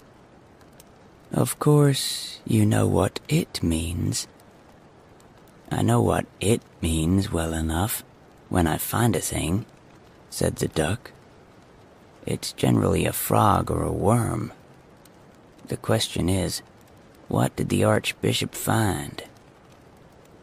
The mouse did not notice this question, but hurriedly went on. Found it advisable to go with Edgar Atheling to meet William and offer him the crown. William's conduct at first was moderate, but the insolence of his Normans. How are you getting on now, my dear? It continued, turning to Alice as it spoke. As wet as ever, said Alice, in a melancholy tone. It doesn't seem to dry me at all. In that case, said the dodo solemnly, rising to its feet, I move that the meeting adjourn for the immediate adoption of more energetic remedies. Speak English, said the eaglet. I don't know the meaning of half those long words, and what's more, I don't believe you do either. And the eaglet bent down its head to hide a smile. Some of the other birds tittered audibly. What I was going to say, said the dodo, in an offended tone, was that the best thing to get us dry would be a caucus race. What is a caucus race? Said Alice. Not that she wanted much to know. But the dodo had paused, as if it thought that somebody ought to speak, and no one else seemed inclined to say anything. Why, said the dodo, the best way to explain it is to do it. And as you might like to try the thing yourself some winter day, I will tell you how the dodo managed it. First, it marked out a racecourse in a sort of circle. The exact shape doesn't matter, it said. And then all the party were placed along the course, here and there. There was no 1, 2, 3, and away, but they began running when they liked, and left off when they liked, so that it was not easy to know when the race was over. However, when they had been running half an hour or so, and were quite dry again, the dodo suddenly called out, "The race is over," and they all crowded round it, panting and asking, "But who has won?" This question the dodo could not answer without a great deal of thought, and it sat for a long time with one finger pressed upon its forehead, the position in which you usually see Shakespeare in the pictures of him, while the rest waited in silence. At last, the dodo said, "Everybody has won, and all must have prizes. But who is to give the prizes? Quite a chorus of voices asked. Why, she, of course, said the dodo, pointing to Alice with one finger. And the whole party at once crowded round her, calling out in a confused way, Prizes, prizes. Alice had no idea what to do, and in despair she put her hand in her pocket and pulled out a box of comfits. Luckily, the salt water had not got into it, and handed them round as prizes. There was exactly one apiece all round. But she must have a prize herself, you know, said the mouse. Of course, the dodo replied very gravely. What else have you got in your pocket? He went on, turning to Alice. Only a thimble, said Alice sadly. Hand it over here, said the dodo. Then they all crowded round her once more, while the dodo solemnly presented the thimble, saying, We beg your acceptance of this elegant thimble.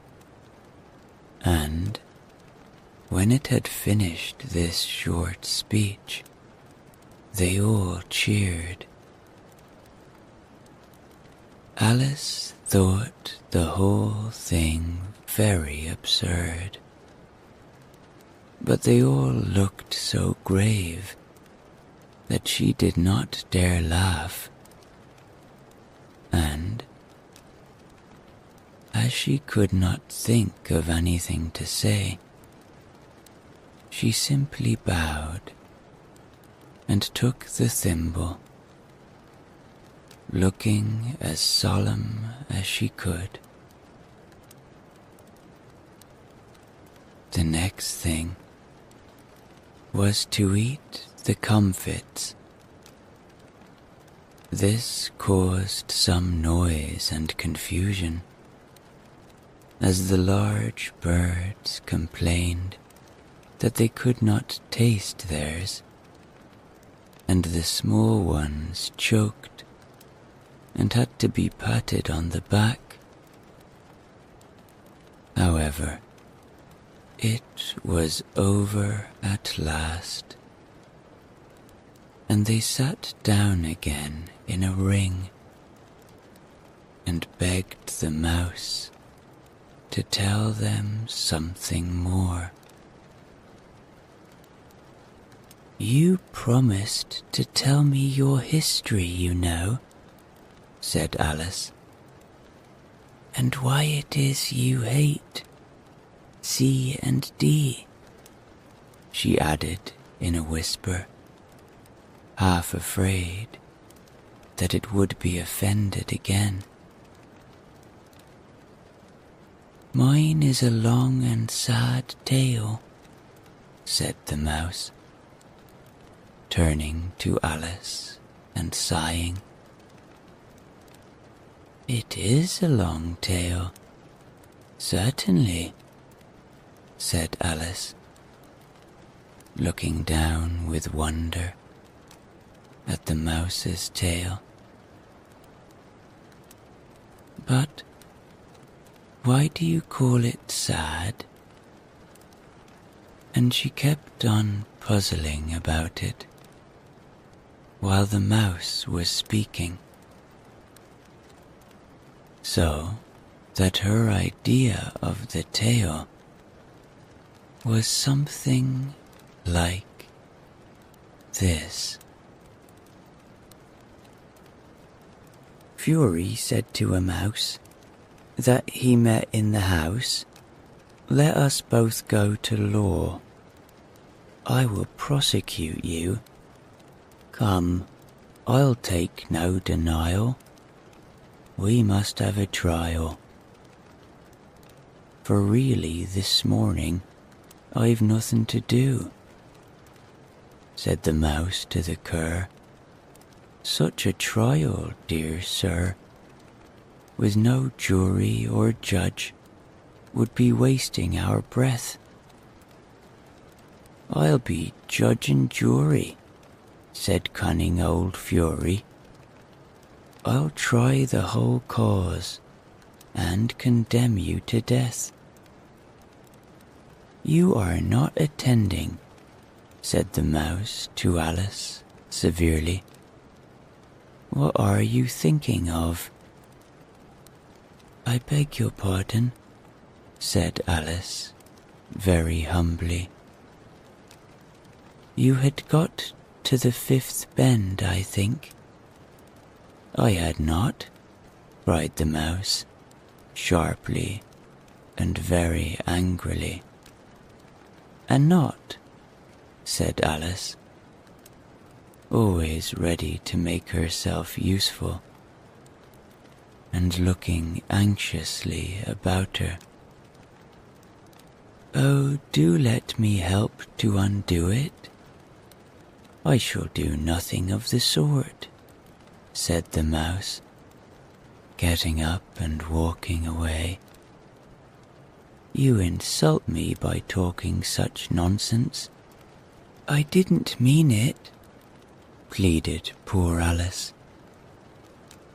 "But you're so easily offended, you know." The mouse only growled in reply. "Please come back and finish your story," Alice called after it, and the others all joined in chorus. "Yes, please do." But the mouse only shook its head impatiently and walked a little quicker. "What a pity it wouldn't stay," sighed the lorry, as soon as it was quite out of sight.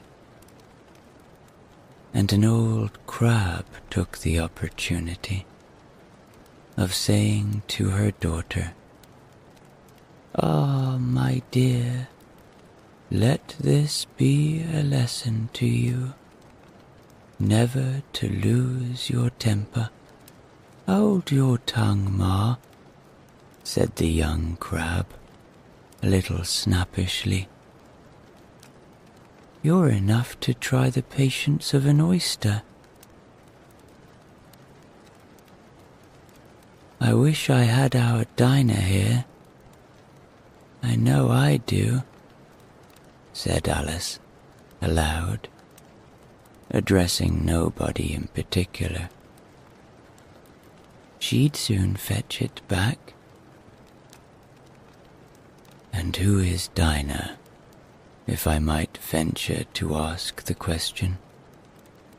said the lorry. Alice replied eagerly, for she was always ready to talk about her pet. "Dinah's our cat, and she's such a capital one for catching mice, you can't think. And oh, I wish you could see her after the birds. Why, she'll eat a little bird as soon as look at it." This speech caused a remarkable sensation among the party. Some of the birds hurried off at once. One old magpie began wrapping itself up very carefully, remarking, "I really must be getting home." The night air doesn't suit my throat. And a canary called out in a trembling voice to its children, "Come away, my dears. It's high time you are all in bed." On various pretexts, they all moved off, and Alice was soon left alone. "I wish I hadn't mentioned Dinah," she said to herself in a melancholy tone. "Nobody seems to like her down here, and I'm sure she's the best cat in the world. Oh, my dear Dinah, I wonder if I shall ever see you any more." And here, poor Alice began to cry again, for she felt very lonely and low-spirited. In a little while, however, she again heard a little pattering of footsteps in the distance, and she looked up eagerly, half hoping that the mouse had changed his mind and was coming back to finish his story. Chapter 4. The rabbit sends in a little bill. It was the white rabbit, trotting slowly back again, and looking anxiously about as it went, as if it had lost something. And she heard it muttering to itself, "The Duchess, the Duchess. Oh, my dear paws. Oh, my fur and whiskers. She'll get me executed. As sure as ferrets are ferrets. Where can I have dropped them, I wonder?" Alice guessed in a moment that it was looking for the fan and the pair of white kid gloves, and she very good-naturedly began hunting about for them. But they were nowhere to be seen.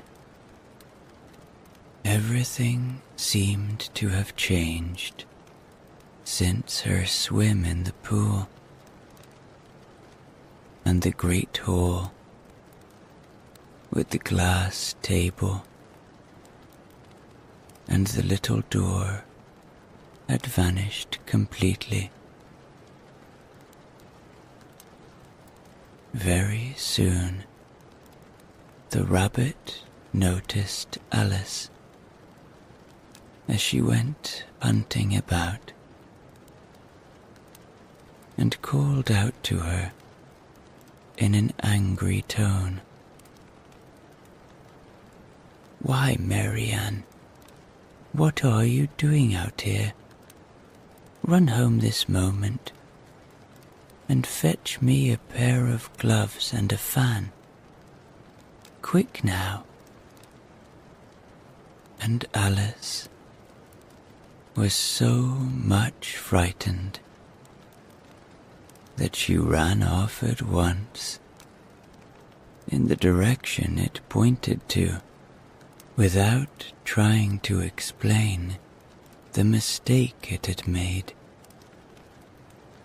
"He took me for his housemaid," she said to herself as she ran. "How surprised he'll be when he finds out who I am. But I'd better take him his fan and gloves. That is, if I can find them."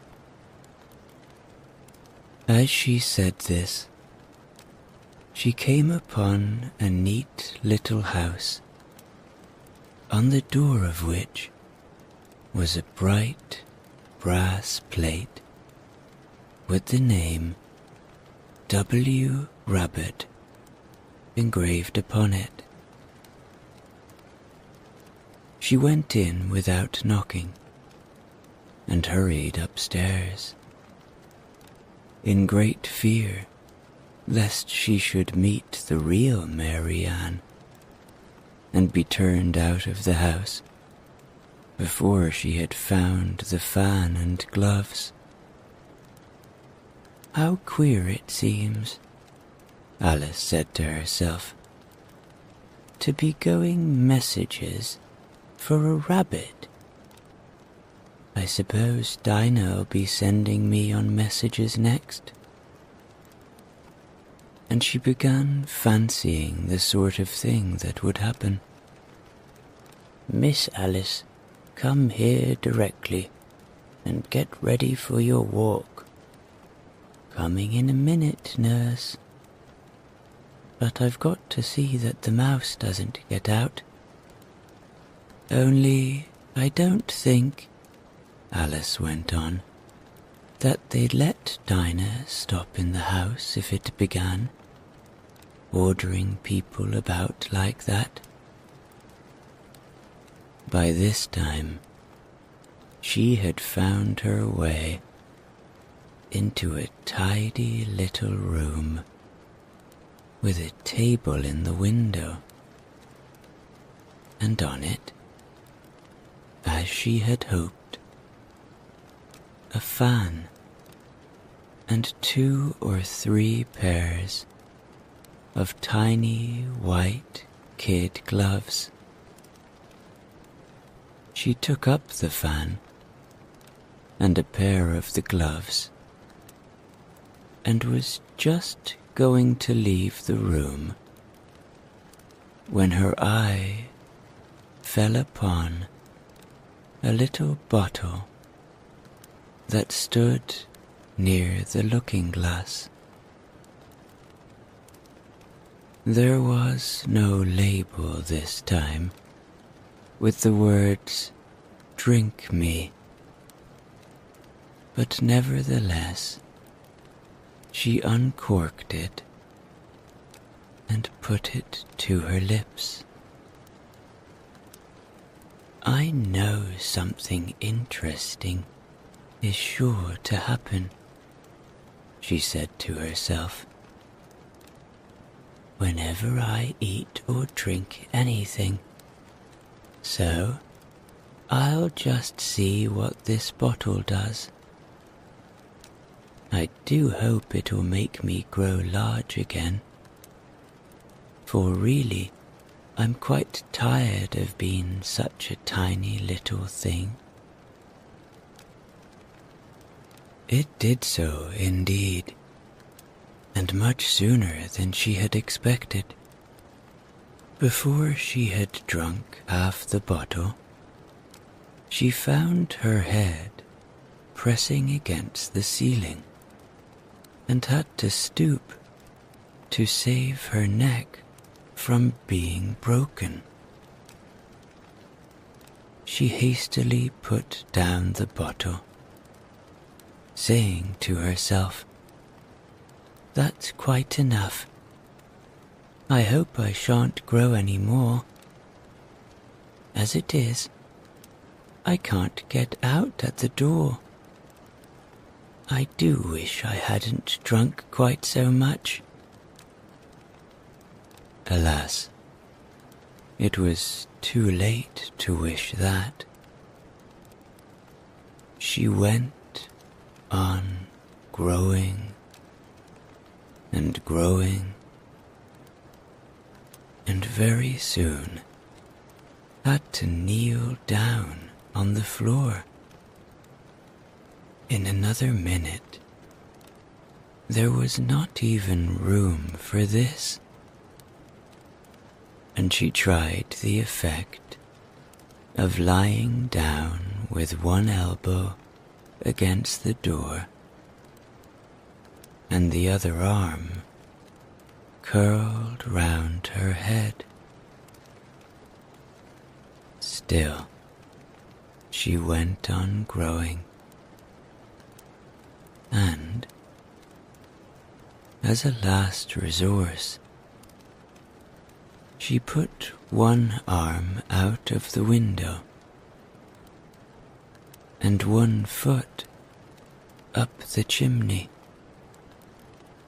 and said to herself, "Now I can do no more.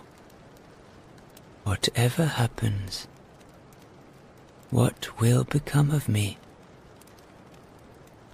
Luckily for Alice, the little magic bottle had now had its full effect, and she grew no larger. Still, it was very uncomfortable, and as there seemed to be no sort of chance of her ever getting out of the room again, no wonder she felt unhappy. It was much pleasanter at home, thought poor Alice, when one wasn't always growing larger and smaller and being ordered about by mice and rabbits. I almost wish I hadn't gone down that rabbit hole. And yet, it's rather curious, you know, this sort of life. I do wonder what can have happened to me.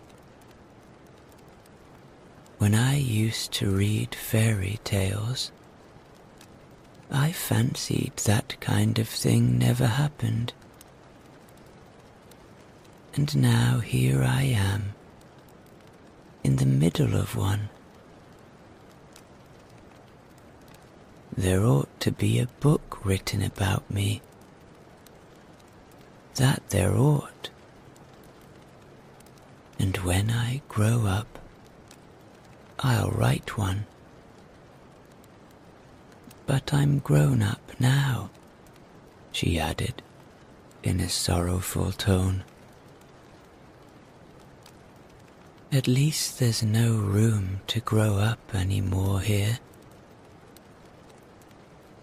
But then, thought Alice, shall I never get any older than I am now? That'll be a comfort, one way. Never to be an old woman.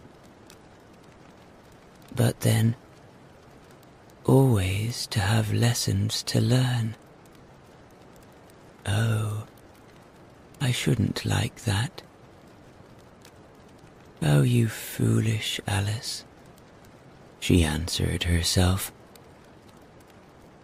How can you learn lessons in here? Why, there's hardly room for you, and no room at all for any lesson books. And so she went on, taking first one side and then the other, and making quite a conversation of it altogether. But after a few minutes, she heard a voice outside and stopped to listen. "Marianne, Marianne," said the voice, "fetch me my gloves this moment." Then came a little pattering of feet on the stairs. Alice knew it was the rabbit, coming to look for her, and she trembled till she shook the house quite forgetting that she was now about 1,000 times as large as the rabbit, and had no reason to be afraid of it. Presently, the rabbit came up to the door and tried to open it, but as the door opened inwards and Alice's elbow was pressed hard against it, that attempt proved a failure. Alice heard it say to itself, "Then I'll go round and get in at the window." "That you won't," thought Alice, and after waiting till she fancied she heard the rabbit just under the window, she suddenly spread out her hand and made a snatch in the air. She did not get hold of anything, but she heard a little shriek and a fall, and a crash of broken glass, from which she concluded that it was just possible it had fallen into a cucumber frame, or something of the sort. Next came an angry voice, the rabbit's. "Pat? Pat? Where are you?" And then a voice she had never heard before. "Sure then I'm here, digging for apples, your honour." "Digging for apples indeed," said the rabbit angrily. "Here, come and help me out of this. Now tell me, Pat, what's that in the window?" "Sure, it's an arm, your honour." "An arm, you goose? Whoever saw one that size? Why, it fills the whole window." "Sure it does, your honour, but it's an arm for all that." "Well, it's got no business there, at any rate. Go and take it away." There was a long silence after this, and Alice could only hear whispers now and then, such as, "Sure, I don't like it, your honour, at all at all. Do as I tell you, you coward." And at last she spread out her hand again and made another snatch in the air. This time there were 2 little shrieks and more sounds of broken glass. What a number of cucumber frames there must be, thought Alice. I wonder what they'll do next. As for pulling me out of the window, I only wish they could. I'm sure I don't want to stay in here any longer. She waited for some time, without hearing anything more. At last came a rumbling of little cartwheels, and the sound of a good many voices, all talking together. She made out the words, "Where's the other ladder? Why, I hadn't to bring one. Bill's got the other. Bill, fetch it here, lad. Here. Put him up at this corner. No, tie him together first. They don't reach half high enough yet. Oh, they'll do well enough. Don't be particular. Here, Bill, catch hold of this rope. Will the roof bear? Mind that loose slate. Oh, it's coming down. Heads below. Now, who did that? It was Bill, I fancy. Who's to go down the chimney? Nay, I shan't, you do it. That I won't then. Bill's to go down. Here, Bill. The master says you're to go down the chimney. Oh, so Bill's got to come down the chimney, has he? Said Alice to herself. Shy, they seem to put everything upon Bill. I wouldn't be in Bill's place for a good deal. This fireplace is narrow, to be sure, but I think I can kick a little. She drew her foot as far down the chimney as she could, and waited till she heard a little animal. She couldn't guess of what sort it was, scratching and scrambling about in the chimney close above her. Then, saying to herself, "This is Bill," she gave one sharp kick and waited to see what would happen next.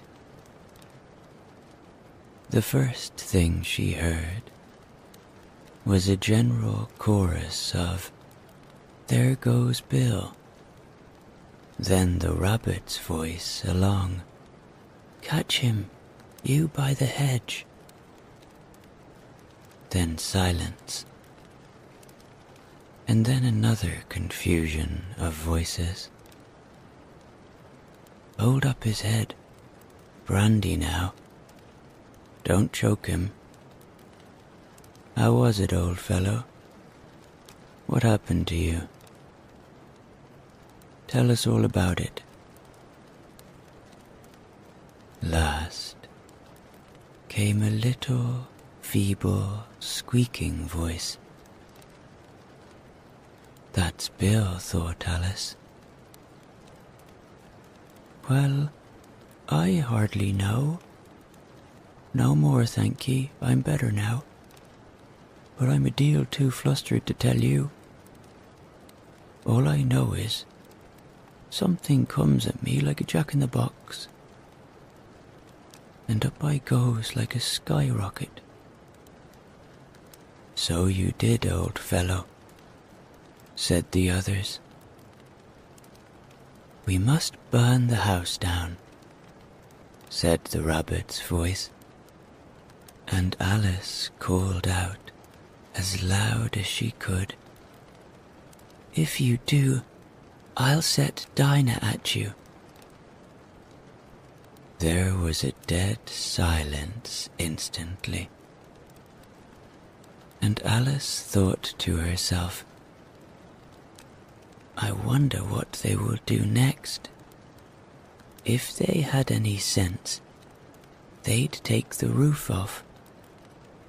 After a minute or two, they began moving again, and Alice heard the rabbit say, "A barrowful will do to begin with." "A barrowful of what?" thought Alice. But she had not long to doubt, for the next moment a shower of little pebbles came rattling in at the window. and some of them hit her in the face. "I'll put a stop to this," she said to herself, and shouted out, "You'd better not do that again," which produced another dead silence.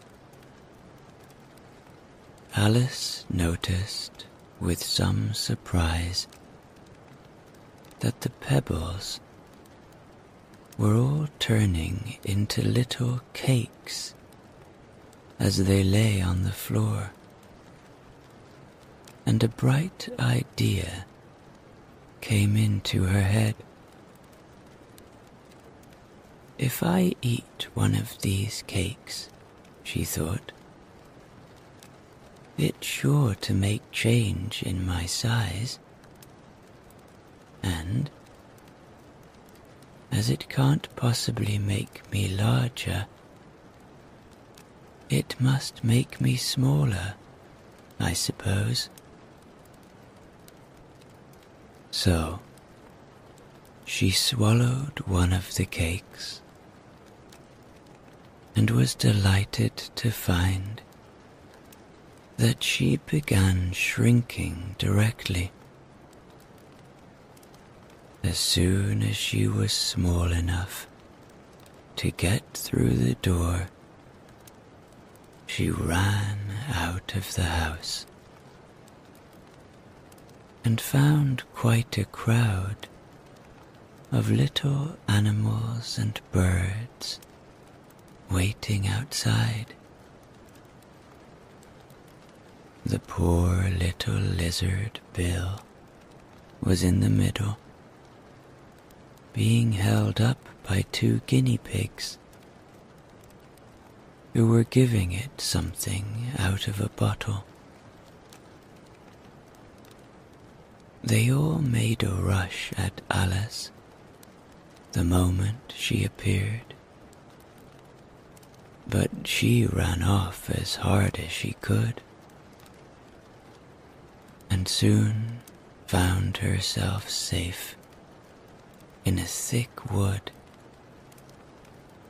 "The first thing I've got to do," said Alice to herself as she wandered about in the wood, "is to grow to my right size again.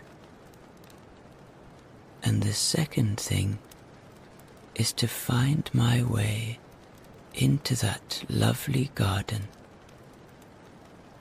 I think that will be the best plan." It sounded an excellent plan, no doubt, and very neatly and simply arranged. The only difficulty was that she had not the smallest idea how to set about it. And while she was peering about anxiously among the trees, a little sharp bark just over her head made her look up in a great hurry. An enormous puppy was looking down at her with large round eyes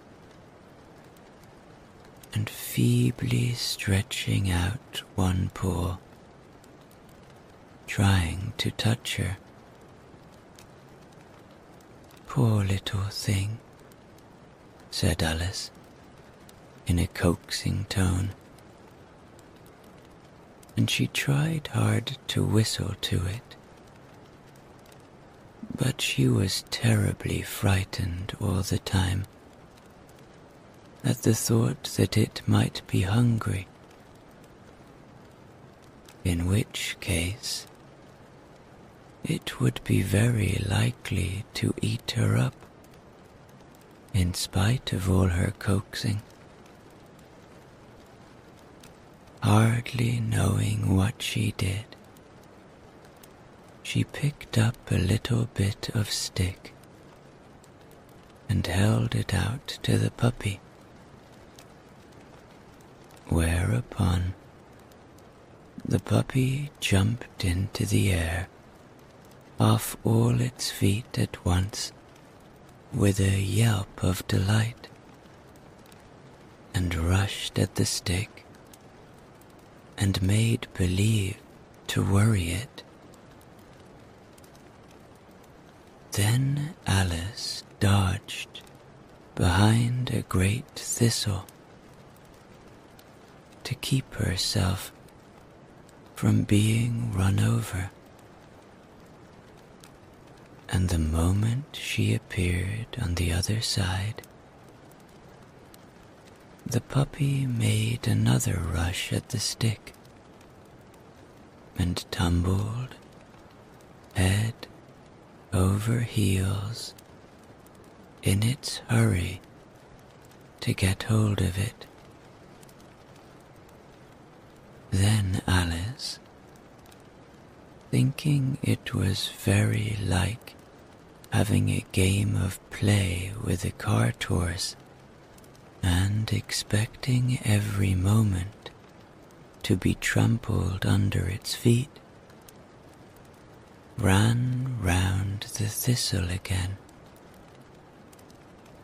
Then the puppy began a series of short charges at the stick,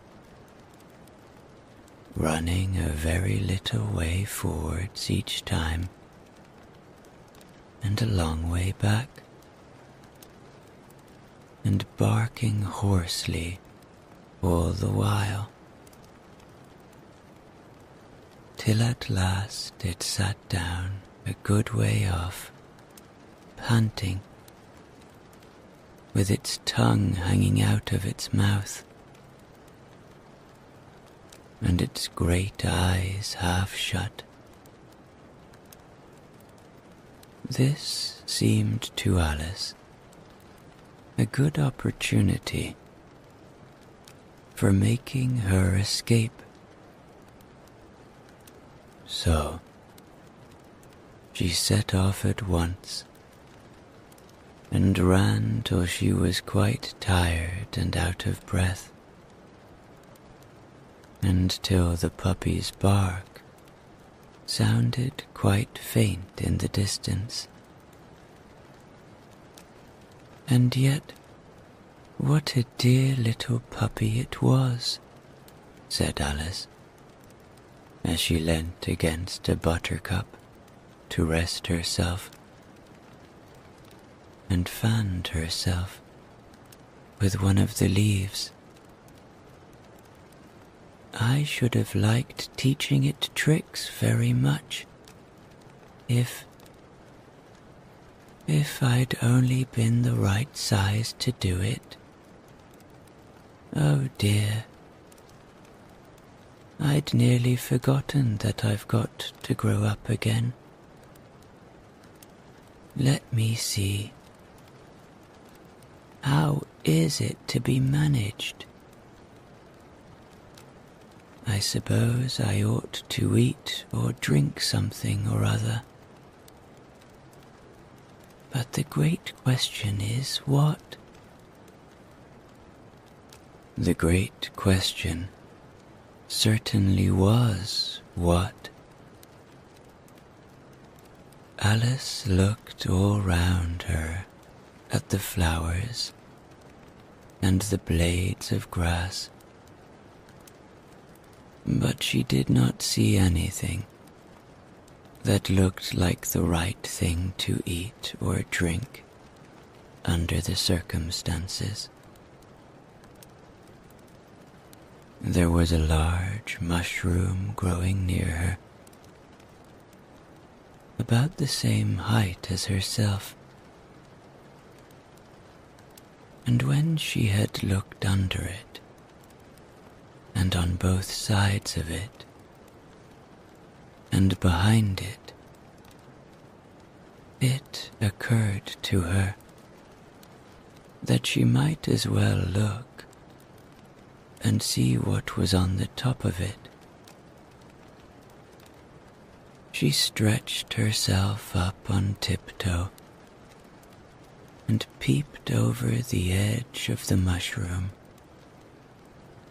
and her eyes immediately met those of a large caterpillar that was sitting on the top with its arms folded, quietly smoking a long hookah and taking not the smallest notice of her or of anything else. Chapter 5. Advice from a Caterpillar. The caterpillar and Alice looked at each other for some time in silence.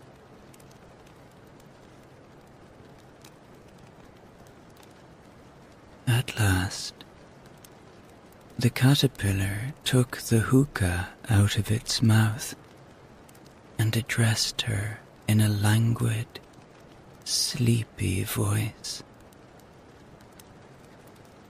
"Who are you?" said the caterpillar.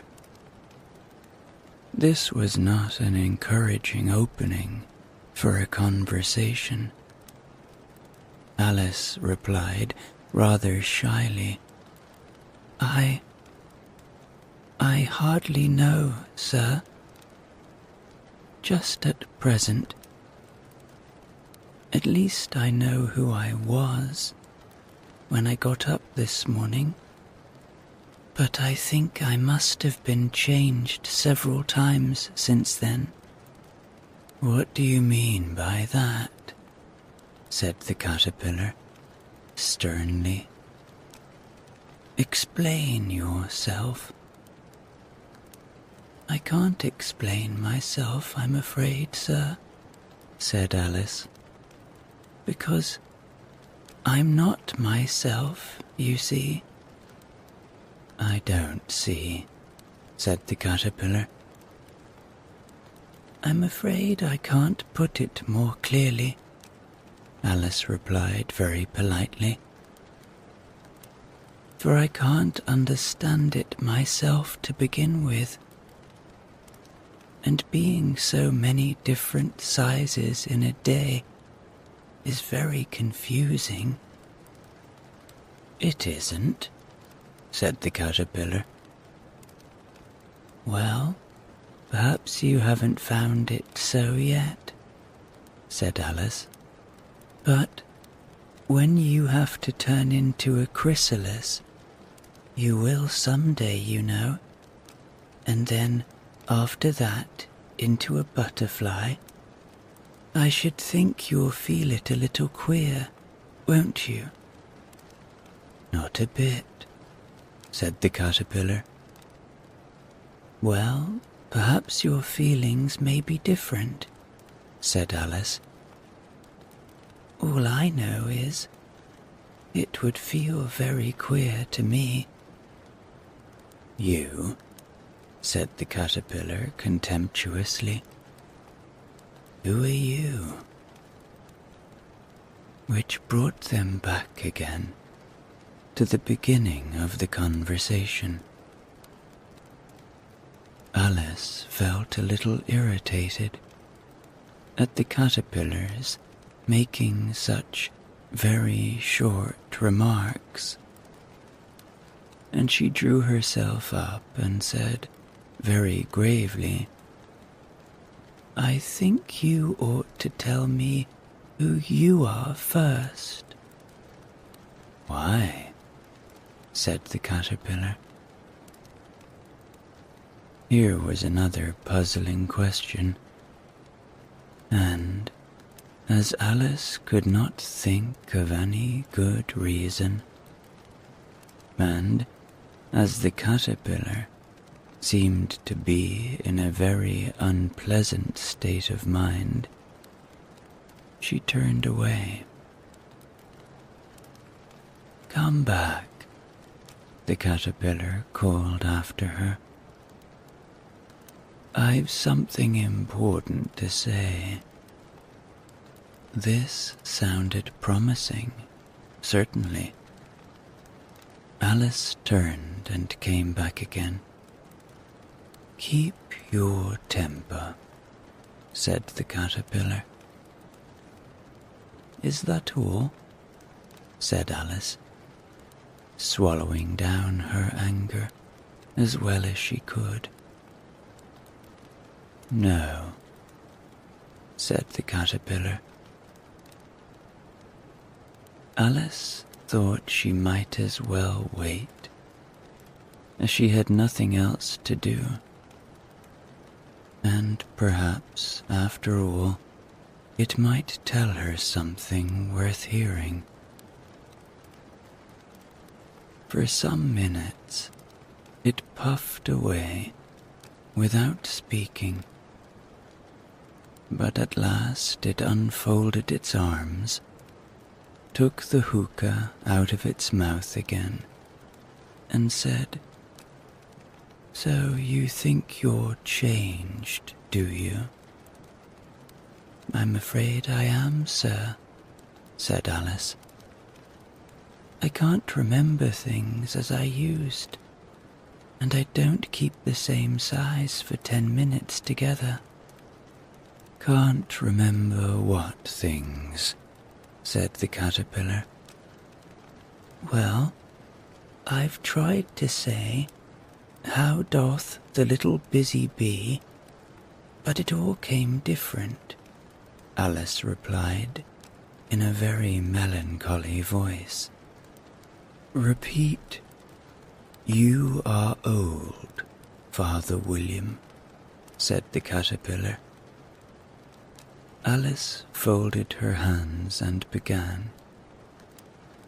"You are old, Father William," the young man said, "and your hair has become very white, and yet you incessantly stand on your head.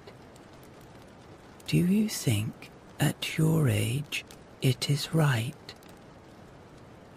"In my youth," Father William replied to his son, "I feared it might injure the brain, but now that I'm perfectly sure I have none, why, I do it again and again." "You are old," said the youth, "as I mentioned before, and have grown most uncommonly fat. Yet you turned a back somersault in at the door. Pray, what is the reason of that?"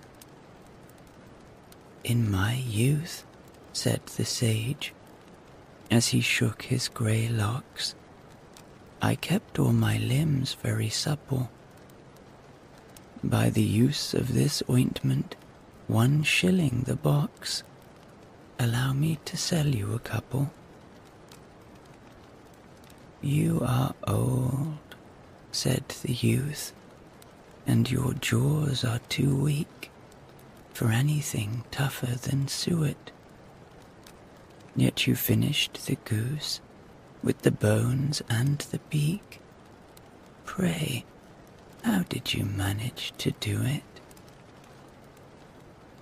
"In my youth," said his father, "I took to the law and argued each case with my wife, and the muscular strength which it gave to my jaw has lasted the rest of my life." "You are old," said the youth. "One would hardly suppose that your eye was as steady as ever. Yet you balanced an eel on the end of your nose. What made you so awfully clever?" "I have answered 3 questions, and that is enough," said his father. "Don't give yourself airs." Do you think I can listen all day to such stuff? Be off, or I'll kick you downstairs. That is not said right, said the caterpillar. Not quite right, I'm afraid, said Alice timidly. Some of the words have got altered. It is wrong from beginning to end, said the caterpillar decidedly, and there was silence for some minutes.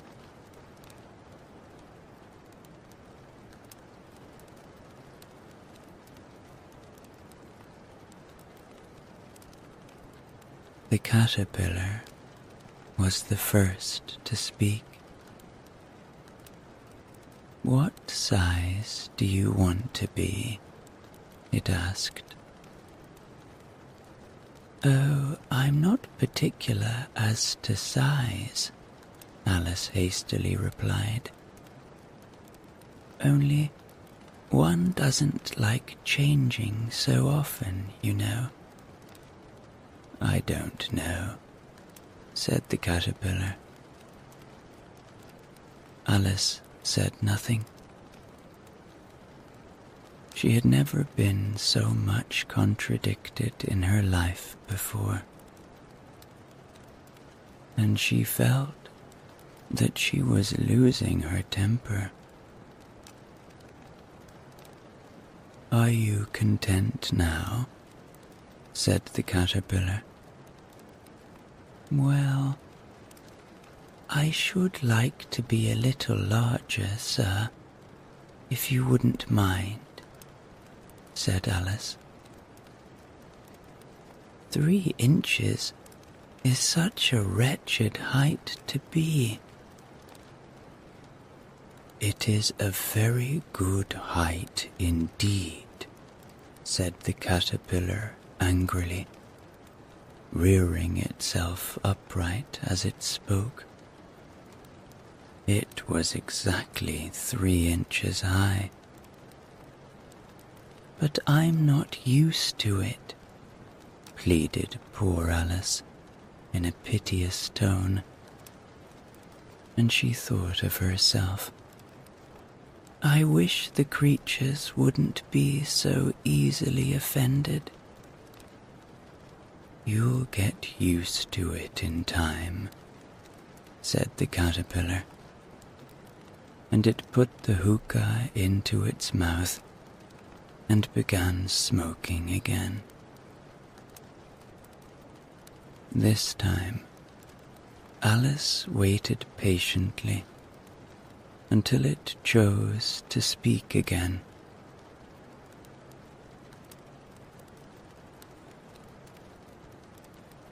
In a minute or two, the caterpillar took the hookah out of its mouth and yawned once or twice and shook itself. Then it got down off the mushroom and crawled away in the grass,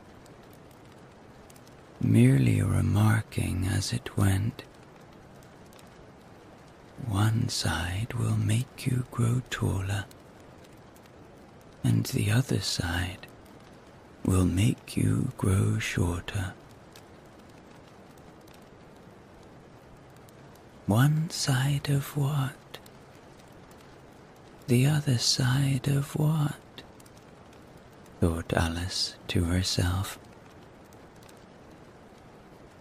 Of the mushroom, said the caterpillar, just as if she had asked it aloud. And in another moment, it was out of sight. Alice remained looking thoughtfully at the mushroom for a minute, trying to make out which were the 2 sides of it. and as it was perfectly round, she found this a very difficult question. However, at last, she stretched her arms around it as far as they would go and broke off a bit of the edge with each hand. And now, which is which? She said to herself, and nibbled a little of the right hand bit to try the effect. The next moment, she felt a violent blow underneath her chin. It had struck her foot. She was a good deal frightened by this very sudden change, but she felt that there was no time to be lost, as she was shrinking rapidly. So she set to work at once to eat some of the other bit. Her chin was pressed so closely against her foot that there was hardly room to open her mouth. But she did it at last, and managed to swallow a morsel of the left-hand bit.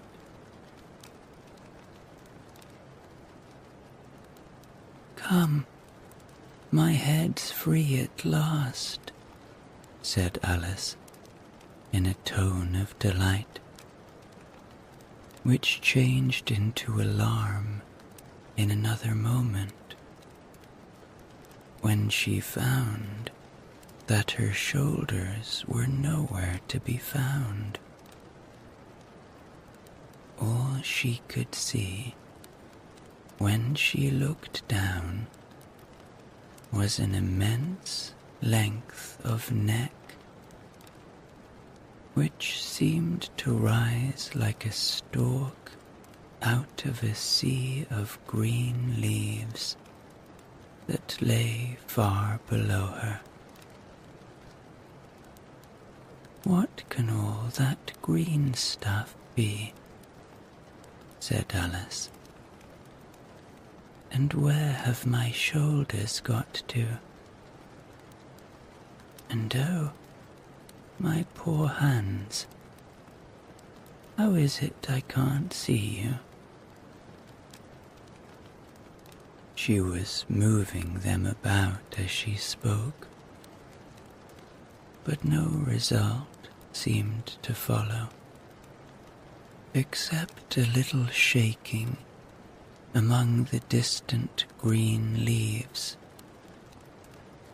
As there seemed to be no chance of getting her hands up to her head, she tried to get her head down to them, and was delighted to find that her neck would bend about as easily in any direction, like a serpent.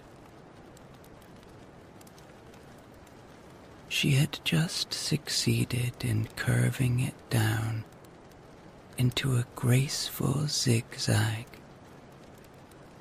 and was going to dive in among the leaves, which she found to be nothing but the tops of the trees under which she had been wandering, when a sharp hiss made her draw back in a hurry. A large pigeon had flown into her face and was beating her violently with its wings.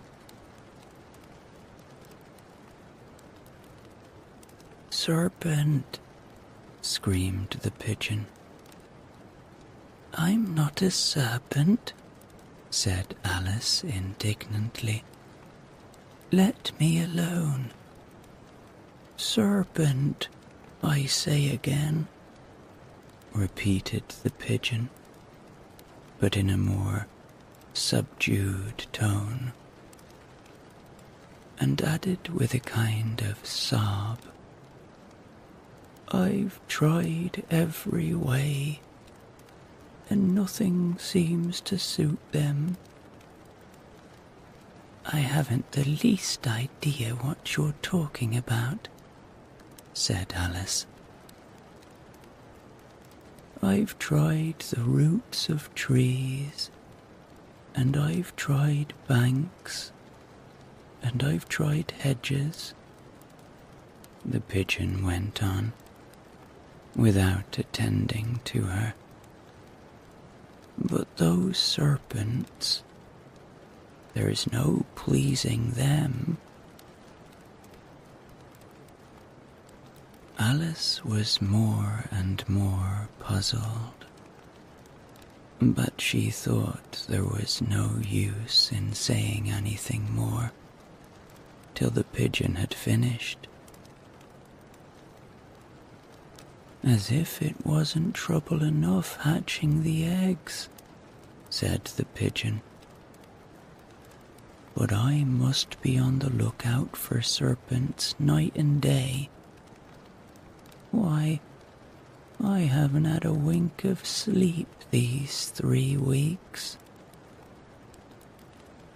I'm very sorry you've been annoyed, said Alice, who was beginning to see its meaning. And just as I'd taken the highest tree in the wood, continued the pigeon, raising its voice to a shriek, and just as I was thinking I should be free of them at last, they must needs come wriggling down from the sky. Oh, serpent. But I'm not a serpent, I tell you, said Alice. I'm a... Well, what are you? Said the pigeon. I can see you're trying to invent something.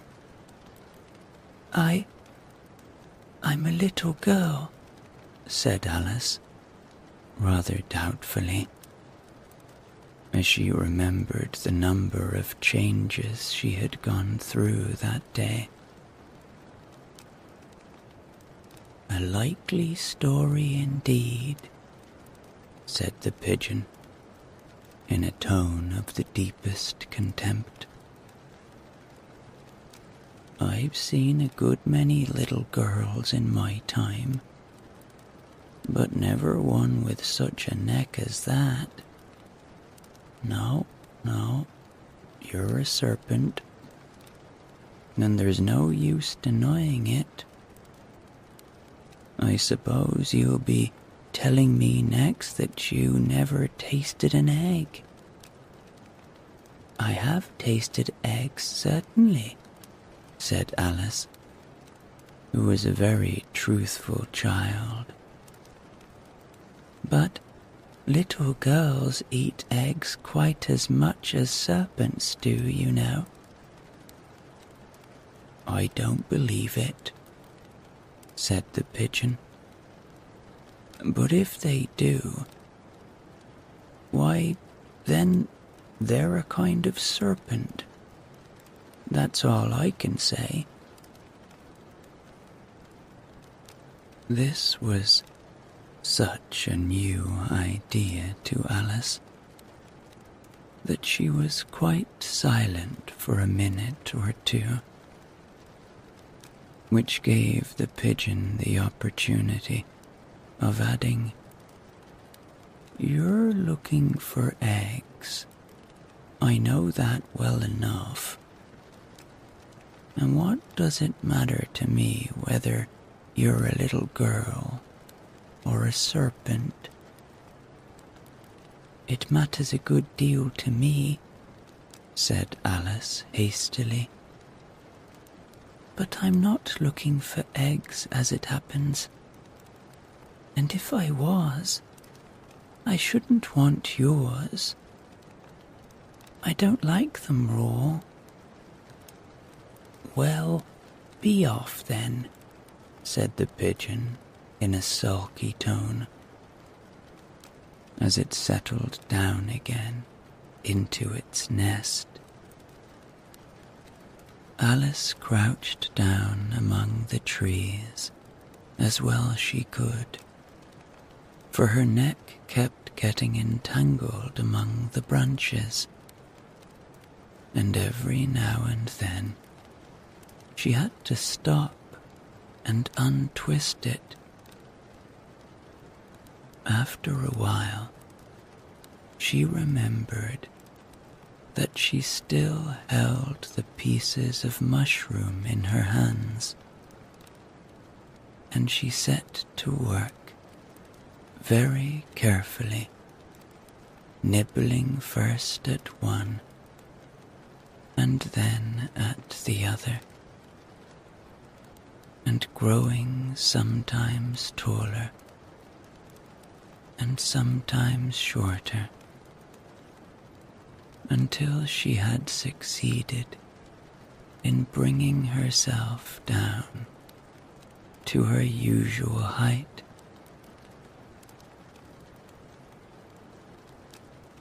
It was so long since she had been anything near the right size that it felt quite strange at first.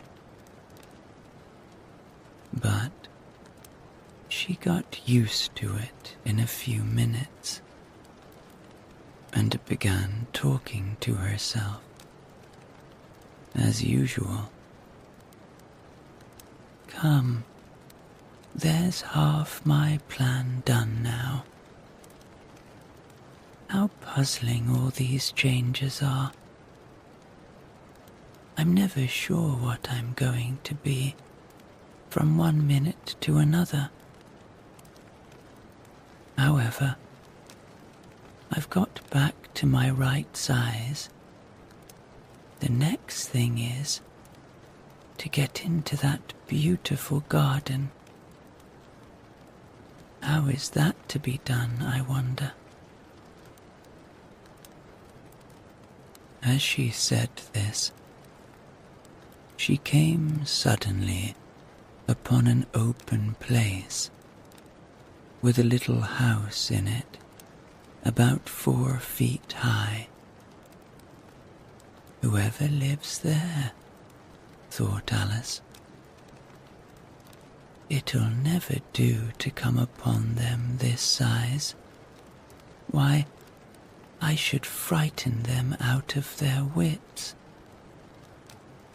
So she began nibbling at the right-hand bit again, and did not venture to go near the house till she had brought herself down to 9 inches high.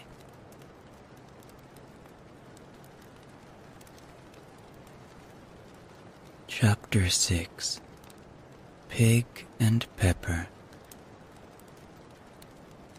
For a minute or two, she stood looking at the house and wondering what to do next, when suddenly a footman in livery came running out of the wood. She considered him to be a footman because he was in livery. Otherwise, judging by his face only, she would have called him a fish, and rapped loudly at the door with his knuckles. It was opened by another footman in livery, with a round face and large eyes like a frog.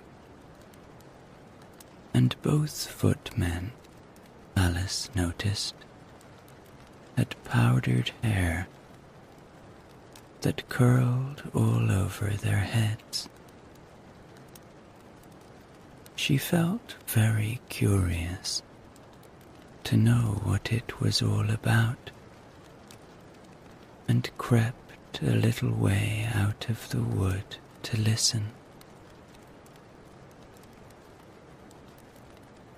The fish footman began by producing from under his arm a great letter, nearly as large as himself, and this he handed over to the other, saying in a solemn tone,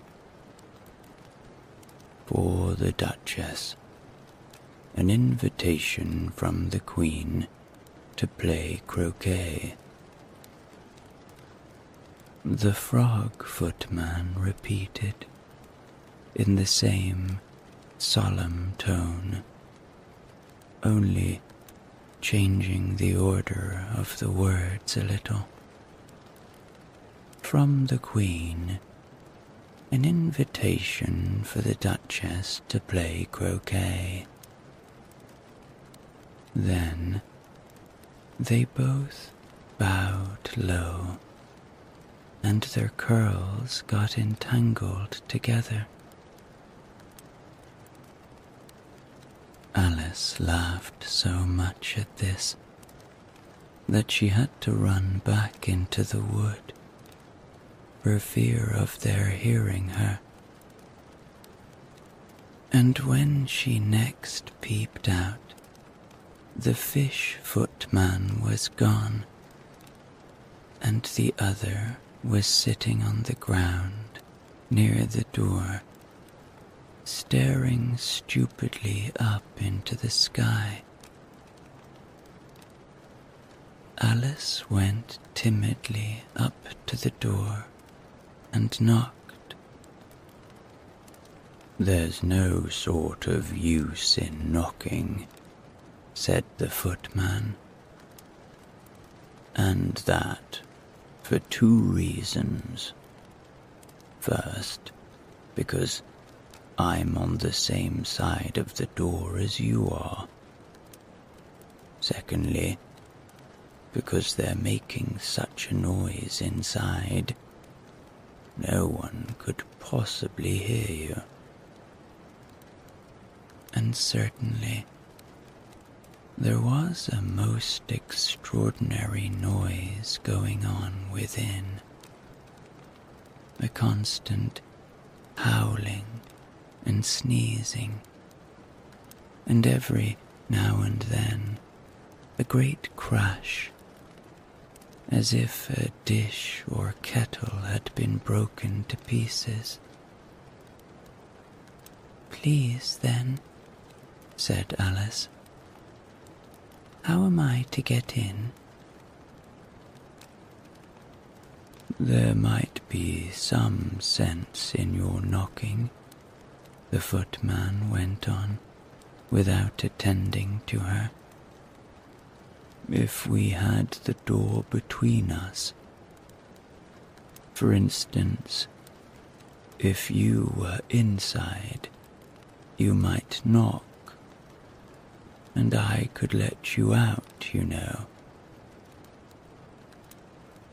He was looking up into the sky all the time he was speaking, and this Alice thought decidedly uncivil. "But perhaps he can't help it," she said to herself. "His eyes are so very nearly at the top of his head. But at any rate, he might answer questions. How am I to get in?" she repeated aloud. "I shall sit here," the footman remarked, till tomorrow." At this moment, the door of the house opened, and a large plate came skimming out, straight at the footman's head. It just grazed his nose and broke to pieces against one of the trees behind him. "Or next day, maybe," the footman continued in the same tone, exactly as if nothing had happened. "How am I to get in?" asked Alice again, in a louder tone. "Are you to get in at all?" said the footman. "That's the first question, you know." It was, no doubt, only Alice did not like to be told so. "It's really dreadful," she muttered to herself, "the way all the creatures argue. It's enough to drive one crazy." The footman seemed to think this a good opportunity for repeating his remark with variations. "I shall sit here," he said, "on and off, for days and days." "But what am I to do?" said Alice. "Anything you like," said the footman, and began whistling. "Oh, there's no use in talking to him," said Alice desperately. "He's perfectly idiotic." And she opened the door and went in.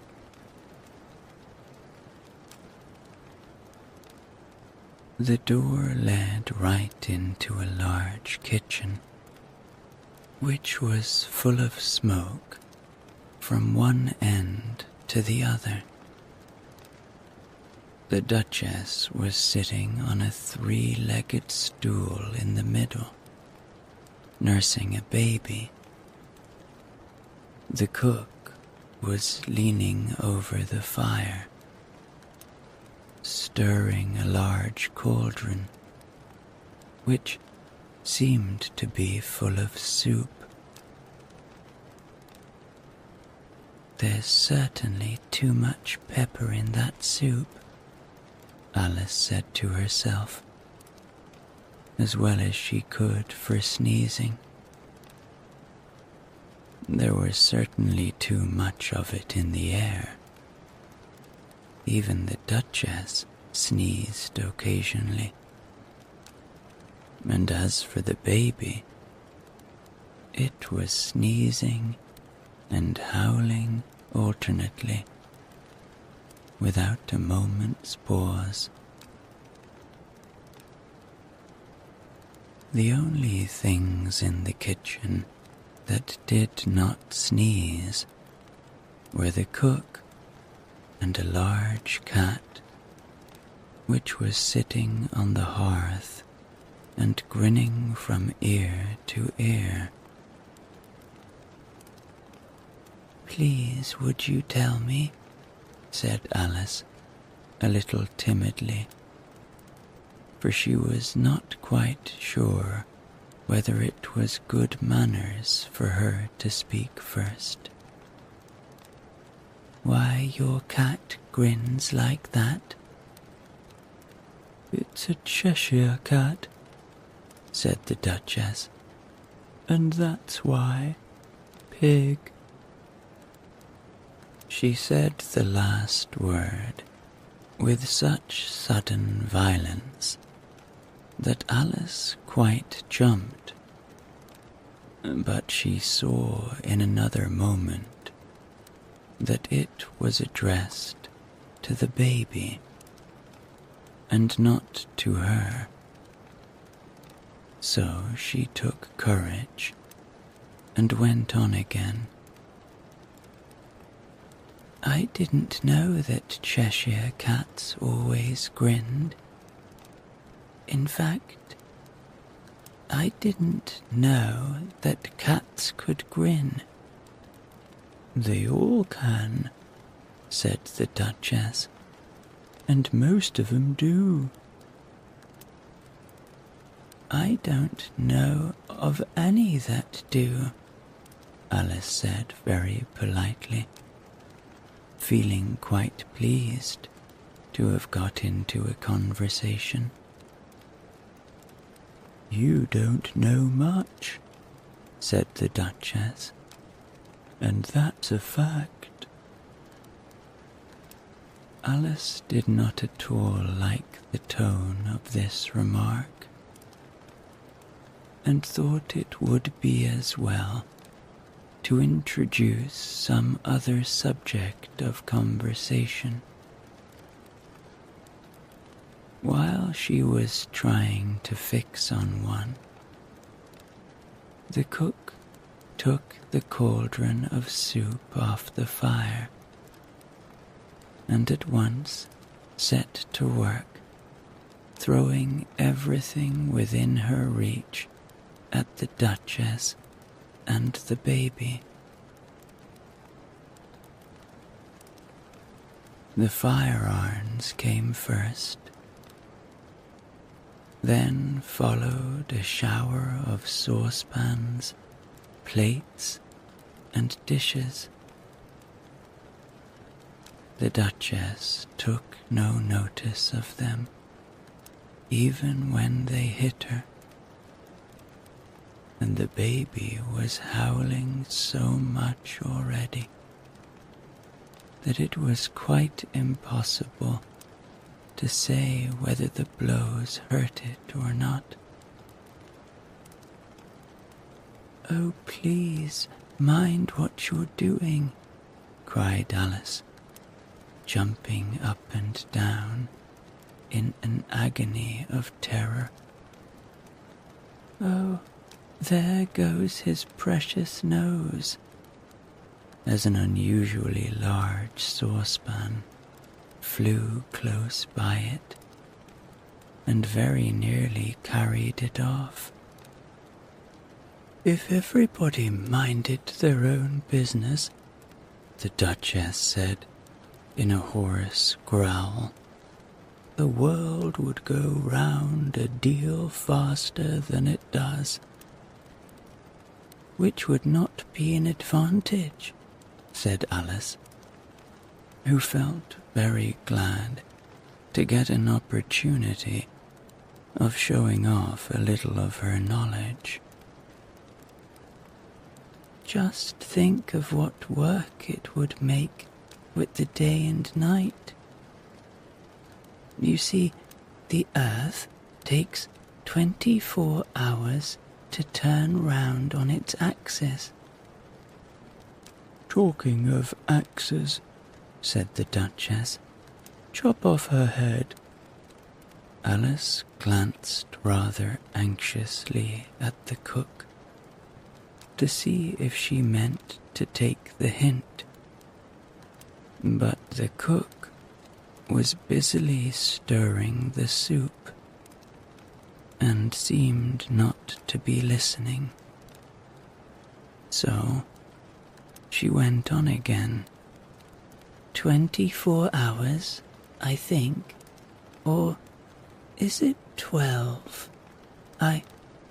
Oh, don't bother me, said the Duchess.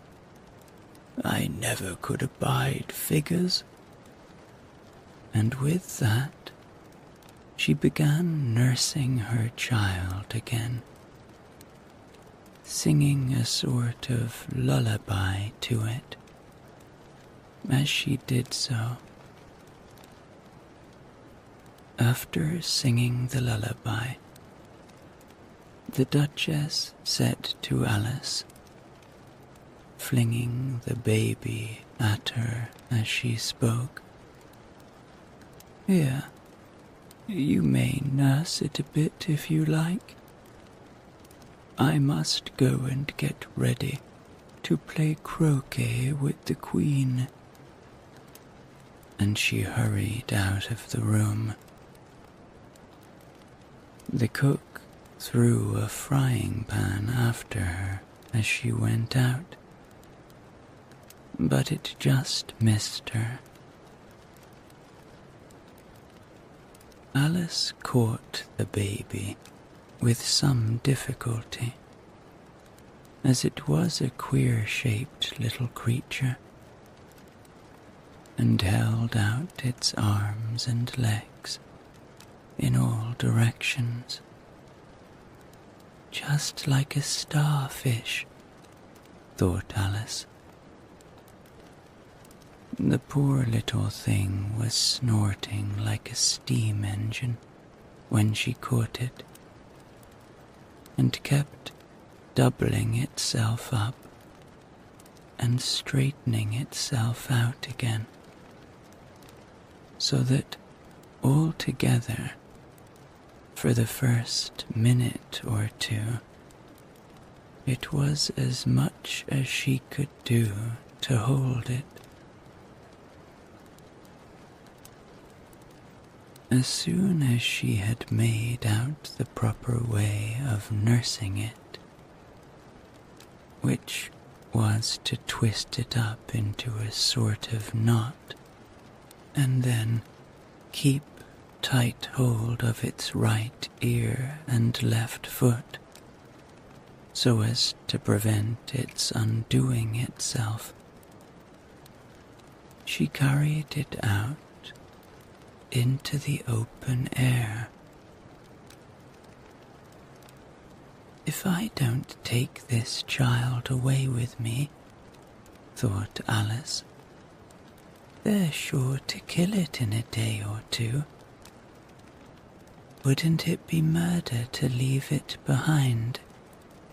She said the last words out loud, and the little thing grunted in reply. It had left off sneezing by this time. "Don't grunt," said Alice. "That's not at all a proper way of expressing yourself." The baby grunted again, and Alice looked very anxiously into its face to see what was the matter with it. There could be no doubt that it had a very turn-up nose, much more like a snout than a real nose. Also, its eyes were getting extremely small for a baby. Altogether, Alice did not like the look of the thing at all. But perhaps it was only sobbing, she thought, and looked into its eyes again to see if there were any tears.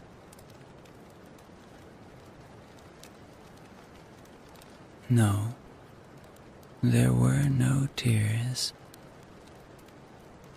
"If you're going to turn into a pig, my dear," said Alice seriously, "I'll have nothing more to do with you. Mind now." The poor little thing sobbed again, or grunted. It was impossible to say which. And they went on for some while in silence.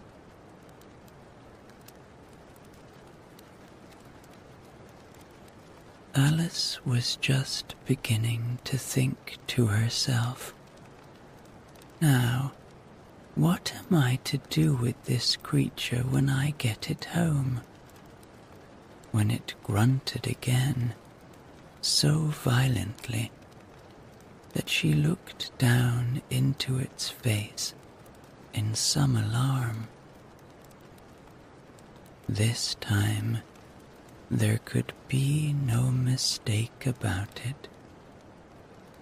It was neither more nor less than a pig, and she felt that it would be quite absurd for her to carry it further. So she set the little creature down and felt quite relieved to see it trot away quietly into the wood. If it had grown up, she said to herself, it would have made a dreadfully ugly child. But it makes rather a handsome pig, I think. And she began thinking over other children she knew who might do very well as pigs, and was just saying to herself, if one only knew the right way to change them, when she was a little startled by seeing the Cheshire Cat sitting on a bough of a tree a few yards off. The cat only grinned when it saw Alice. It looked good-natured, she thought. Still, it had very long claws and a great many teeth, so she felt that it ought to be treated with respect.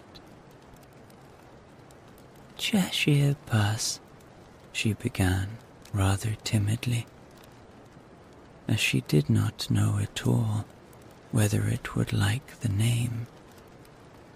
However, it only grinned a little wider. Come, it's pleased so far, thought Alice, and she went on. Would you tell me, please, which way I ought to go from here? That depends a good deal on where you want to get to, said the cat.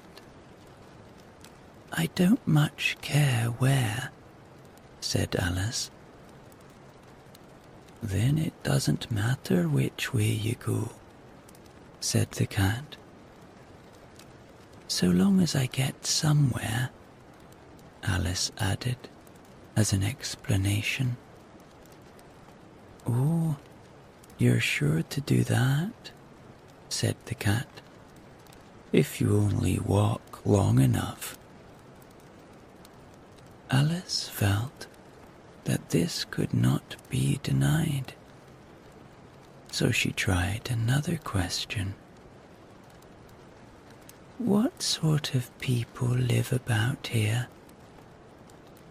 In that direction, the cat said, waving its right paw round, lives a hatter, and in that direction, waving the other paw, lives a March hare.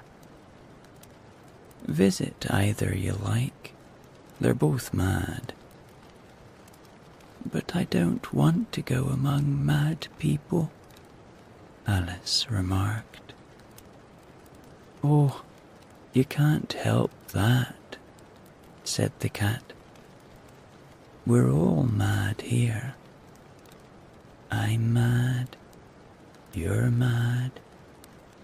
How do you know I'm mad? Said Alice. You must be, said the cat, or you wouldn't have come here. Alice didn't think that proved it at all. However, she went on. "And how do you know that you're mad?" "To begin with," said the cat, "a dog's not mad. You grant that?" "I suppose so," said Alice.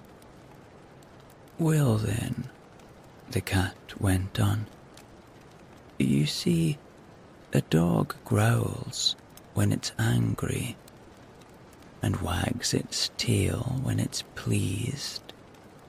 Now, I growl when I'm pleased and wag my tail when I'm angry.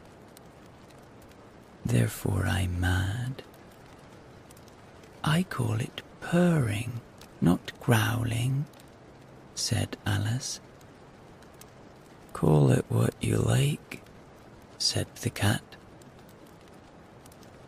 "Do you play croquet with the Queen today?" "I should like it very much," said Alice, "but I haven't been invited yet." "You'll see me there," said the cat, and vanished. Alice was not much surprised at this. She was getting so used to queer things happening. While she was looking at the place where it had been, it suddenly appeared again. "By the by, what became of the baby?" said the cat. "I'd nearly forgotten to ask." "It turned into a pig," Alice quietly said, just as if it had come back in a natural way. "I thought it would," said the cat, and vanished again. Alice waited a little, half expecting to see it again, but it did not appear, and after a minute or two, she walked on in the different direction in which the March hare was said to live. "I've seen hatters before," she said to herself.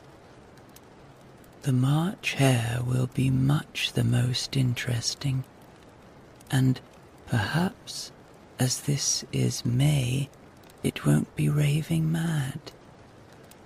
At least not so mad as it was in March." As she said this, she looked up, and there was the cat again, sitting on a branch of a tree. "Did you say pig or fig?" said the cat. "I said pig," replied Alice, "and I wish you wouldn't keep appearing and vanishing so slowly. You make one quite giddy." "All right," said the cat, and this time it vanished quite slowly, beginning with the end of the tail and ending with the grin, which remained some time after the rest of it had gone. "Well, I've often seen a cat without a grin," thought Alice, "but a grin without a cat, it's the most curious thing I ever saw in my life." She had not gone much farther before she came in sight of the house of the March hare. She thought it must be the right house, because the chimneys were shaped like ears, and the roof was thatched with fur. It was so large a house that she did not like to go nearer till she had nibbled some more of the left-hand bit of mushroom and raised herself to about 2 feet high. Even then, she walked up towards it rather timidly, saying to herself, "Suppose it should be raving mad after all. I almost wish I'd gone to see the Hatter instead." Chapter 7. A Mad Tea Party. There was a table set out under a tree in front of the house, and the March Hare and the Hatter were having tea at it. A dormouse was sitting between them, fast asleep, and the other two were using it as a cushion, resting their elbows on it and talking over its head. Very uncomfortable for the dormouse, thought Alice. Only, as it's asleep, I suppose it doesn't mind. The table was a large one, but the three were all crowded together at one corner of it. "No room, no room," they cried out when they saw Alice coming. "There's plenty of room," said Alice indignantly, and she sat down in a large armchair at one end of the table. "Have some wine," the March Hare said in an encouraging tone. Alice looked all round the table, but there was nothing on it but tea. "I don't see any wine," she remarked. "There isn't any," said the March Hare. "Then it wasn't very civil of you to offer it," said Alice angrily. "It wasn't very civil of you to sit down without being invited," said the March Hare. "I didn't know it was your table," said Alice. "It's laid for a great many more than 3. "Your hair wants cutting," said the Hatter. He had been looking at Alice for some time with great curiosity, and this was his first speech. "You should learn not to make personal remarks," Alice said, with some severity. "It's very rude." The Hatter opened his eyes very wide on hearing this, but all he said was, "Why is a raven like a writing desk?"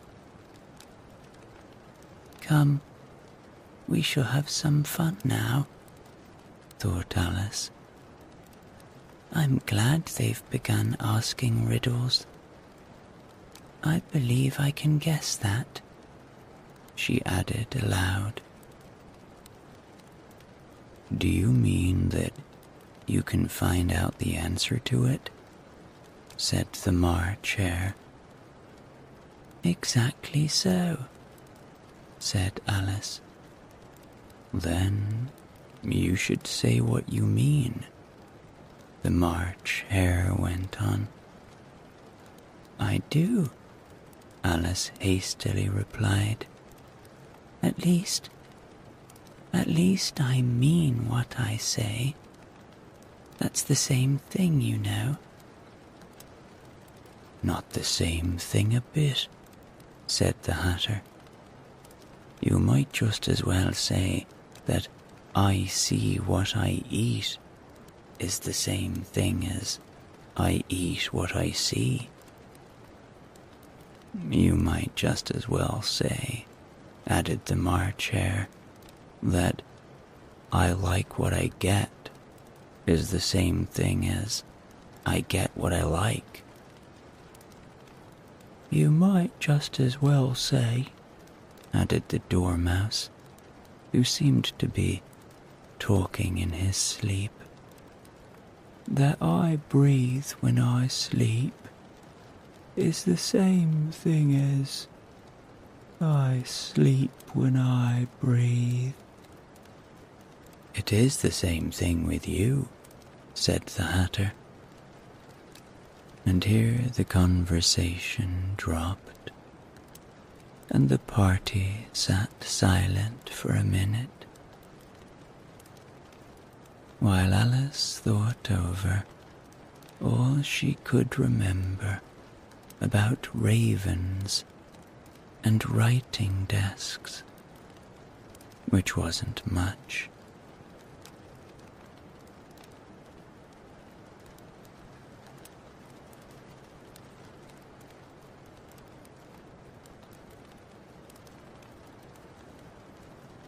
The Hatter was the first to break the silence. What day of the month is it? He said, turning to Alice. He had taken his watch out of his pocket and was looking at it uneasily, shaking it every now and then, and holding it to his ear. Alice considered a little, and then said, "The 4th. 2 days wrong," sighed the Hatter. "I told you butter wouldn't suit the works," he added, looking angrily at the March Hare. "It was the best butter," the March Hare meekly replied. "Yes, but some crumbs must have got in as well," the Hatter grumbled. "You shouldn't have put it in with the bread knife." The March Hare took the watch and looked at it gloomily. Then he dipped it into his cup of tea and looked at it again.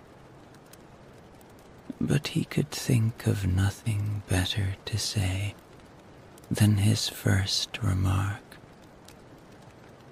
"It was the best butter, you know." Alice had been looking over his shoulder with some curiosity. "What a funny watch," she remarked. "It tells the day of the month and doesn't tell what o'clock it is." "Why should it?" muttered the Hatter. "Does your watch tell you what year it is?" "Of course not," Alice replied very readily.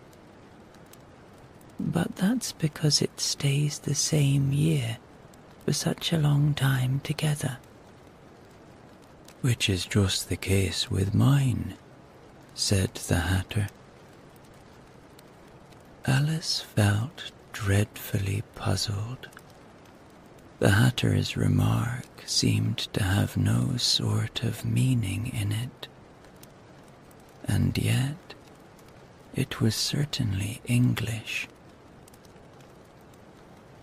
"I don't quite understand you," she said, as politely as she could. "The Dormouse is asleep again," said the Hatter,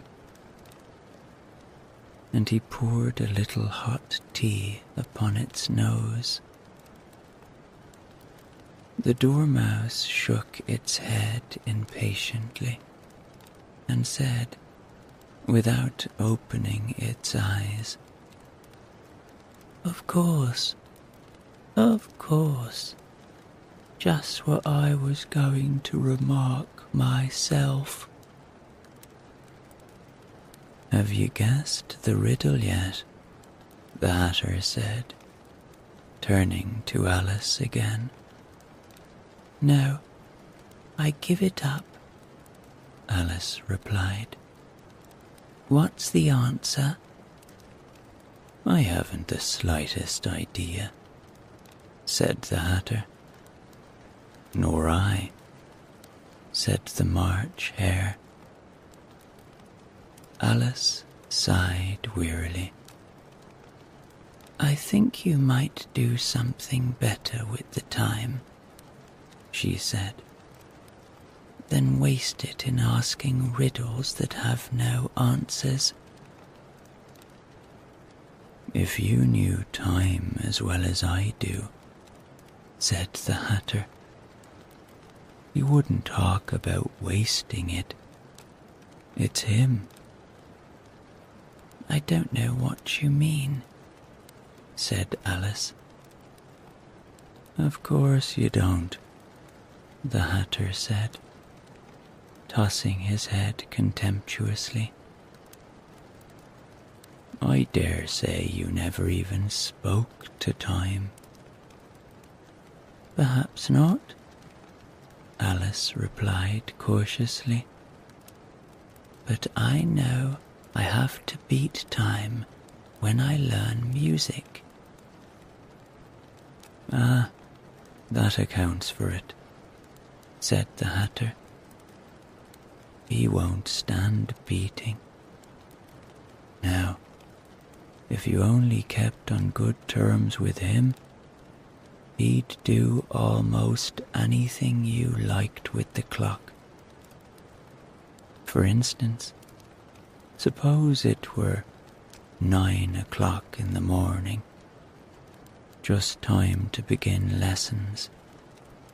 You'd only have to whisper a hint to time, and round goes the clock in a twinkling. 1:30, time for dinner. I only wish it was," the March Hare said to itself in a whisper. "That would be grand, certainly," said Alice thoughtfully. "But then I shouldn't be hungry for it, you know." "Not at first, perhaps," said the Hatter. "But you could keep it to 1:30 as long as you liked." "Is that the way you manage?" Alice asked. The Hatter shook his head mournfully. "Not I," he replied. "We quarrelled last March, just before he went mad, you know," pointing with his teaspoon at the March Hare. "It was at the great concert given by the Queen of Hearts, and I had to sing 'Twinkle, twinkle, little bat, how I wonder what you're at.' You know the song, perhaps." "I've heard something like it," said Alice. "It goes on, you know," the Hatter continued in this way. "Up above the world you fly, like a tea tray in the sky. Twinkle, twinkle." Here, the Dormouse shook itself and began singing in its sleep Twinkle, twinkle, twinkle, twinkle, and went on so long that they had to pinch it to make it stop. Well, I'd hardly finished the first verse, said the Hatter, when the Queen jumped up and bawled out, "He's murdering the time! Off with his head!" "How dreadfully savage!" exclaimed Alice. And ever since that, the Hatter went on in a mournful tone, "he won't do a thing I ask. It's always 6 o'clock now." A bright idea came into Alice's head. "Is that the reason so many tea things are put out here?" she asked. "Yes, that's it," said the Hatter with a sigh. "It's always tea time, and we've no time to wash the things between whiles." "Then you keep moving round, I suppose," said Alice. "Exactly so," said the Hatter, "as the things get used up." "But what happens when you come to the beginning again?" Alice ventured to ask. Suppose we change the subject," the March Hare interrupted, yawning. "I'm getting tired of this. I vote the young lady tells us a story." "I'm afraid I don't know one," said Alice, rather alarmed at the proposal. "Then the Dormouse shall," they both cried. "Wake up, Dormouse." And they pinched it on both sides at once. The Dormouse slowly opened his eyes.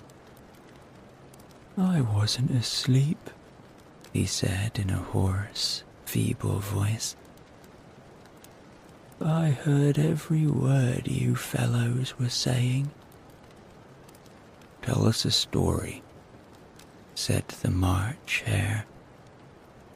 "Yes, please do," pleaded Alice. "And be quick about it," added the Hatter, "or you'll be asleep again before it's done." "Once upon a time, there were 3 little sisters," the Dormouse began in a great hurry. "And their names were Elsie, Lacey, and Tilly, and they lived at the bottom of a great well." "What did they live on?" said Alice, who always took a great interest in questions of eating and drinking. "They lived on treacle," said the Dormouse, after thinking a minute or two. "They couldn't have done that, you know," Alice gently remarked. "They'd have been ill." "So they were," said the Dormouse. "Very ill." Alice tried to fancy to herself what such an extraordinary ways of living would be like, but it puzzled her too much, so she went on. "But why did they live at the bottom of a well?" "Take some more tea," the March Hare said to Alice, very earnestly. "I've had nothing yet." Alice replied in an offended tone. So I can't take more. You mean you can't take less, said the Hatter. It's very easy to take more than nothing. Nobody asked your opinion, said Alice. Who's making personal remarks now? The Hatter asked triumphantly. Alice did not quite know what to say to this, so she helped herself to some tea and bread and butter, and then turned to the Dormouse and repeated her question. Why did they live at the bottom of a well? The Dormouse again took a minute or two to think about it, and then said, It was a treacle well. There's no such thing. Alice was beginning very angrily, but the Hatter and the March Hare went, Shh, shh, and the Dormouse sulkily remarked, If you can't be civil, you better finish the story for yourself. Now, please go on, Alice said very humbly. I won't interrupt again. I dare say there may be one. One indeed, said the Dormouse indignantly. However, he consented to go on. And so, these three little sisters, they were learning to draw, you know. What did they draw? Said Alice, quite forgetting her promise. Treacle, said the Dormouse, without considering at all this time. I want a clean cup, interrupted the Hatter. Let's all move one place on. He moved on as he spoke, and the Dormouse followed him.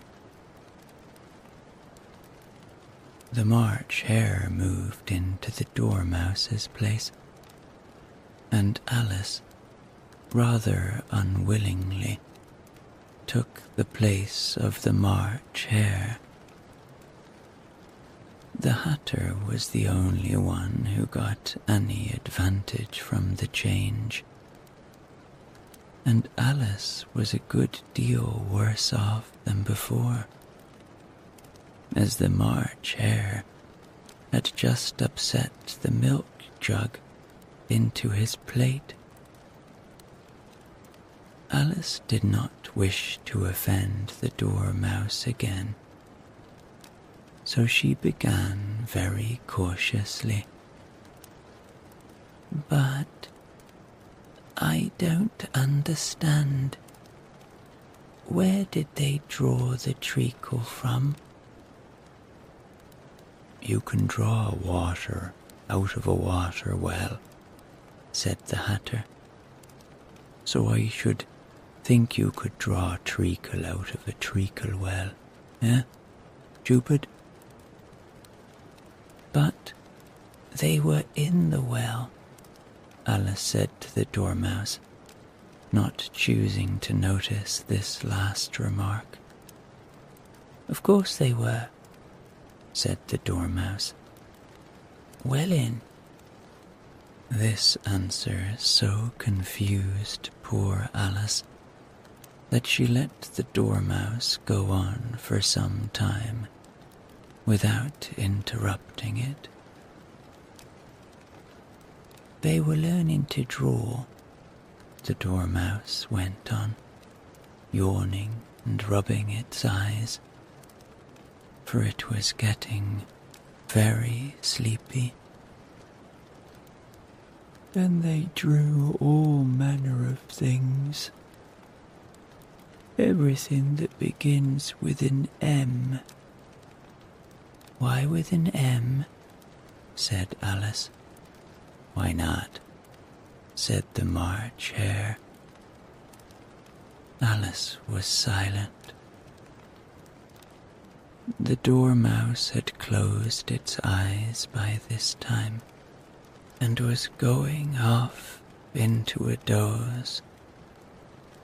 But, on being pinched by the Hatter,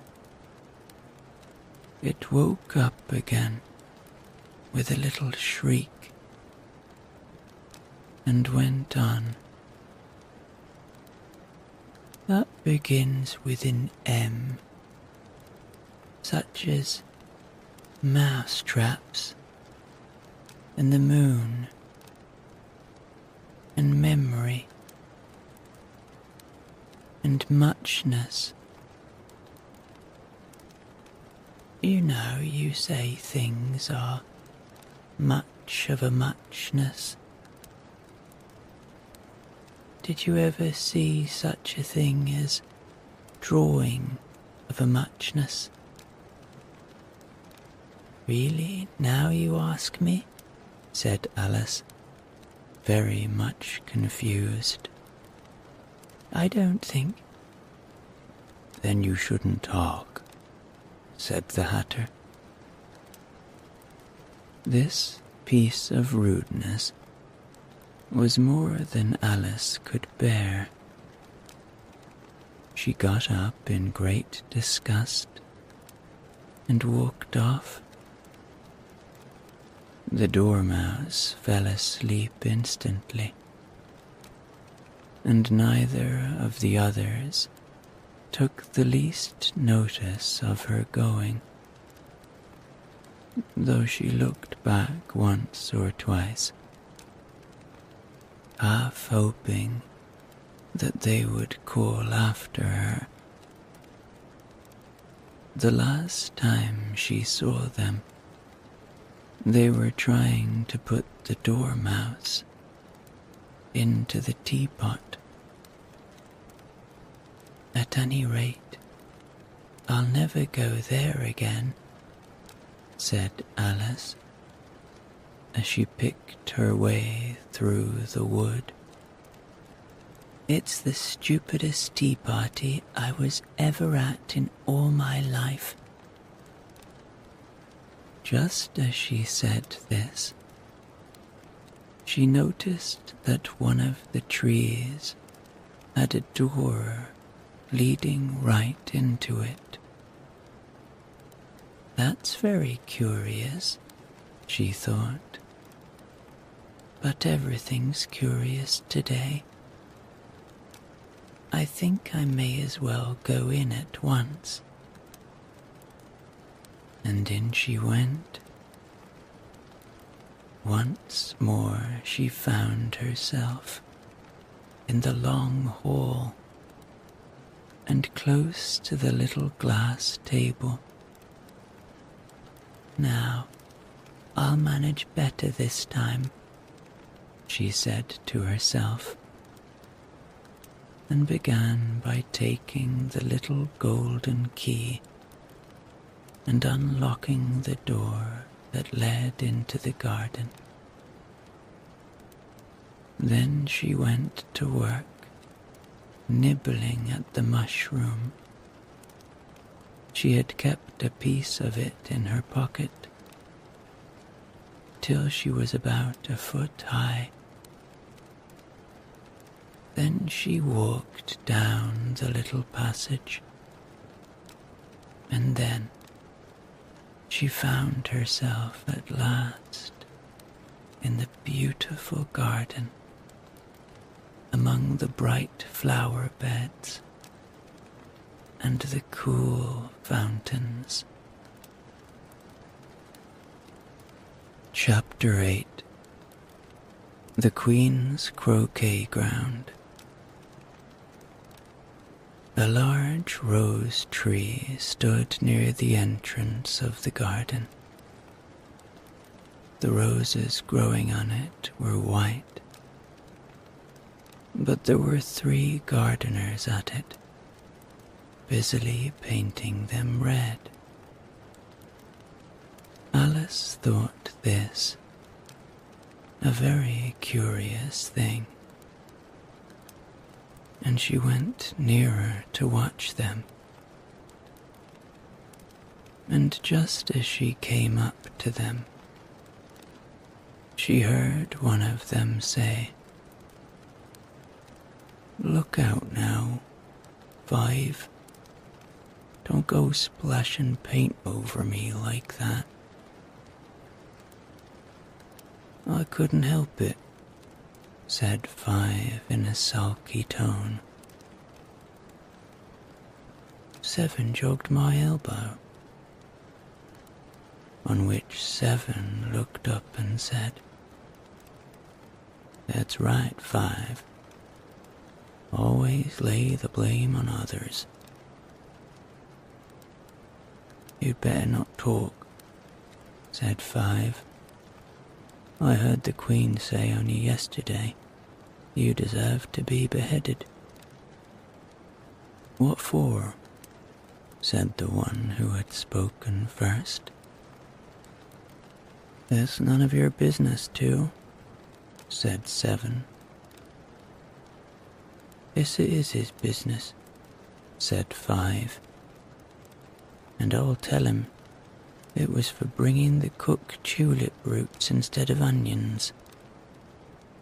7 flung down his brush, and had just begun, "Well, of all of the unjust things," when his eye chanced to fall upon Alice as she stood watching them, and he checked himself suddenly. The others looked round also, and all of them bowed low. "Would you tell me," said Alice, a little timidly, "why you are painting those roses?" 5 and 7 said nothing, but looked at 2. 2 began in a low voice, "Why, the fact is, you see, miss, this here ought to have been a red rose tree, and we put a white one in by mistake. And if the Queen was to find it out, we should all have our heads cut off, you know. So, you see, miss, we're doing our best afore she comes to." At this moment, 5, who had been anxiously looking across the garden, called out, "The Queen! The Queen!" And the 3 gardeners instantly threw themselves flat upon their faces. There was a sound of many footsteps, and Alice looked round, eager to see the Queen. First came 10 soldiers, carrying clubs. These were all shaped like the 3 gardeners, oblong and flat, with their hands and feet at the corners. Next, the 10 courtiers. These were ornamented all over with diamonds, and walked 2 and 2, as the soldiers did. After these came the royal children. There were 10 of them, and the little dears came jumping merrily along, hand in hand, in couples.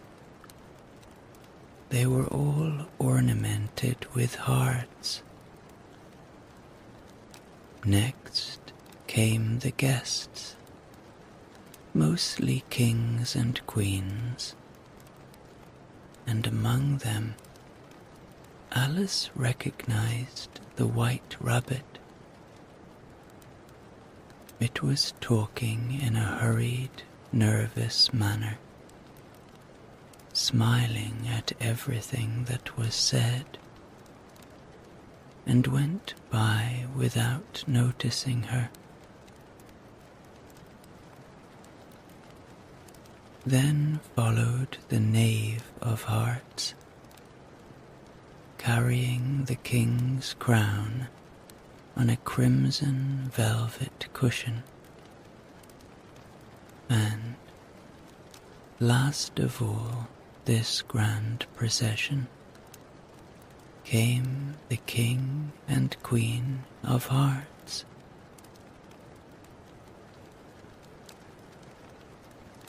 Alice was rather doubtful whether she ought not to lie down on her face like the three gardeners, but she could not remember ever having heard of such a rule at processions.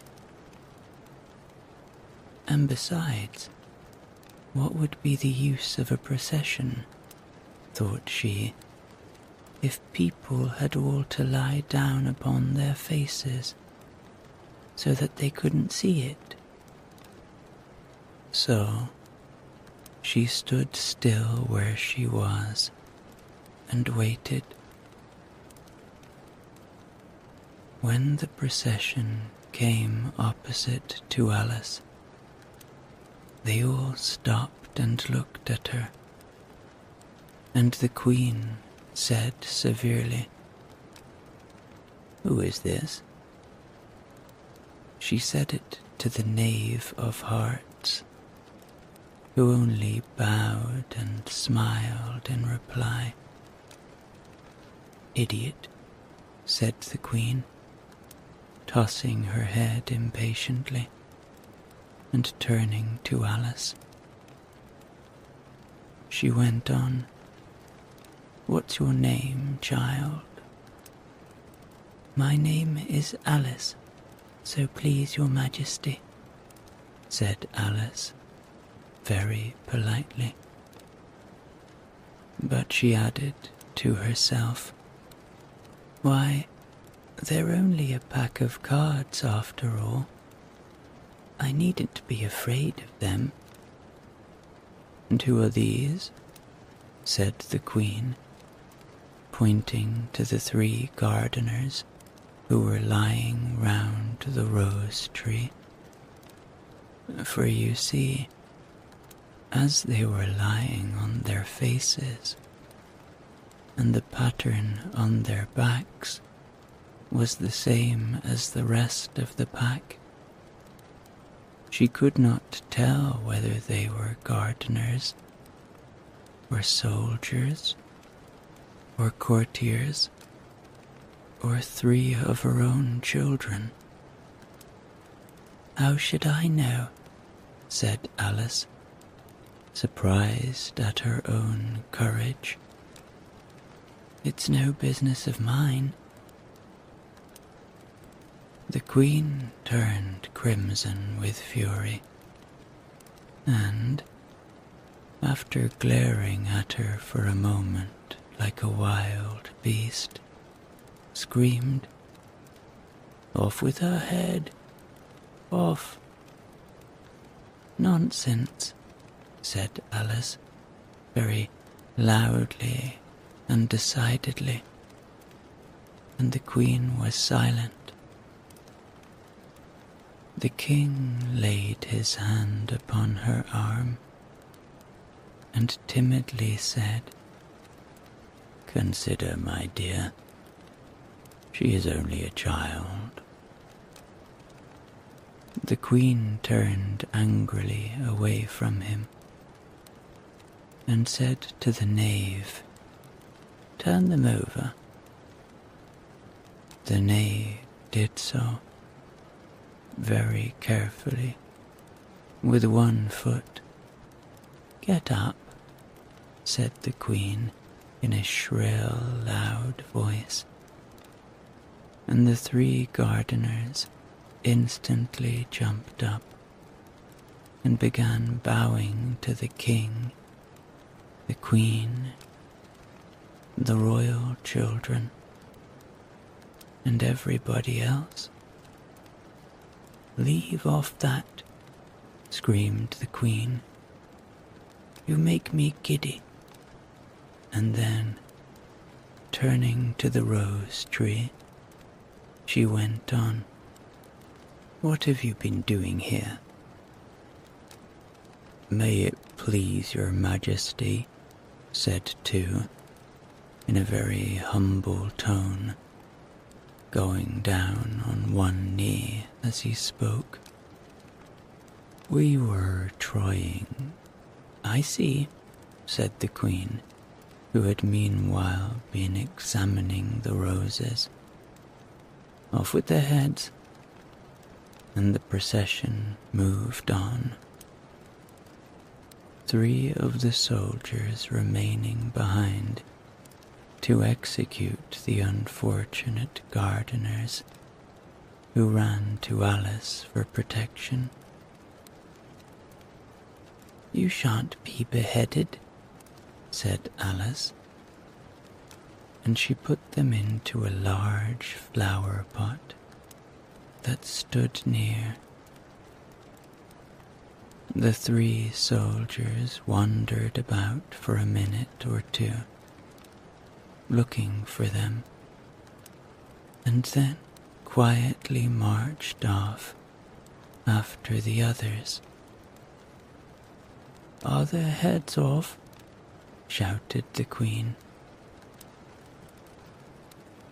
"The heads are gone, if it please your majesty," the soldiers shouted in reply. "That's right," shouted the queen. "Can you play croquet?" The soldiers were silent and looked at Alice, as the question was evidently meant for her. "Yes," shouted Alice. "Come on then," roared the queen, and Alice joined the procession, wondering very much what would happen next. It's a very fine day," said a timid voice at her side. She was walking by the white rabbit, who was peeping anxiously into her face. "Very," said Alice. "Where's the Duchess?" "Hush, hush," said the rabbit in a low, hurried tone. He looked anxiously over his shoulder as he spoke, and then raised himself upon tiptoe, put his mouth close to her ear, and whispered, "She's under sentence of execution." "What for?" said Alice. "Did you say, 'What a pity'?" the rabbit asked. "No, I didn't," said Alice. "I don't think it's at all a pity. I said, 'What for?'" "She boxed the queen's ears," the rabbit began. Alice gave a little scream of laughter. "Oh, hush," the rabbit whispered in a frightened tone.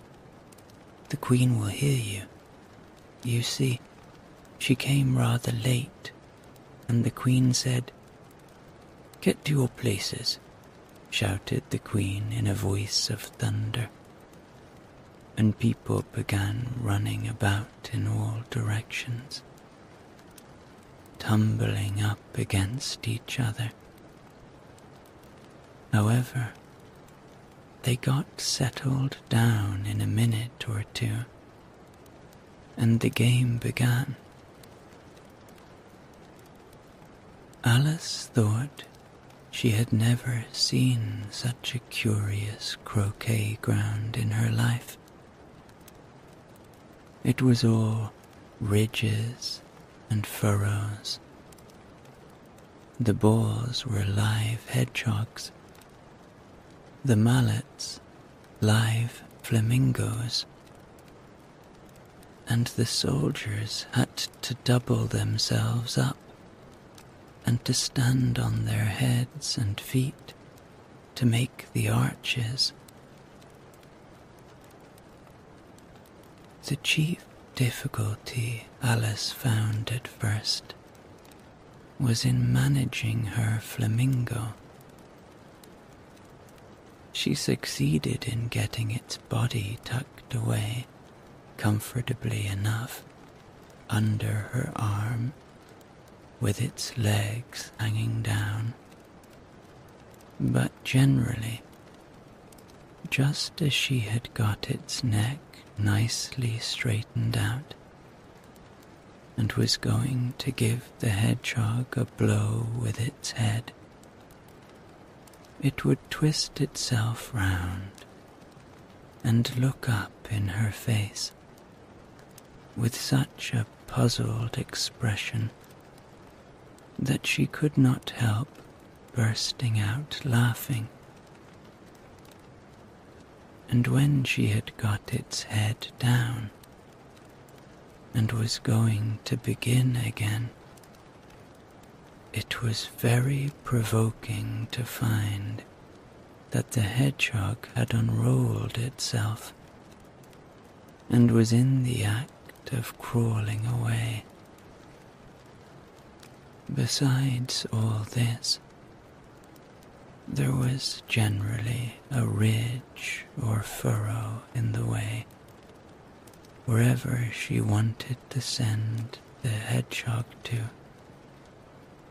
And as the doubled-up soldiers were always getting up and walking off to other parts of the ground, Alice soon came to the conclusion that it was a very difficult game indeed. The players all played at once, without waiting for turns, quarrelling all the while, and fighting for the hedgehogs. And in a very short time, the Queen was in a furious passion and went stamping about and shouting, "Off with his head," or "Off with her head," about once in a minute. Alice began to feel very uneasy. To be sure, she had not as yet had any dispute with the Queen, but she knew it might happen any minute. And then, thought she, what would become of me? They're dreadfully fond of beheading people here. The great wonder is that there's anyone left alive. She was looking about for some way of escape and wondering whether she could get away without being seen, when she noticed a curious appearance in the air.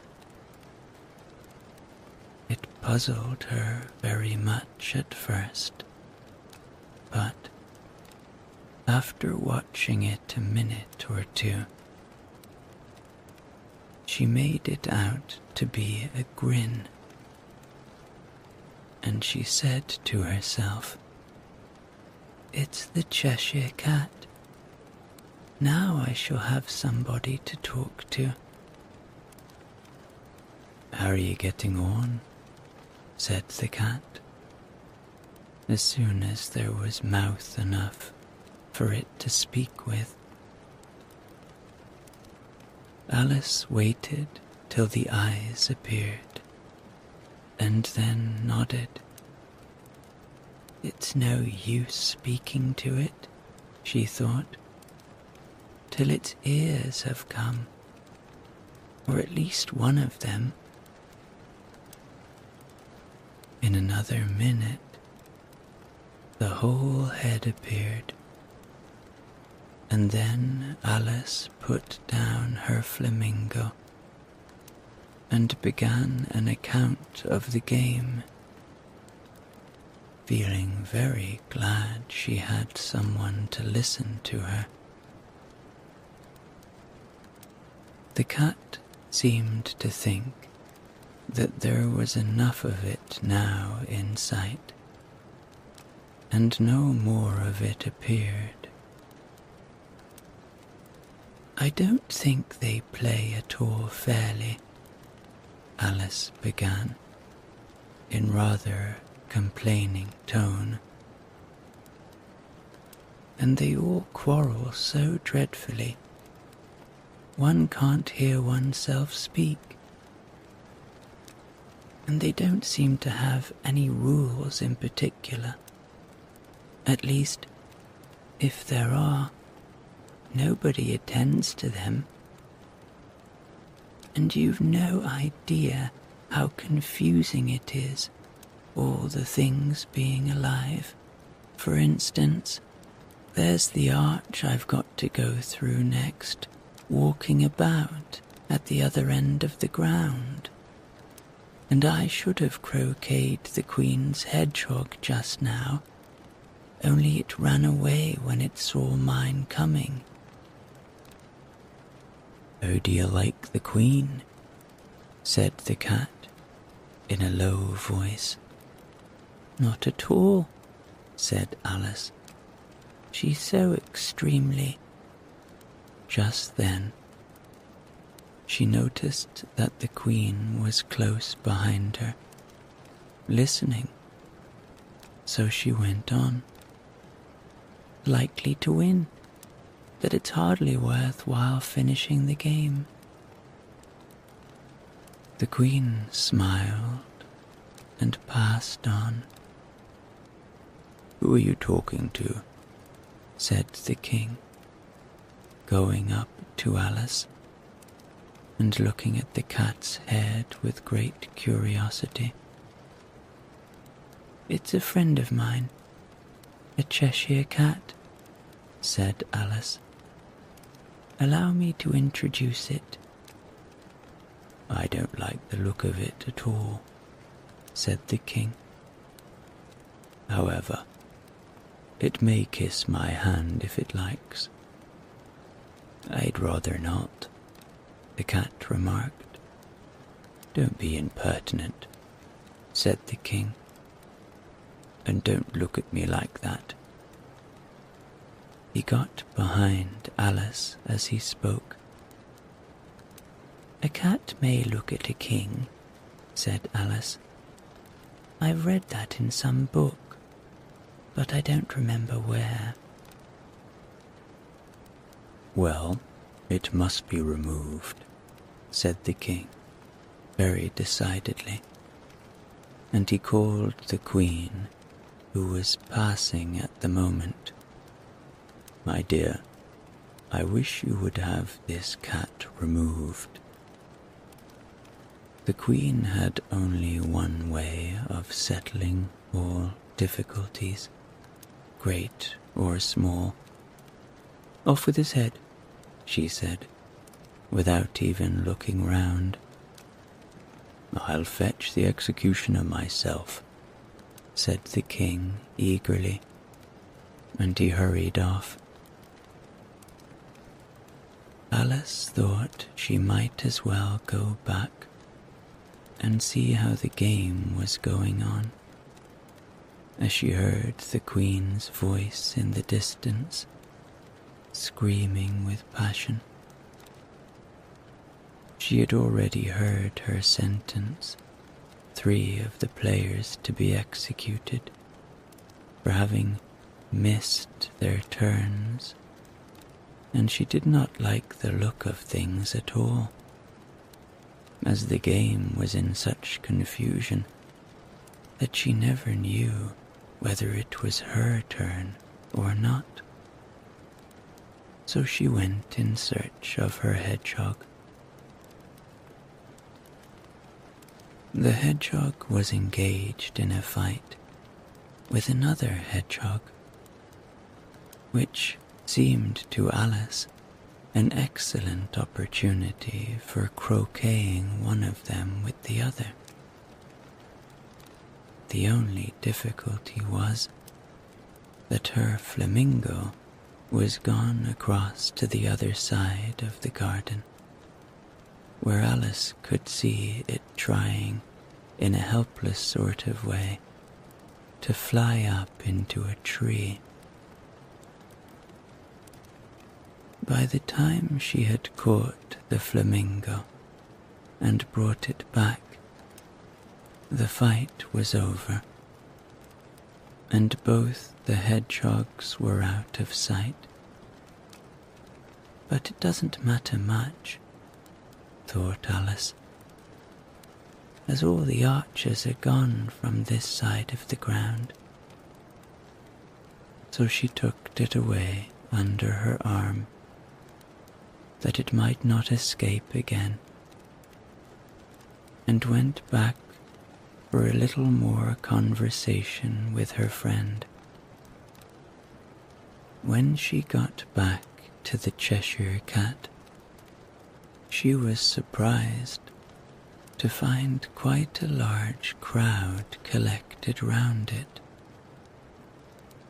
There was a dispute going on between the executioner, the king, and the queen, who were all talking at once, while all the rest were quite silent and looked very uncomfortable. The moment Alice appeared, she was appealed to by all 3 to settle the question, and they repeated their arguments to her, though, as they all spoke at once, she found it very hard indeed to make out exactly what they said. The executioner's argument was that you couldn't cut off a head unless there was a body to cut it off from, that he had never had to do such a thing before, and he wasn't going to begin at his time of life. The king's argument was that anything that had a head could be beheaded, and that you weren't going to talk nonsense. The queen's argument was that if something wasn't done about it in less than no time, she'd have everybody executed all round. It was this last remark that had made the whole party look so grave and anxious. Alice could think of nothing else to say but, "It belongs to the Duchess. You'd better ask her about it." "She's in prison," the Queen said to the executioner. "Fetch her here." And the executioner went off like an arrow. The cat's head began fading away the moment he was gone, and By the time he had come back with the Duchess, it had entirely disappeared.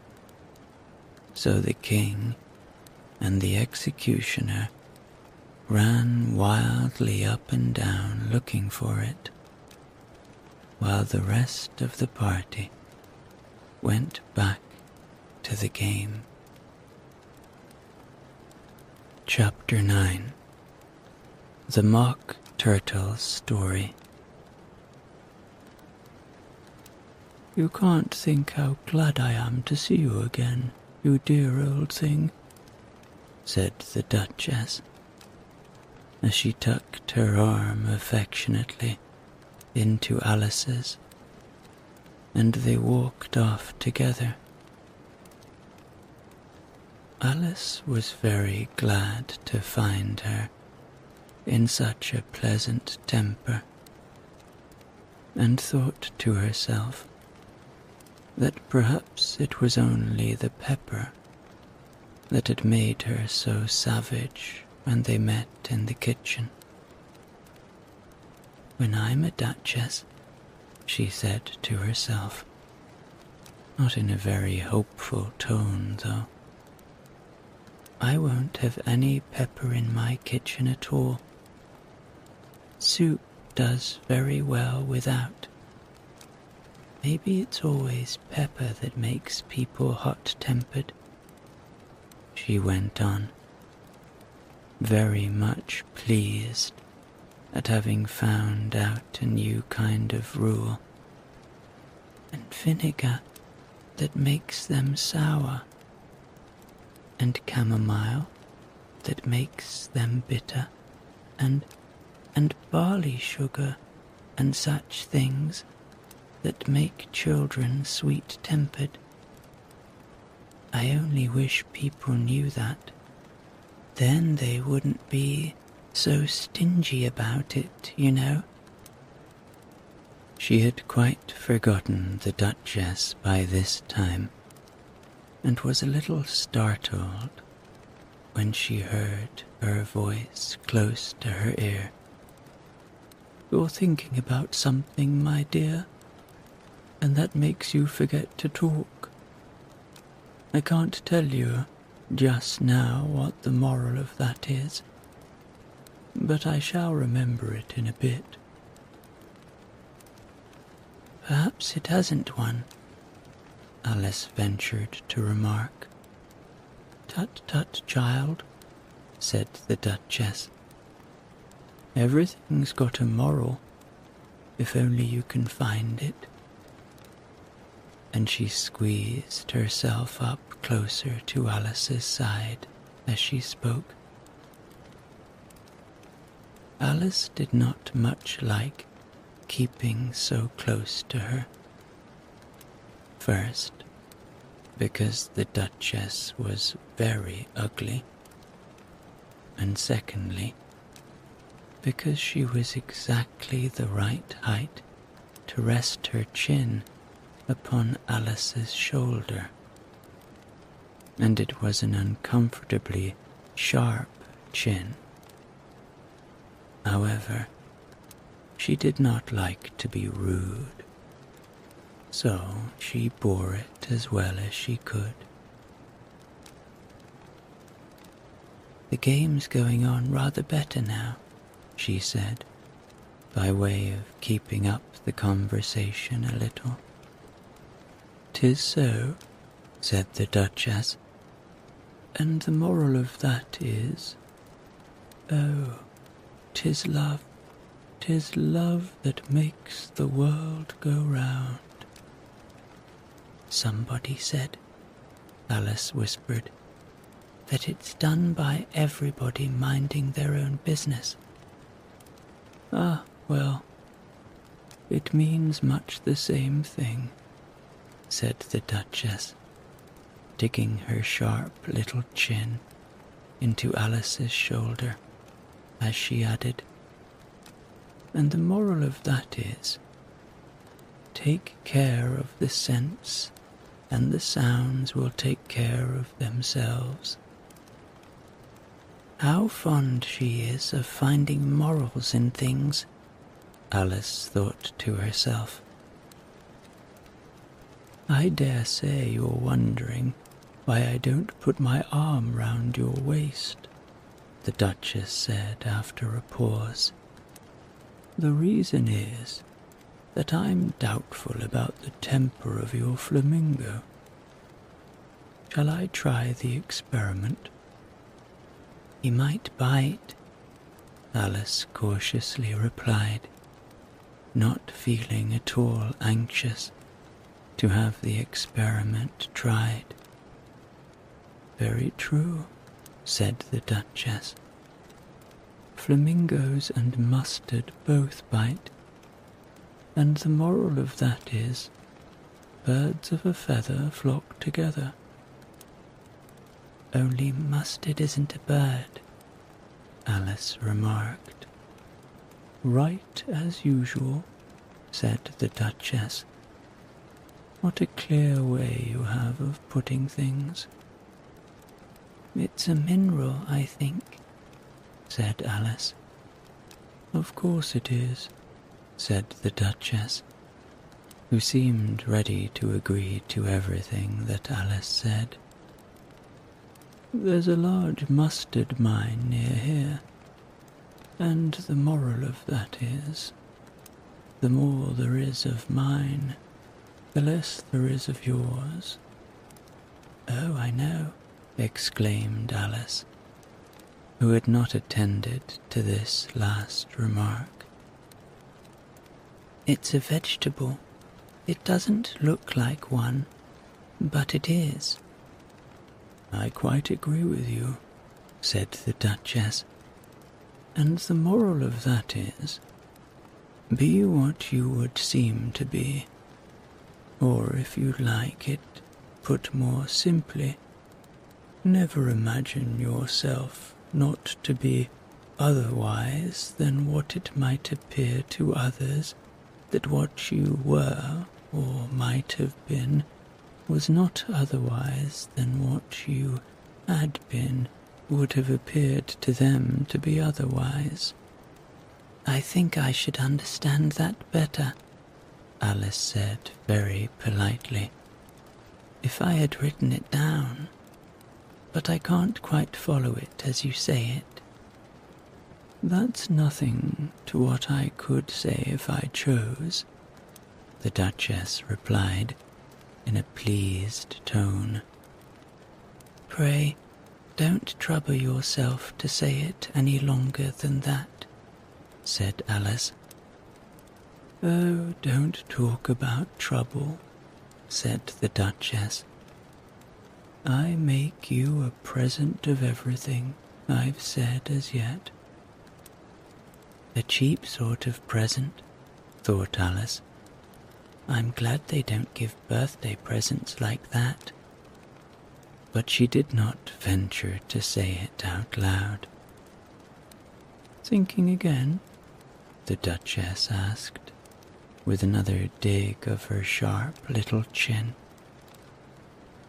I've a right to think, said Alice sharply, for she was beginning to feel a little worried. Just about as much right, said the Duchess, as pigs have to fly, and the more... But here, to Alice's great surprise, the Duchess's voice died away, even in the middle of her favorite word, moral, and the arm that was linked into hers began to tremble. Alice looked up, and there stood the Queen in front of them, with her arms folded, frowning like a thunderstorm. A fine day, Your Majesty, the Duchess began, in a low, weak voice. Now, I give you fair warning, shouted the Queen, stamping on the ground as she spoke. Either you or your head must be off, and that in about half no time. Take your choice." The Duchess took her choice and was gone in a moment. "Let's go on with the game," the Queen said to Alice, and Alice was too much frightened to say a word, but slowly followed her back to the croquet ground.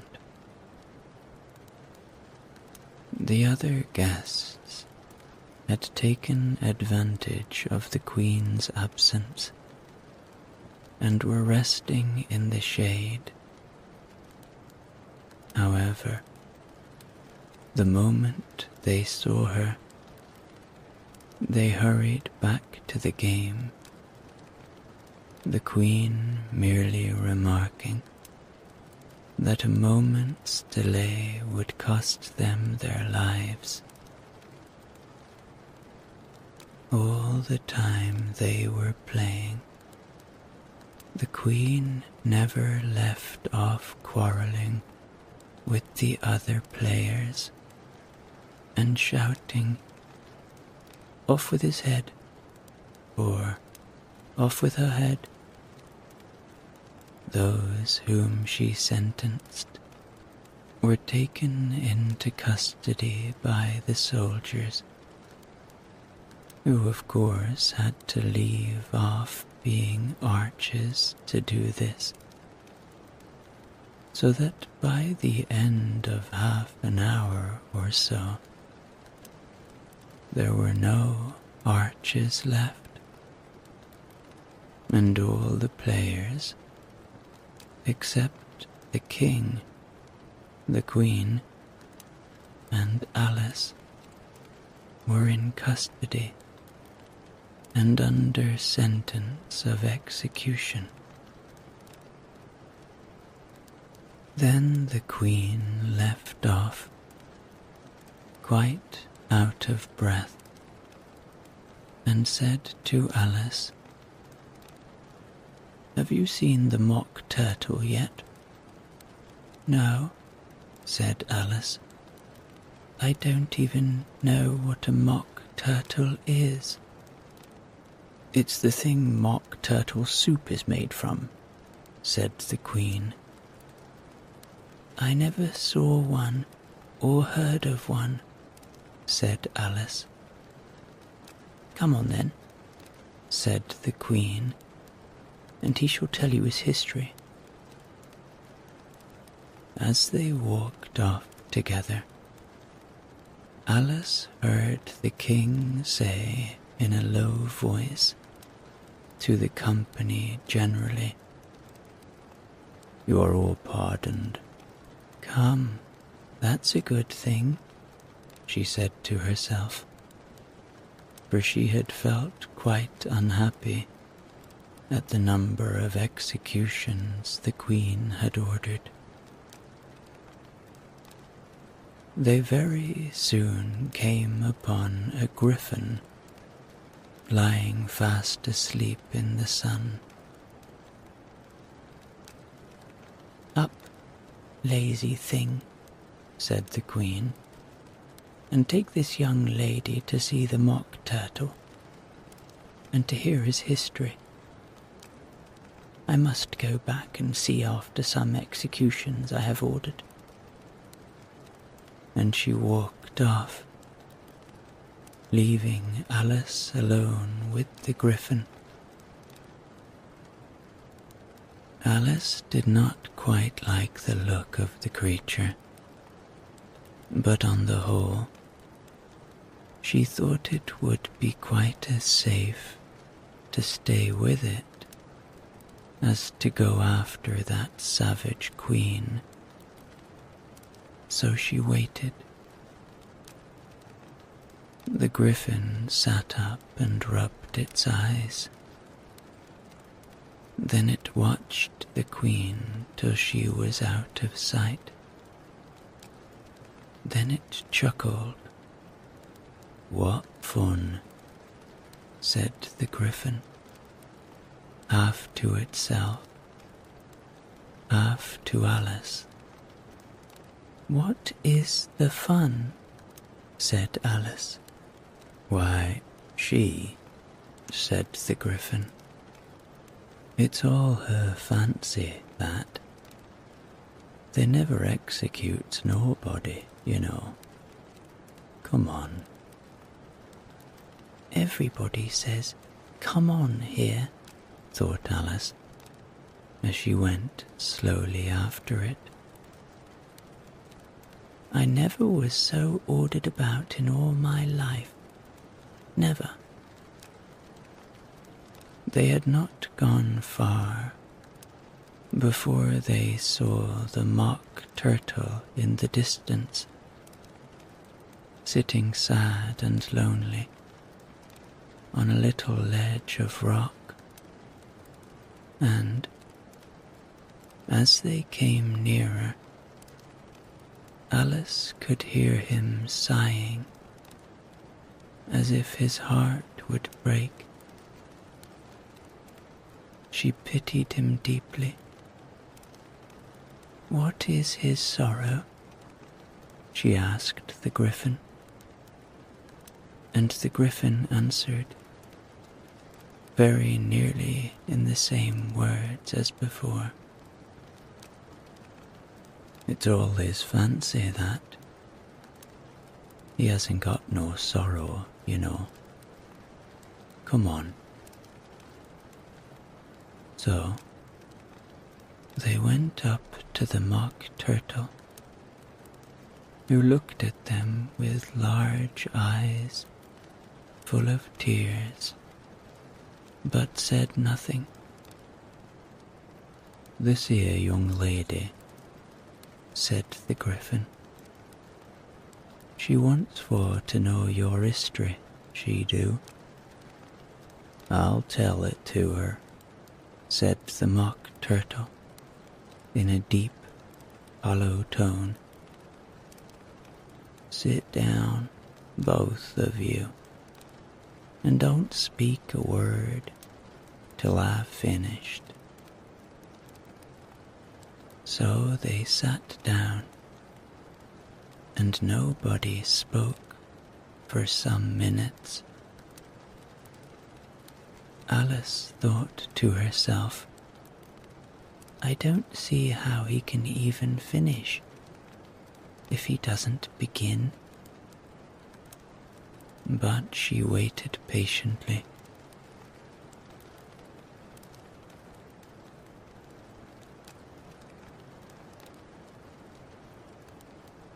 "Once," said the mock turtle at last, with a deep sigh, "I was a real turtle." These words were followed by a very long silence, broken only by an occasional exclamation of from the Gryphon, and the constant heavy sobbing of the mock turtle. Alice was very nearly getting up and saying, "Thank you, sir, for your interesting story." But she could not help thinking there must be more to come. So she sat still and said nothing.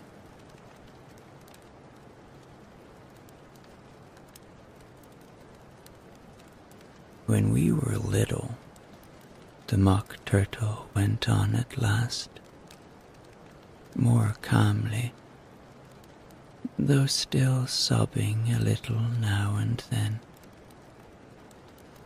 "we went to school in the sea.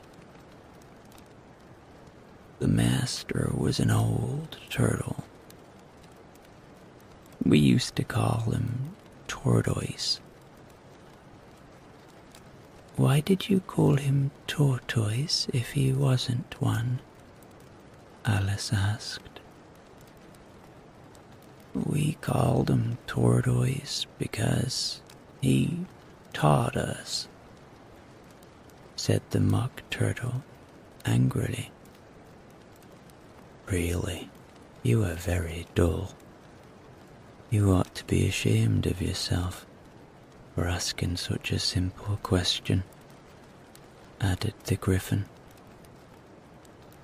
And then they both sat silent and looked at poor Alice, who felt ready to sink into the earth. At last, the Gryphon said to the Mock Turtle, Drive on, old fellow. Don't be all day about it.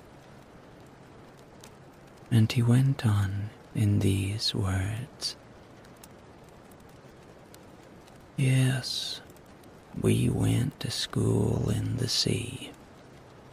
Oh, you mayn't believe it. I never said I didn't, interrupted Alice. You did, said the Mock Turtle. Hold your tongue, added the Gryphon, before Alice could speak again. The Mock Turtle went on. We had the best of educations. In fact, we went to school every day. I've been to a day school too, said Alice. You needn't be so proud as all that. With extras? Asked the Mock Turtle, a little anxiously. Yes, said Alice. We learned French and music. And washing? Said the Mock Turtle. Certainly not, said Alice indignantly. Then yours wasn't a really good school, said the Mock Turtle, in a tone of great relief. Now, at ours, they had at the end of the bill French, music, and washing extra. You couldn't have wanted it much, said Alice, living at the bottom of the sea. I couldn't afford to learn it, said the Mock Turtle with a sigh. I only took the regular course. What was that? Inquired Alice. Reelin' and writhin', of course, to begin with, the Mock Turtle replied. And then the different branches of arithmetic, ambition, distraction, uglification, and derision. I never heard of uglification, Alice ventured to say. What is it? The Gryphon lifted up both its paws in surprise. What? Never heard of uglifying? It exclaimed. You know what to beautify is, I suppose. Yes, said Alice doubtfully. It means to make anything prettier. Well then, the Gryphon went on, if you don't know what to uglify is, you are a simpleton. Alice did not feel encouraged to ask any more questions about it, so she turned to the Mock Turtle and said, What else had you to learn? Well, there was mystery, the Mock Turtle replied. counting off the subjects on his flappers. Mystery, ancient and modern, with seography, then drawling. The drawling master was an old conger eel that used to come once a week. He taught us drawling, stretching, and fainting in coils. What was that like? Said Alice. Well, I can't show it to you myself, the Mock Turtle said. I'm too stiff, and the Griffin never learnt it. Hadn't time, said the Griffin. I went to the classics master, though. He was an old crab, he was. I never went to him, the Mock Turtle said with a sigh. He taught laughing and grief, they used to say. So he did,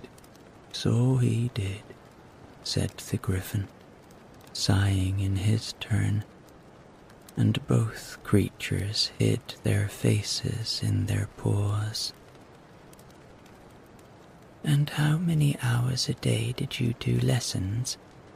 Said Alice, in a hurry to change the subject.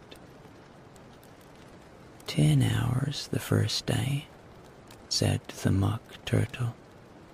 9 the next, and so on. What a curious plan, exclaimed Alice. That's the reason they're called lessons, the Griffin remarked. Because they listen from day to day. This was quite a new idea to Alice, and she thought it over a little before she made her next remark. Then the 11th day must have been a holiday? Of course it was, said the Mock Turtle. And how did you manage on the 12th? Alice went on eagerly. That's enough about lessons, the Griffin interrupted in a very decided tone. Tell us something about the games now. Chapter 10. The Lobster Quadrille. The Mock Turtle sighed deeply and drew the back of one flapper across his eyes. He looked at Alice and tried to speak, but for a minute or two, sobs choked his voice. Same as if he had a bone in his throat, said the Griffin, and it set to work, shaking him and punching him in the back. At last, the Mock Turtle recovered his voice, and with tears running down his cheeks, he went on again. You may have not lived much under the sea. I haven't, said Alice. And perhaps you were never even introduced to a lobster. Alice began to say, I once tasted, but checked herself hastily and said, No, never. So you can have no idea what a delightful thing a lobster quadrille is. No, indeed, said Alice. What sort of a dance is it? Why, said the Griffin, You first form into a line along the seashore. 2 lines, cried the Mock Turtle. Seals, turtles, salmon, and so on.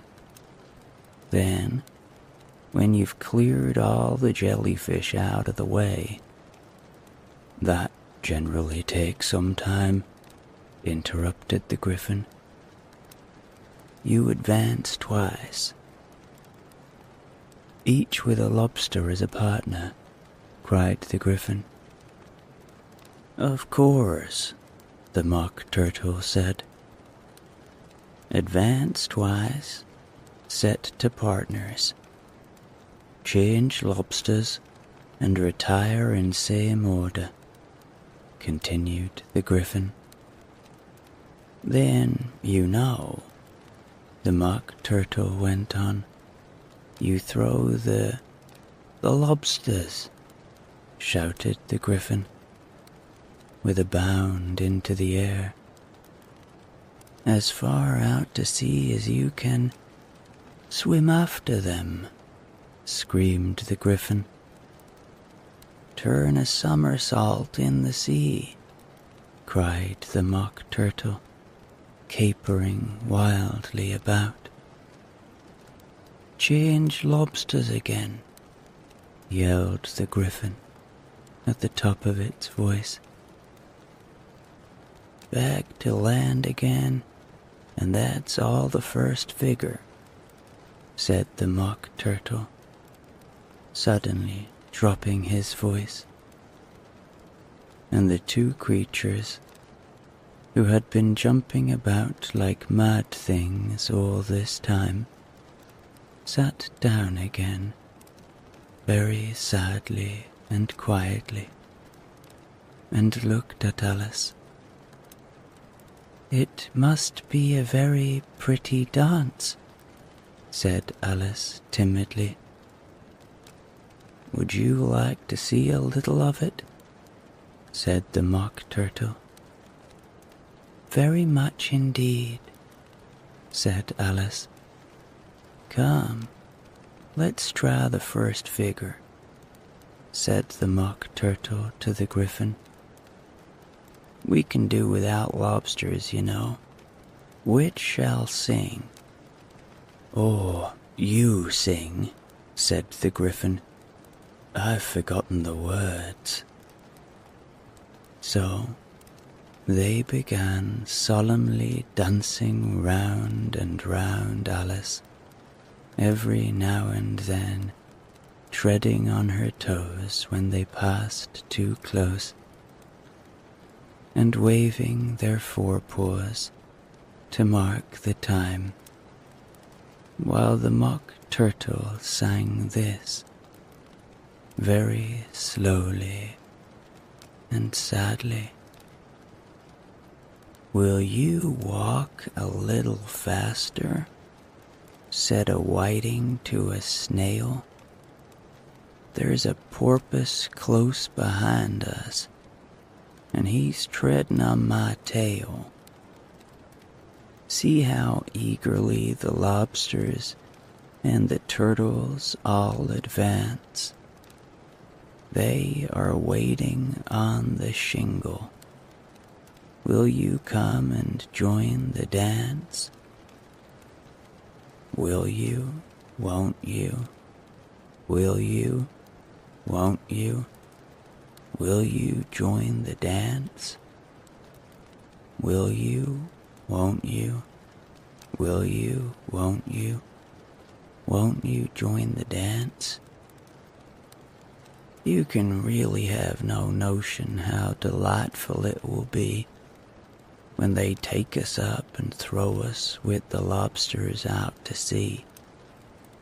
But the snail replied, too far, and gave a look askance.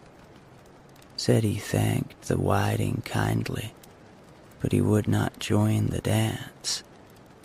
Would not, could not, would not, could not, would not join the dance. Would not, could not, would not, could not join the dance. What matters it how far we go? His scaly friend replied. There is another shore, you know, upon the other side. The further off from England, the nearer is to France. Then turn not pale, beloved snail, but come and join the dance. Will you, won't you? Will you, won't you? Will you join the dance? Will you, won't you? Will you, won't you? Won't you join the dance? Thank you. It's a very interesting dance to watch, said Alice, feeling very glad that it was over at last. And I do so like that curious song about the whiting. Oh, as to the whiting, said the Mock Turtle, you've seen them, of course.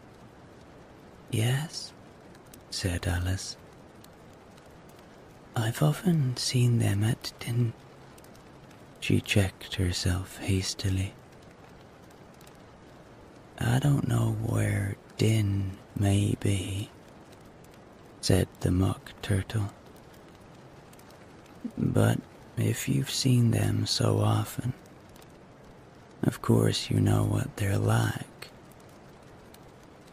I believe so, Alice replied thoughtfully.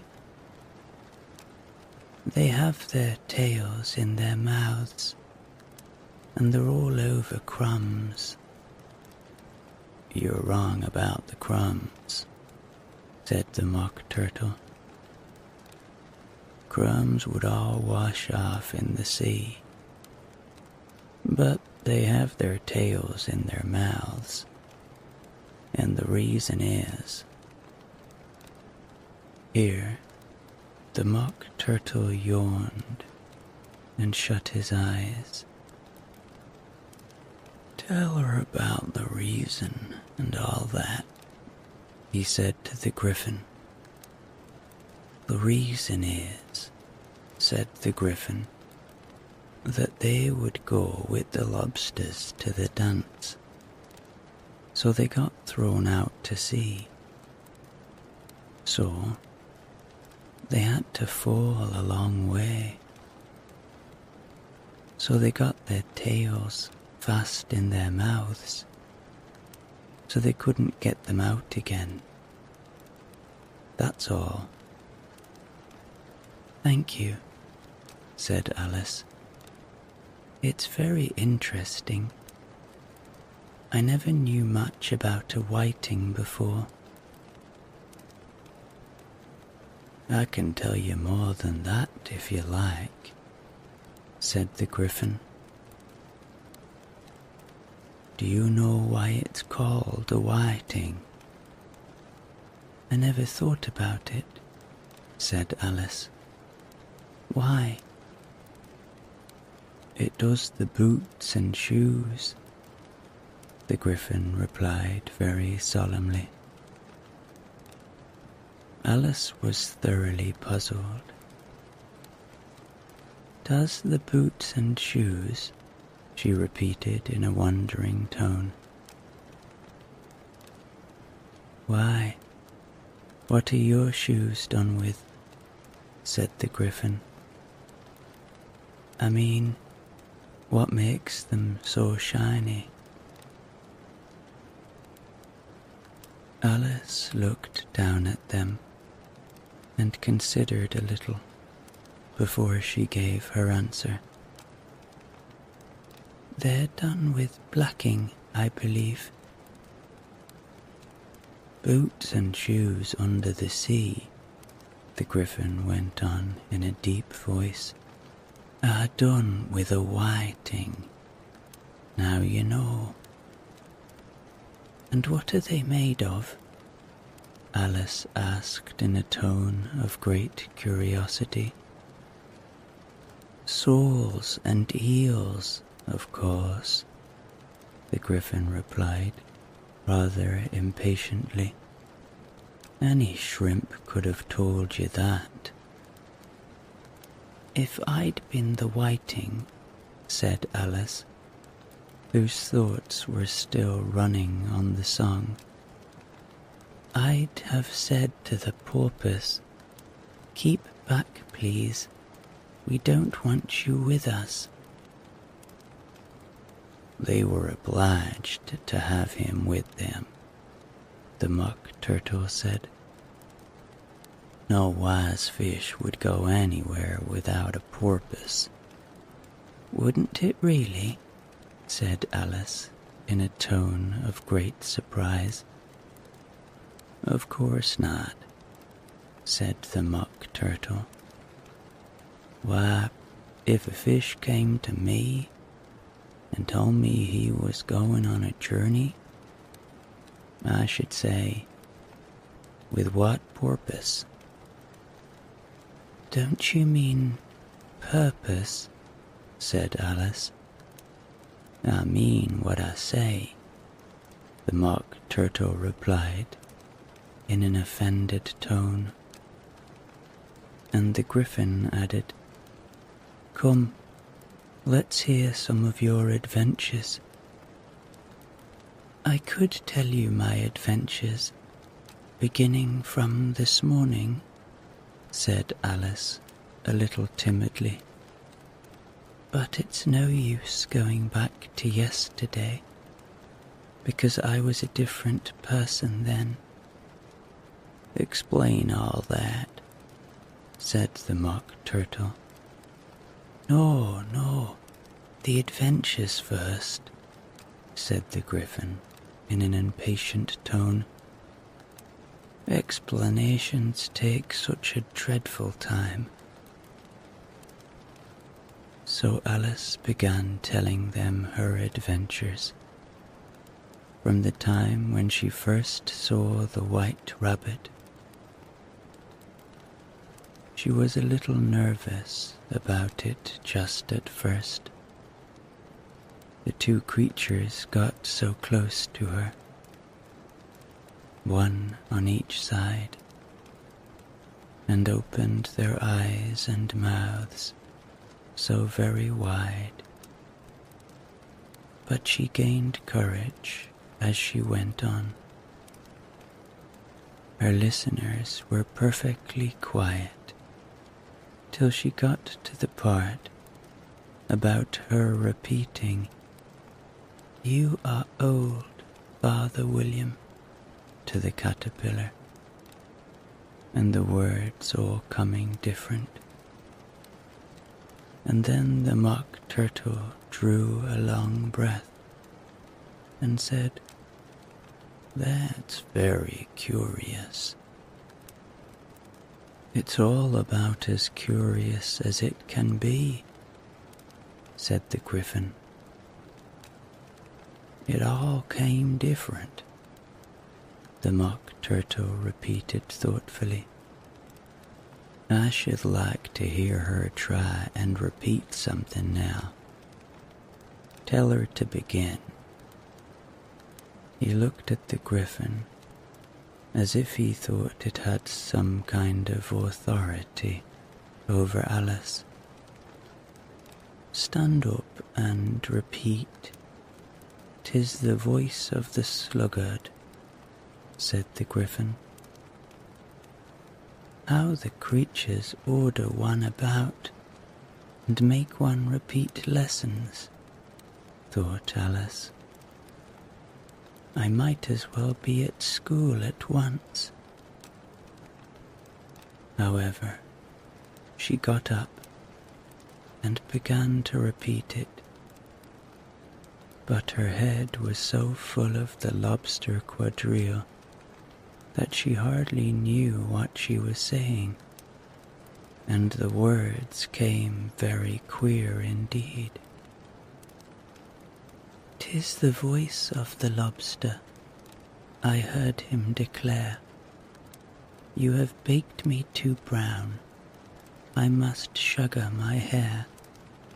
As a duck with its eyelids, so he with his nose trims his belt and his buttons and turns out his toes.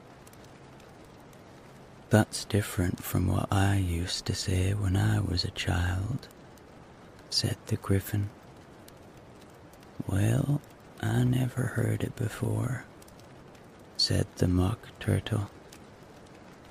But it sounds uncommon nonsense. Alice said nothing.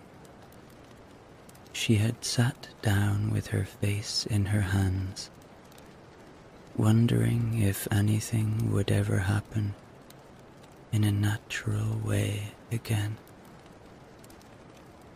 I should like to have it explained, said the Mock Turtle. She can't explain it, said the Gryphon hastily. Go on with the next verse. But about his toes, the Mock Turtle persisted. How could he turn them out with his nose, you know? It's the first position in dancing, Alice said, but was dreadfully puzzled by the whole thing, and longed to change the subject. Go on with the next verse, the Gryphon repeated impatiently. It begins, I passed by his garden. Alice did not dare to disobey, though she felt sure it would all come wrong. And she went on in a trembling voice. I passed by his garden and marked with one eye how the owl and the panther were sharing a pie. The panther took the pie crust and gravy and meat, while the owl had the dish as its share of the treat. When the pie was all finished, the owl, as a boon, was kindly permitted to pocket the spoon, while the panther received knife and fork with a growl and concluded the banquet. What is the use of repeating all that stuff?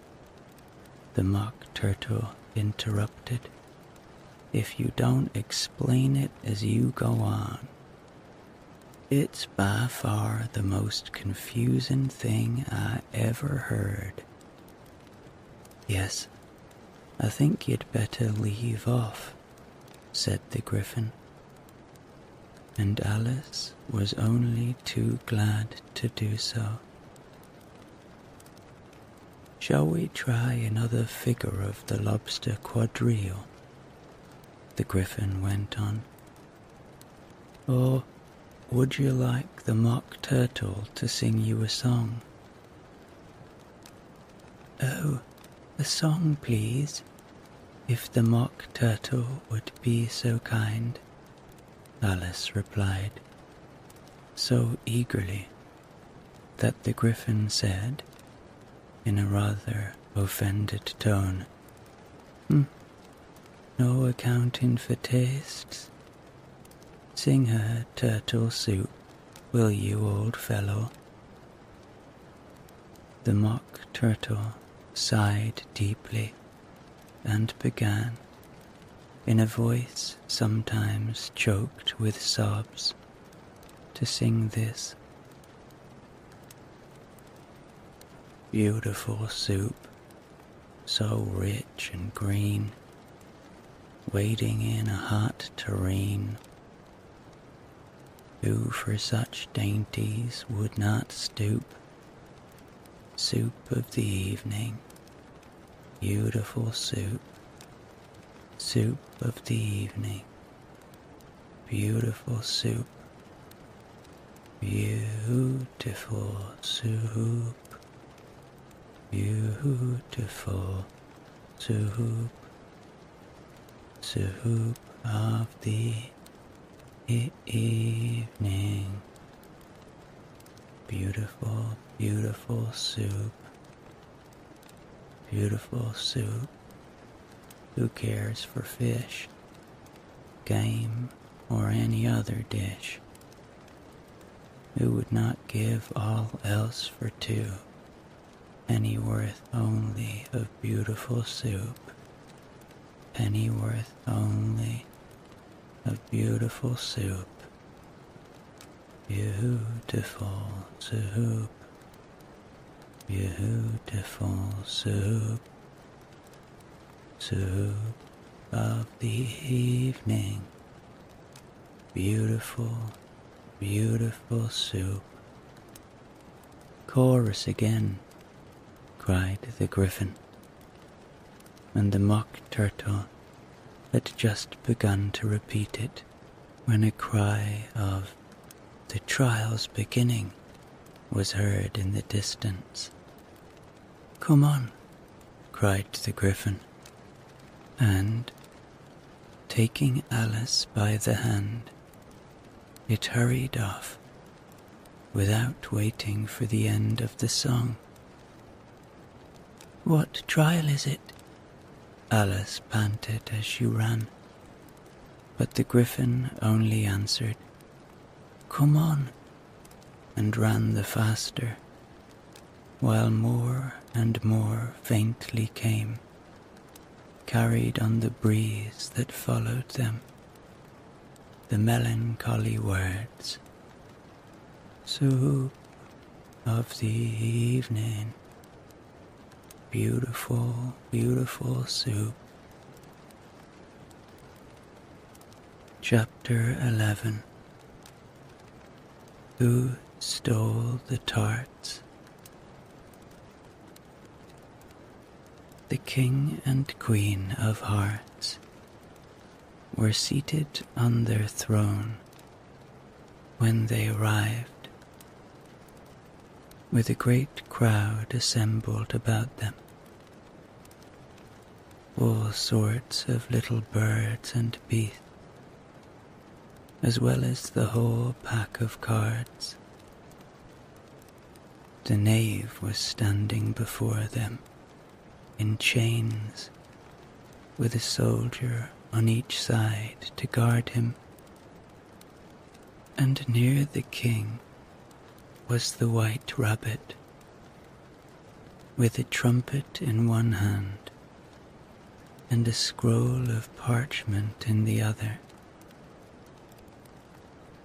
In the very middle of the court was a table with a large dish of tarts upon it. They looked so good that it made Alice quite hungry to look at them. "I wish they'd get the trial done," she thought, "and hand round the refreshment." But there seemed no chance of this. So she began looking at everything about her to pass away the time. Alice had never been in a court of justice before, but she had read about them in books, and she was quite pleased to find that she knew the name of nearly everything there. "That's the judge," she said to herself, "because of his great wig." The judge, by the way, was the king, and as he wore his crown over the wig, he did not look at all comfortable, and it was certainly not becoming. "And that's the jury box," thought Alice, "and those 12 creatures," she was obliged to say creatures, you see, because some of them were animals and some were birds. I suppose they are the jurors. She said this last word or two 3 times over to herself, being rather proud of it, for she thought, and rightly too, that very few little girls of her age knew the meaning of it all. However, jurymen would have done just as well. The 12 jurors were all writing very busily on slates. "What are they doing?" Alice whispered to the Griffin. "They can't have anything to put down yet, before the trials began." "They're putting down their names," the Griffin whispered in reply, "for fear they should forget them before the end of the trial." "Stupid things," Alice began in a loud, indignant voice. But she stopped hastily, for the White Rabbit cried out, "Silence in the court," and the king put on his spectacles and looked anxiously round to make out who was talking.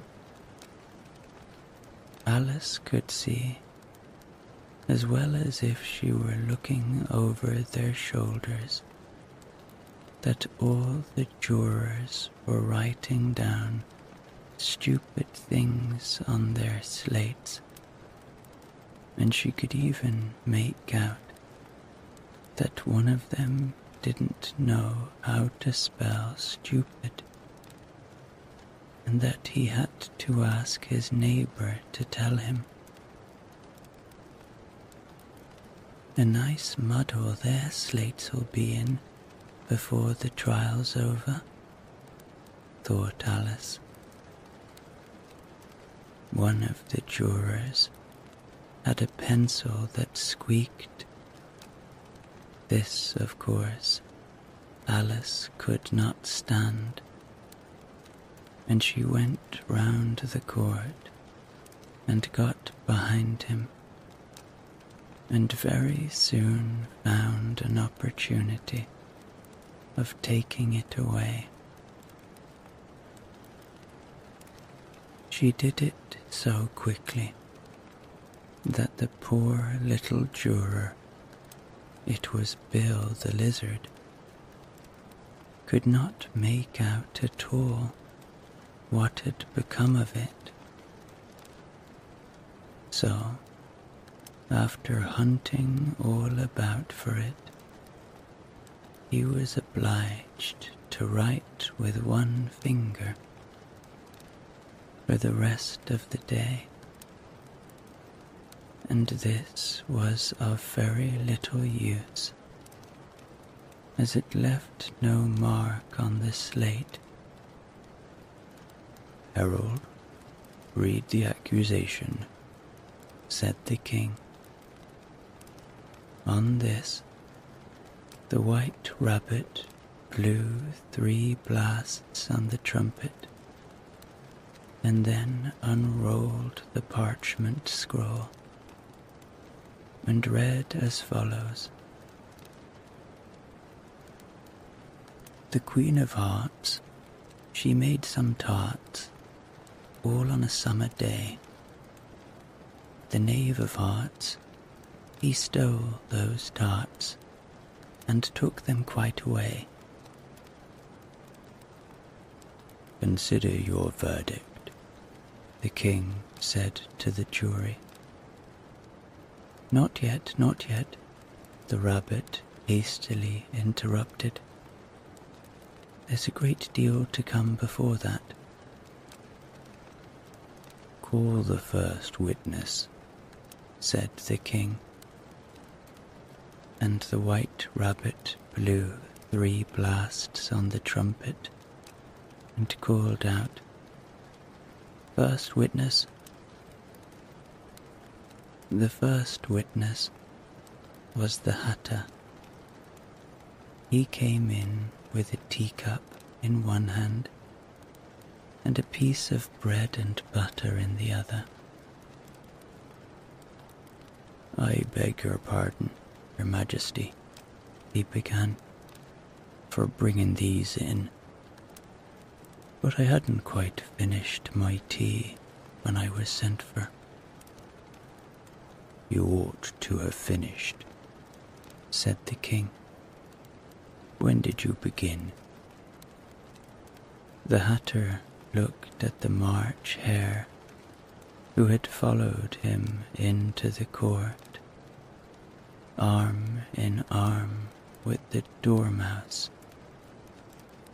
14th of March, I think it was," he said. 15th, said the March Hare. 16th, added the Dormouse.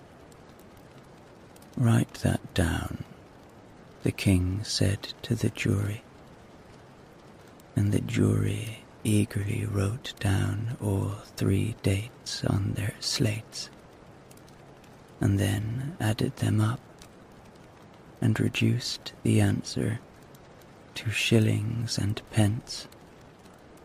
"Take off your hat," the king said to the Hatter.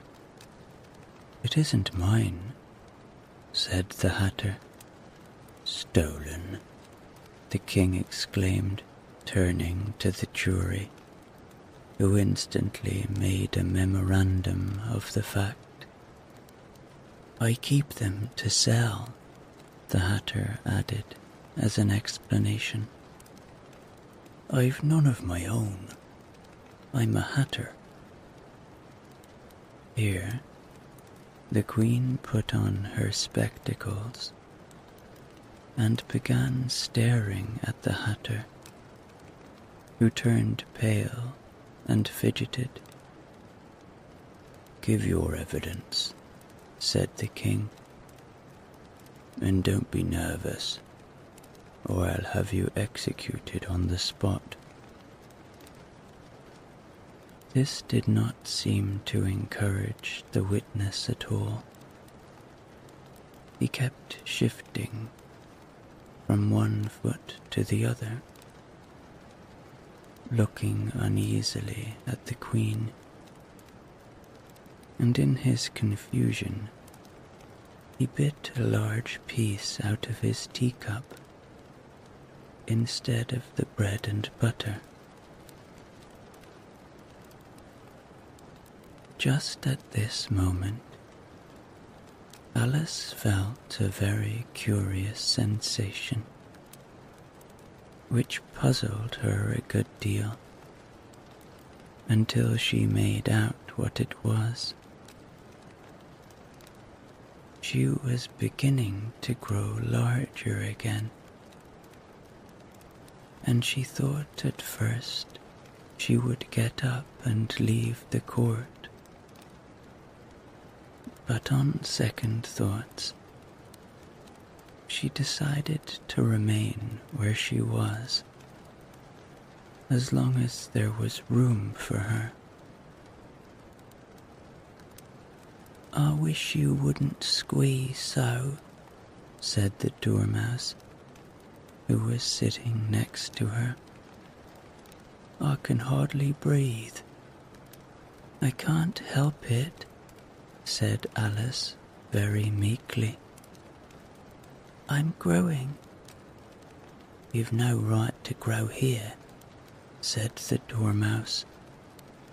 "Don't talk nonsense," said Alice more boldly. "You know you're growing too." "Yes, but I grow at a reasonable pace," said the Dormouse. "Not in that ridiculous fashion." And he got up very sulkily and crossed over to the other side of the court. All this time, the Queen had never left off staring at the Hatter, and just as the Dormouse crossed the court, she said to one of the officers of the court, "Bring me a list of the singers in the last concert," on which the wretched Hatter trembled so that he shook both his shoes off. "Give your evidence," the king repeated angrily, "or I'll have you executed, whether you're nervous or not." "I'm a poor man, your Majesty," the Hatter began in a trembling voice, "and I hadn't begun my tea, not above a week or so. And what with the bread and butter getting so thin, and the twinkling of the tea—" "The twinkling of the what?" said the king. "It began with the tea," the Hatter replied. "Of course, twinkling begins with a tea," said the king sharply. "Do you take me for a dunce? Go on." "I'm a poor man," the Hatter went on, "and most things twinkled after that. Only the March Hare said—" "I didn't," the March Hare interrupted in a great hurry. "You did," said the Hatter. "I deny it," said the March Hare. "He denies it," said the king. "Leave out that part." "Well, at any rate," the Dormouse said. The Hatter went on, looking anxiously round to see if he would deny it too. But the Dormouse denied nothing, being fast asleep. "After that," continued the Hatter, "I cut some more bread and butter." "But what did the Dormouse say?" one of the jury asked. "That I can't remember," said the Hatter. "You must remember," remarked the king, "or I'll have you executed." The miserable Hatter dropped his teacup and bread and butter, and went down on one knee. "I'm a poor man, your Majesty," he began. "You're a very poor speaker," said the king. Here, one of the guinea pigs cheered, and was immediately suppressed by the officers of the court. As that is a rather hard word, I will just explain to you how it was done. They had a large canvas bag, which tied up at the mouth with strings. Into this they slipped the guinea pig head first, and then sat upon it. "I'm glad I've seen that done," thought Alice. "I've so often read in the newspapers at the end of trials there was some attempts at applause which was immediately suppressed by the officers of the court, and I never understood what it meant till now." "If that's all you know about it, you may stand down," continued the king. "I can't go no lower," said the Hatter. "I'm on the floor as it is." "Then you may sit down," the king replied. "Here, the other guinea pig cheered and was suppressed. "Come, that finished the guinea pigs," thought Alice. "Now we shall get on better." "I'd rather finish my tea," said the Hatter, with an anxious look at the Queen, who was reading the list of singers. "You may go," said the King, and the Hatter hurriedly left the court, without even waiting to put his shoes on. "And just take his head off outside," the Queen added to one of the officers, but the Hatter was out of sight before the officer could get to the door. "Call the next witness," said the King. The next witness was the Duchess's cook. She carried the pepper box in her hand, and Alice guessed who it was, even before she got into the court, by the way the people near the door began sneezing all at once. "Give your evidence," said the King. "Shan't," said the cook. The King looked anxiously at the White Rabbit, who said in a low voice, "Your Majesty must cross-examine this witness." "Well, if I must, I must," the King said, with a melancholy air, and, after folding his arms and frowning at the cook till his eyes were nearly out of sight, he said in a deep voice, "What are tarts made of?" "Pepper, mostly," said the cook. "Treacle," said a sleepy voice behind her. "Collar that dormouse," the Queen shrieked out. "Behead that dormouse. Turn that dormouse out of court. Suppress him, pinch him, off with his whiskers." For some minutes, the whole court was in confusion, getting the dormouse turned out,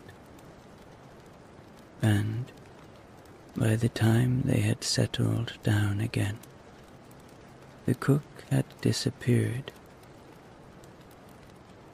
"Never mind," said the King, with an air of great relief. "Call the next witness." And he added in an undertone to the Queen, "Really, my dear, you must cross-examine the next witness. It quite makes my forehead ache." Alice watched the White Rabbit as he fumbled over the lists, feeling very curious to see what the next witness would be like. "For they haven't got much evidence yet," she said to herself. Imagine her surprise when the White Rabbit read out, at the top of his shrill little voice, the name Alice. Chapter 12. Alice's Evidence. "Here," cried Alice, quite forgetting in the flurry of the moment how large she had grown in the last few minutes, and she jumped up in such a hurry that she tipped over the jury box with the edge of her skirt, upsetting all the jurymen onto the heads of the crowd below, and there they lay, sprawling about, reminding her very much of a globe of goldfish she had accidentally upset the week before. "Oh, I beg your pardon," she exclaimed in a tone of great dismay, and began picking them up again as quickly as she could. For the accident of the goldfish kept running in her head, and she had a vague sort of idea that they must be collected at once and put back into the jury box, or they would die. "The trial cannot proceed," said the king in a very grave voice, "until all the jurymen are back in their proper places. All," he repeated with great emphasis, looking hard at Alice as he said so. Alice looked at the jury box and saw that, in her haste, she had put the lizard in head downwards, and the poor little thing was waving its tail about in a melancholy way, being quite unable to move. She soon got it out again and put it right. "Not that it signifies much," she said to herself. "I should think it would be quite as much use in the trial one way up as the other." As soon as the jury had a little recovered from the shock of being upset, and their slates and pencils had been found and handed back to them, they set to work very diligently to write out a history of the accident, all except the lizard, who seemed too much overcome to do anything but sit with its mouth open, gazing up into the roof of the court. "What do you know about this business?" the king said to Alice. "Nothing," said Alice. "Nothing whatever?" persisted the king. "Nothing whatever," said Alice. "That's very important," the king said, turning to the jury. They were just beginning to write this down on their slates when the White Rabbit interrupted. "Unimportant, Your Majesty means, of course," he said in a very respectable tone, but frowning and making faces at him as he spoke. "Unimportant, of course, I meant," the king hastily said, and went on to himself in an undertone. "Important, unimportant, unimportant, important," as if he were trying which word sounded best. Some of the jury wrote it down, important, and some unimportant. Alice could see this, as she was near enough to look over their slates. "But it doesn't matter a bit," she thought to herself.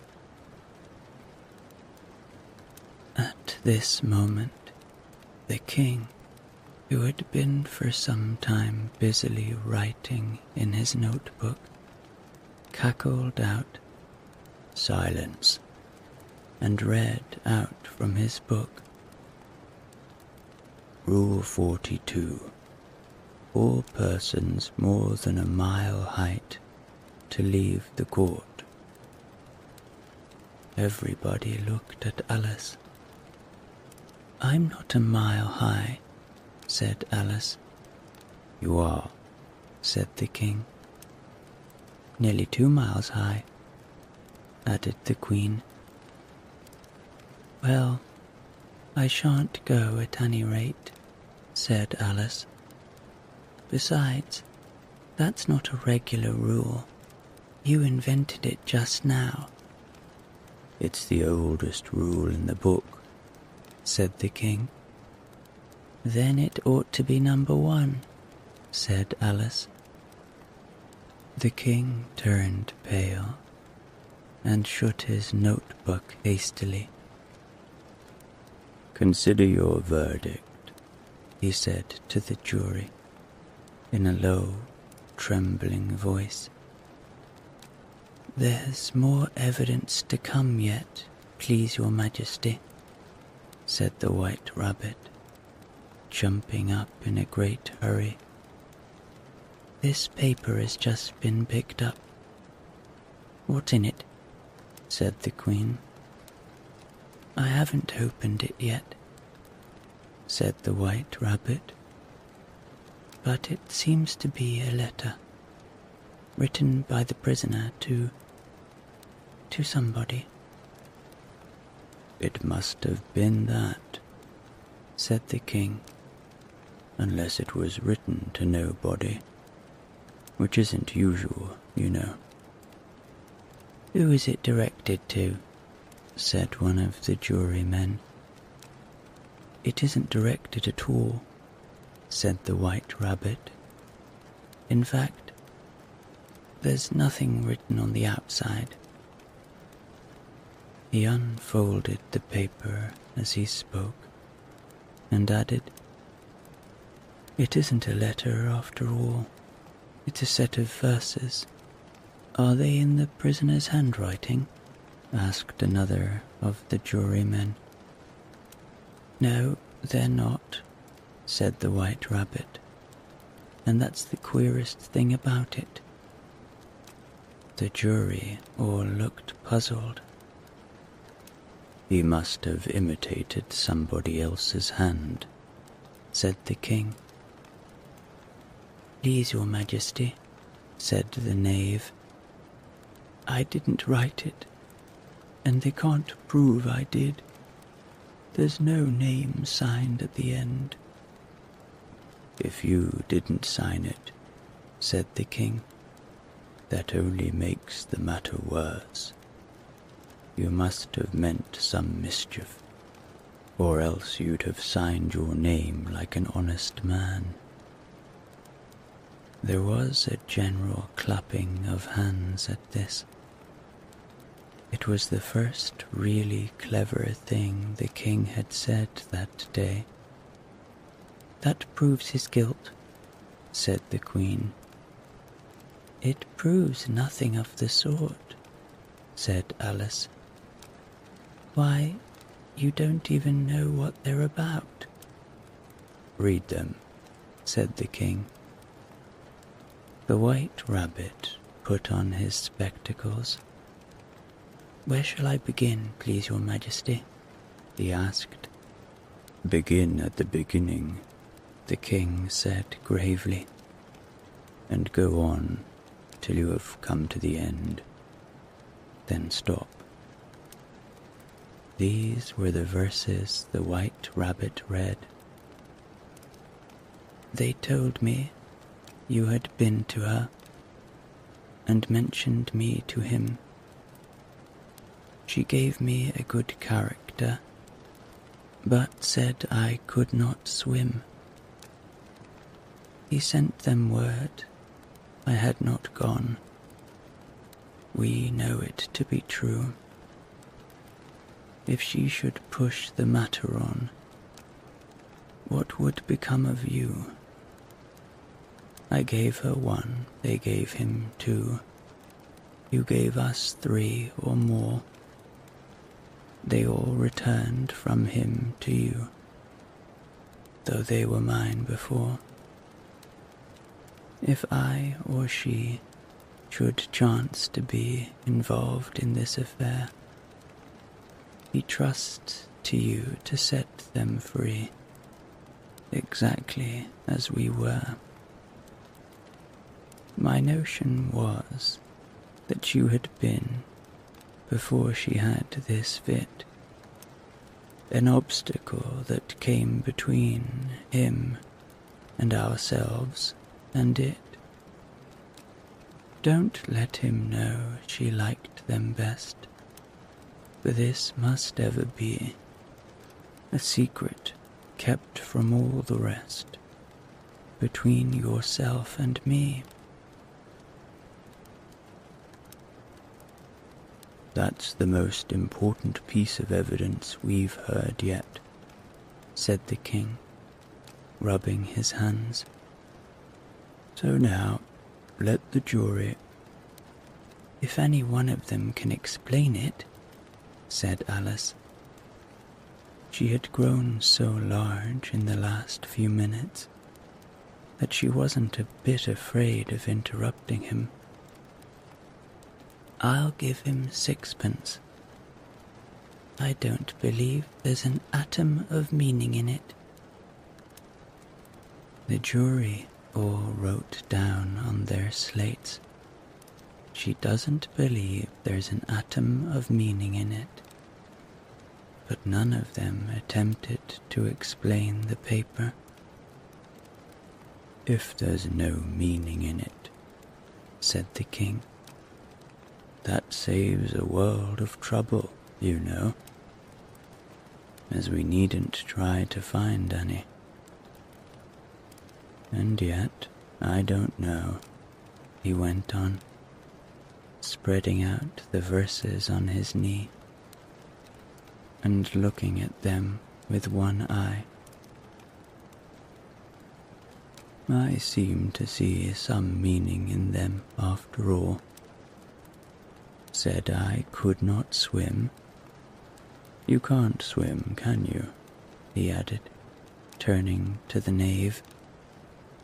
The knave shook his head sadly. Do I look like it? He said, which he certainly did not, being made entirely of cardboard. All right so far, said the king, and he went on muttering over the verses to himself. We know it to be true. That's the jury, of course. I gave her one, they gave him two. Why, that must be what he did with the tarts, you know. But it goes on, they all returned from him to you, said Alice. Why, there they are, said the king triumphantly, pointing to the tarts on the table. Nothing can be clearer than that. Then again, before she had this fit, you never had fits, my dear, I think, he said to the queen. Never, said the queen furiously, throwing an inkstand at the lizard as she spoke. The unfortunate little Bill had left off writing on his slate with one finger, as he found it made no mark. But he now hastily began again, using the ink that was trickling down his face as long as it lasted. Then the words don't fit you, said the king, looking round the court with a smile. There was a dead silence. It's a pun, the king added in an offended tone, and everybody laughed. "Let the jury consider their verdict," the king said, for about the 20th time that day. "No, no," said the queen. "Sentence first, verdict afterwards." "Stuff and nonsense," said Alice loudly. "The idea of having the sentence first." "Hold your tongue," said the queen, turning purple. "I won't," said Alice. "Off with her head," the queen shouted at the top of her voice. Nobody moved. "Who cares for you?" said Alice. She had grown to her full size by this time. "You're nothing but a pack of cards." At this the whole pack rose up into the air and came flying down upon her. She gave a little scream, half of fright and half of anger, and tried to beat them off, and found herself lying on the bank with her head in the lap of her sister, who was gently brushing away some dead leaves that had fluttered down from the trees upon her face. "Wake up, Alice dear," said her sister. "Why, what a long sleep you've had." "Oh, I've had such a curious dream," said Alice, and she told her sister, as well as she could remember them, all these strange adventures of hers that you have just been reading about. And when she had finished, her sister kissed her and said, "It was a curious dream, dear, certainly. But now run in to your tea. It's getting late." So Alice got up and ran off, thinking while she ran, as well she might, what a wonderful dream it had been. But her sister sat still, just as she left her, leaning her head on her hand, watching the setting sun, and thinking of little Alice and all her wonderful adventures, till she too began dreaming after a fashion. And this was her dream. First, she dreamed of little Alice herself, and once again the tiny hands were clasped upon her knee, and the bright, eager eyes were looking up into hers. She could hear the very tones of her voice,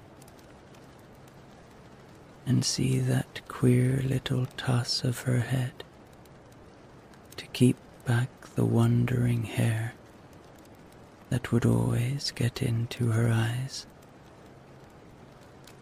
And still, as she listened, or seemed to listen,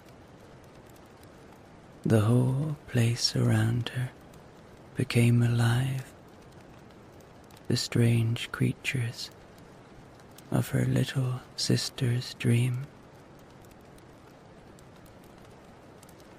The long grass rustled at her feet as the white rabbit hurried by. The frightened mouse splashed his way through the neighboring pool. She could hear the rattle of the teacups as the March Hare and his friends shared their never-ending meal, and the shrill voice of the Queen ordering off her unfortunate guests to execution.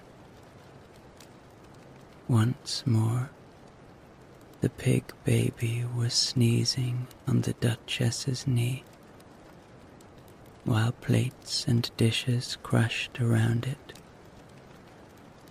Once more, the shriek of the griffin, the squeaking of the lizard's slate pencil, and the choking of the suppressed guinea pigs filled the air, mixed up with the distant sobs of the miserable mock turtle.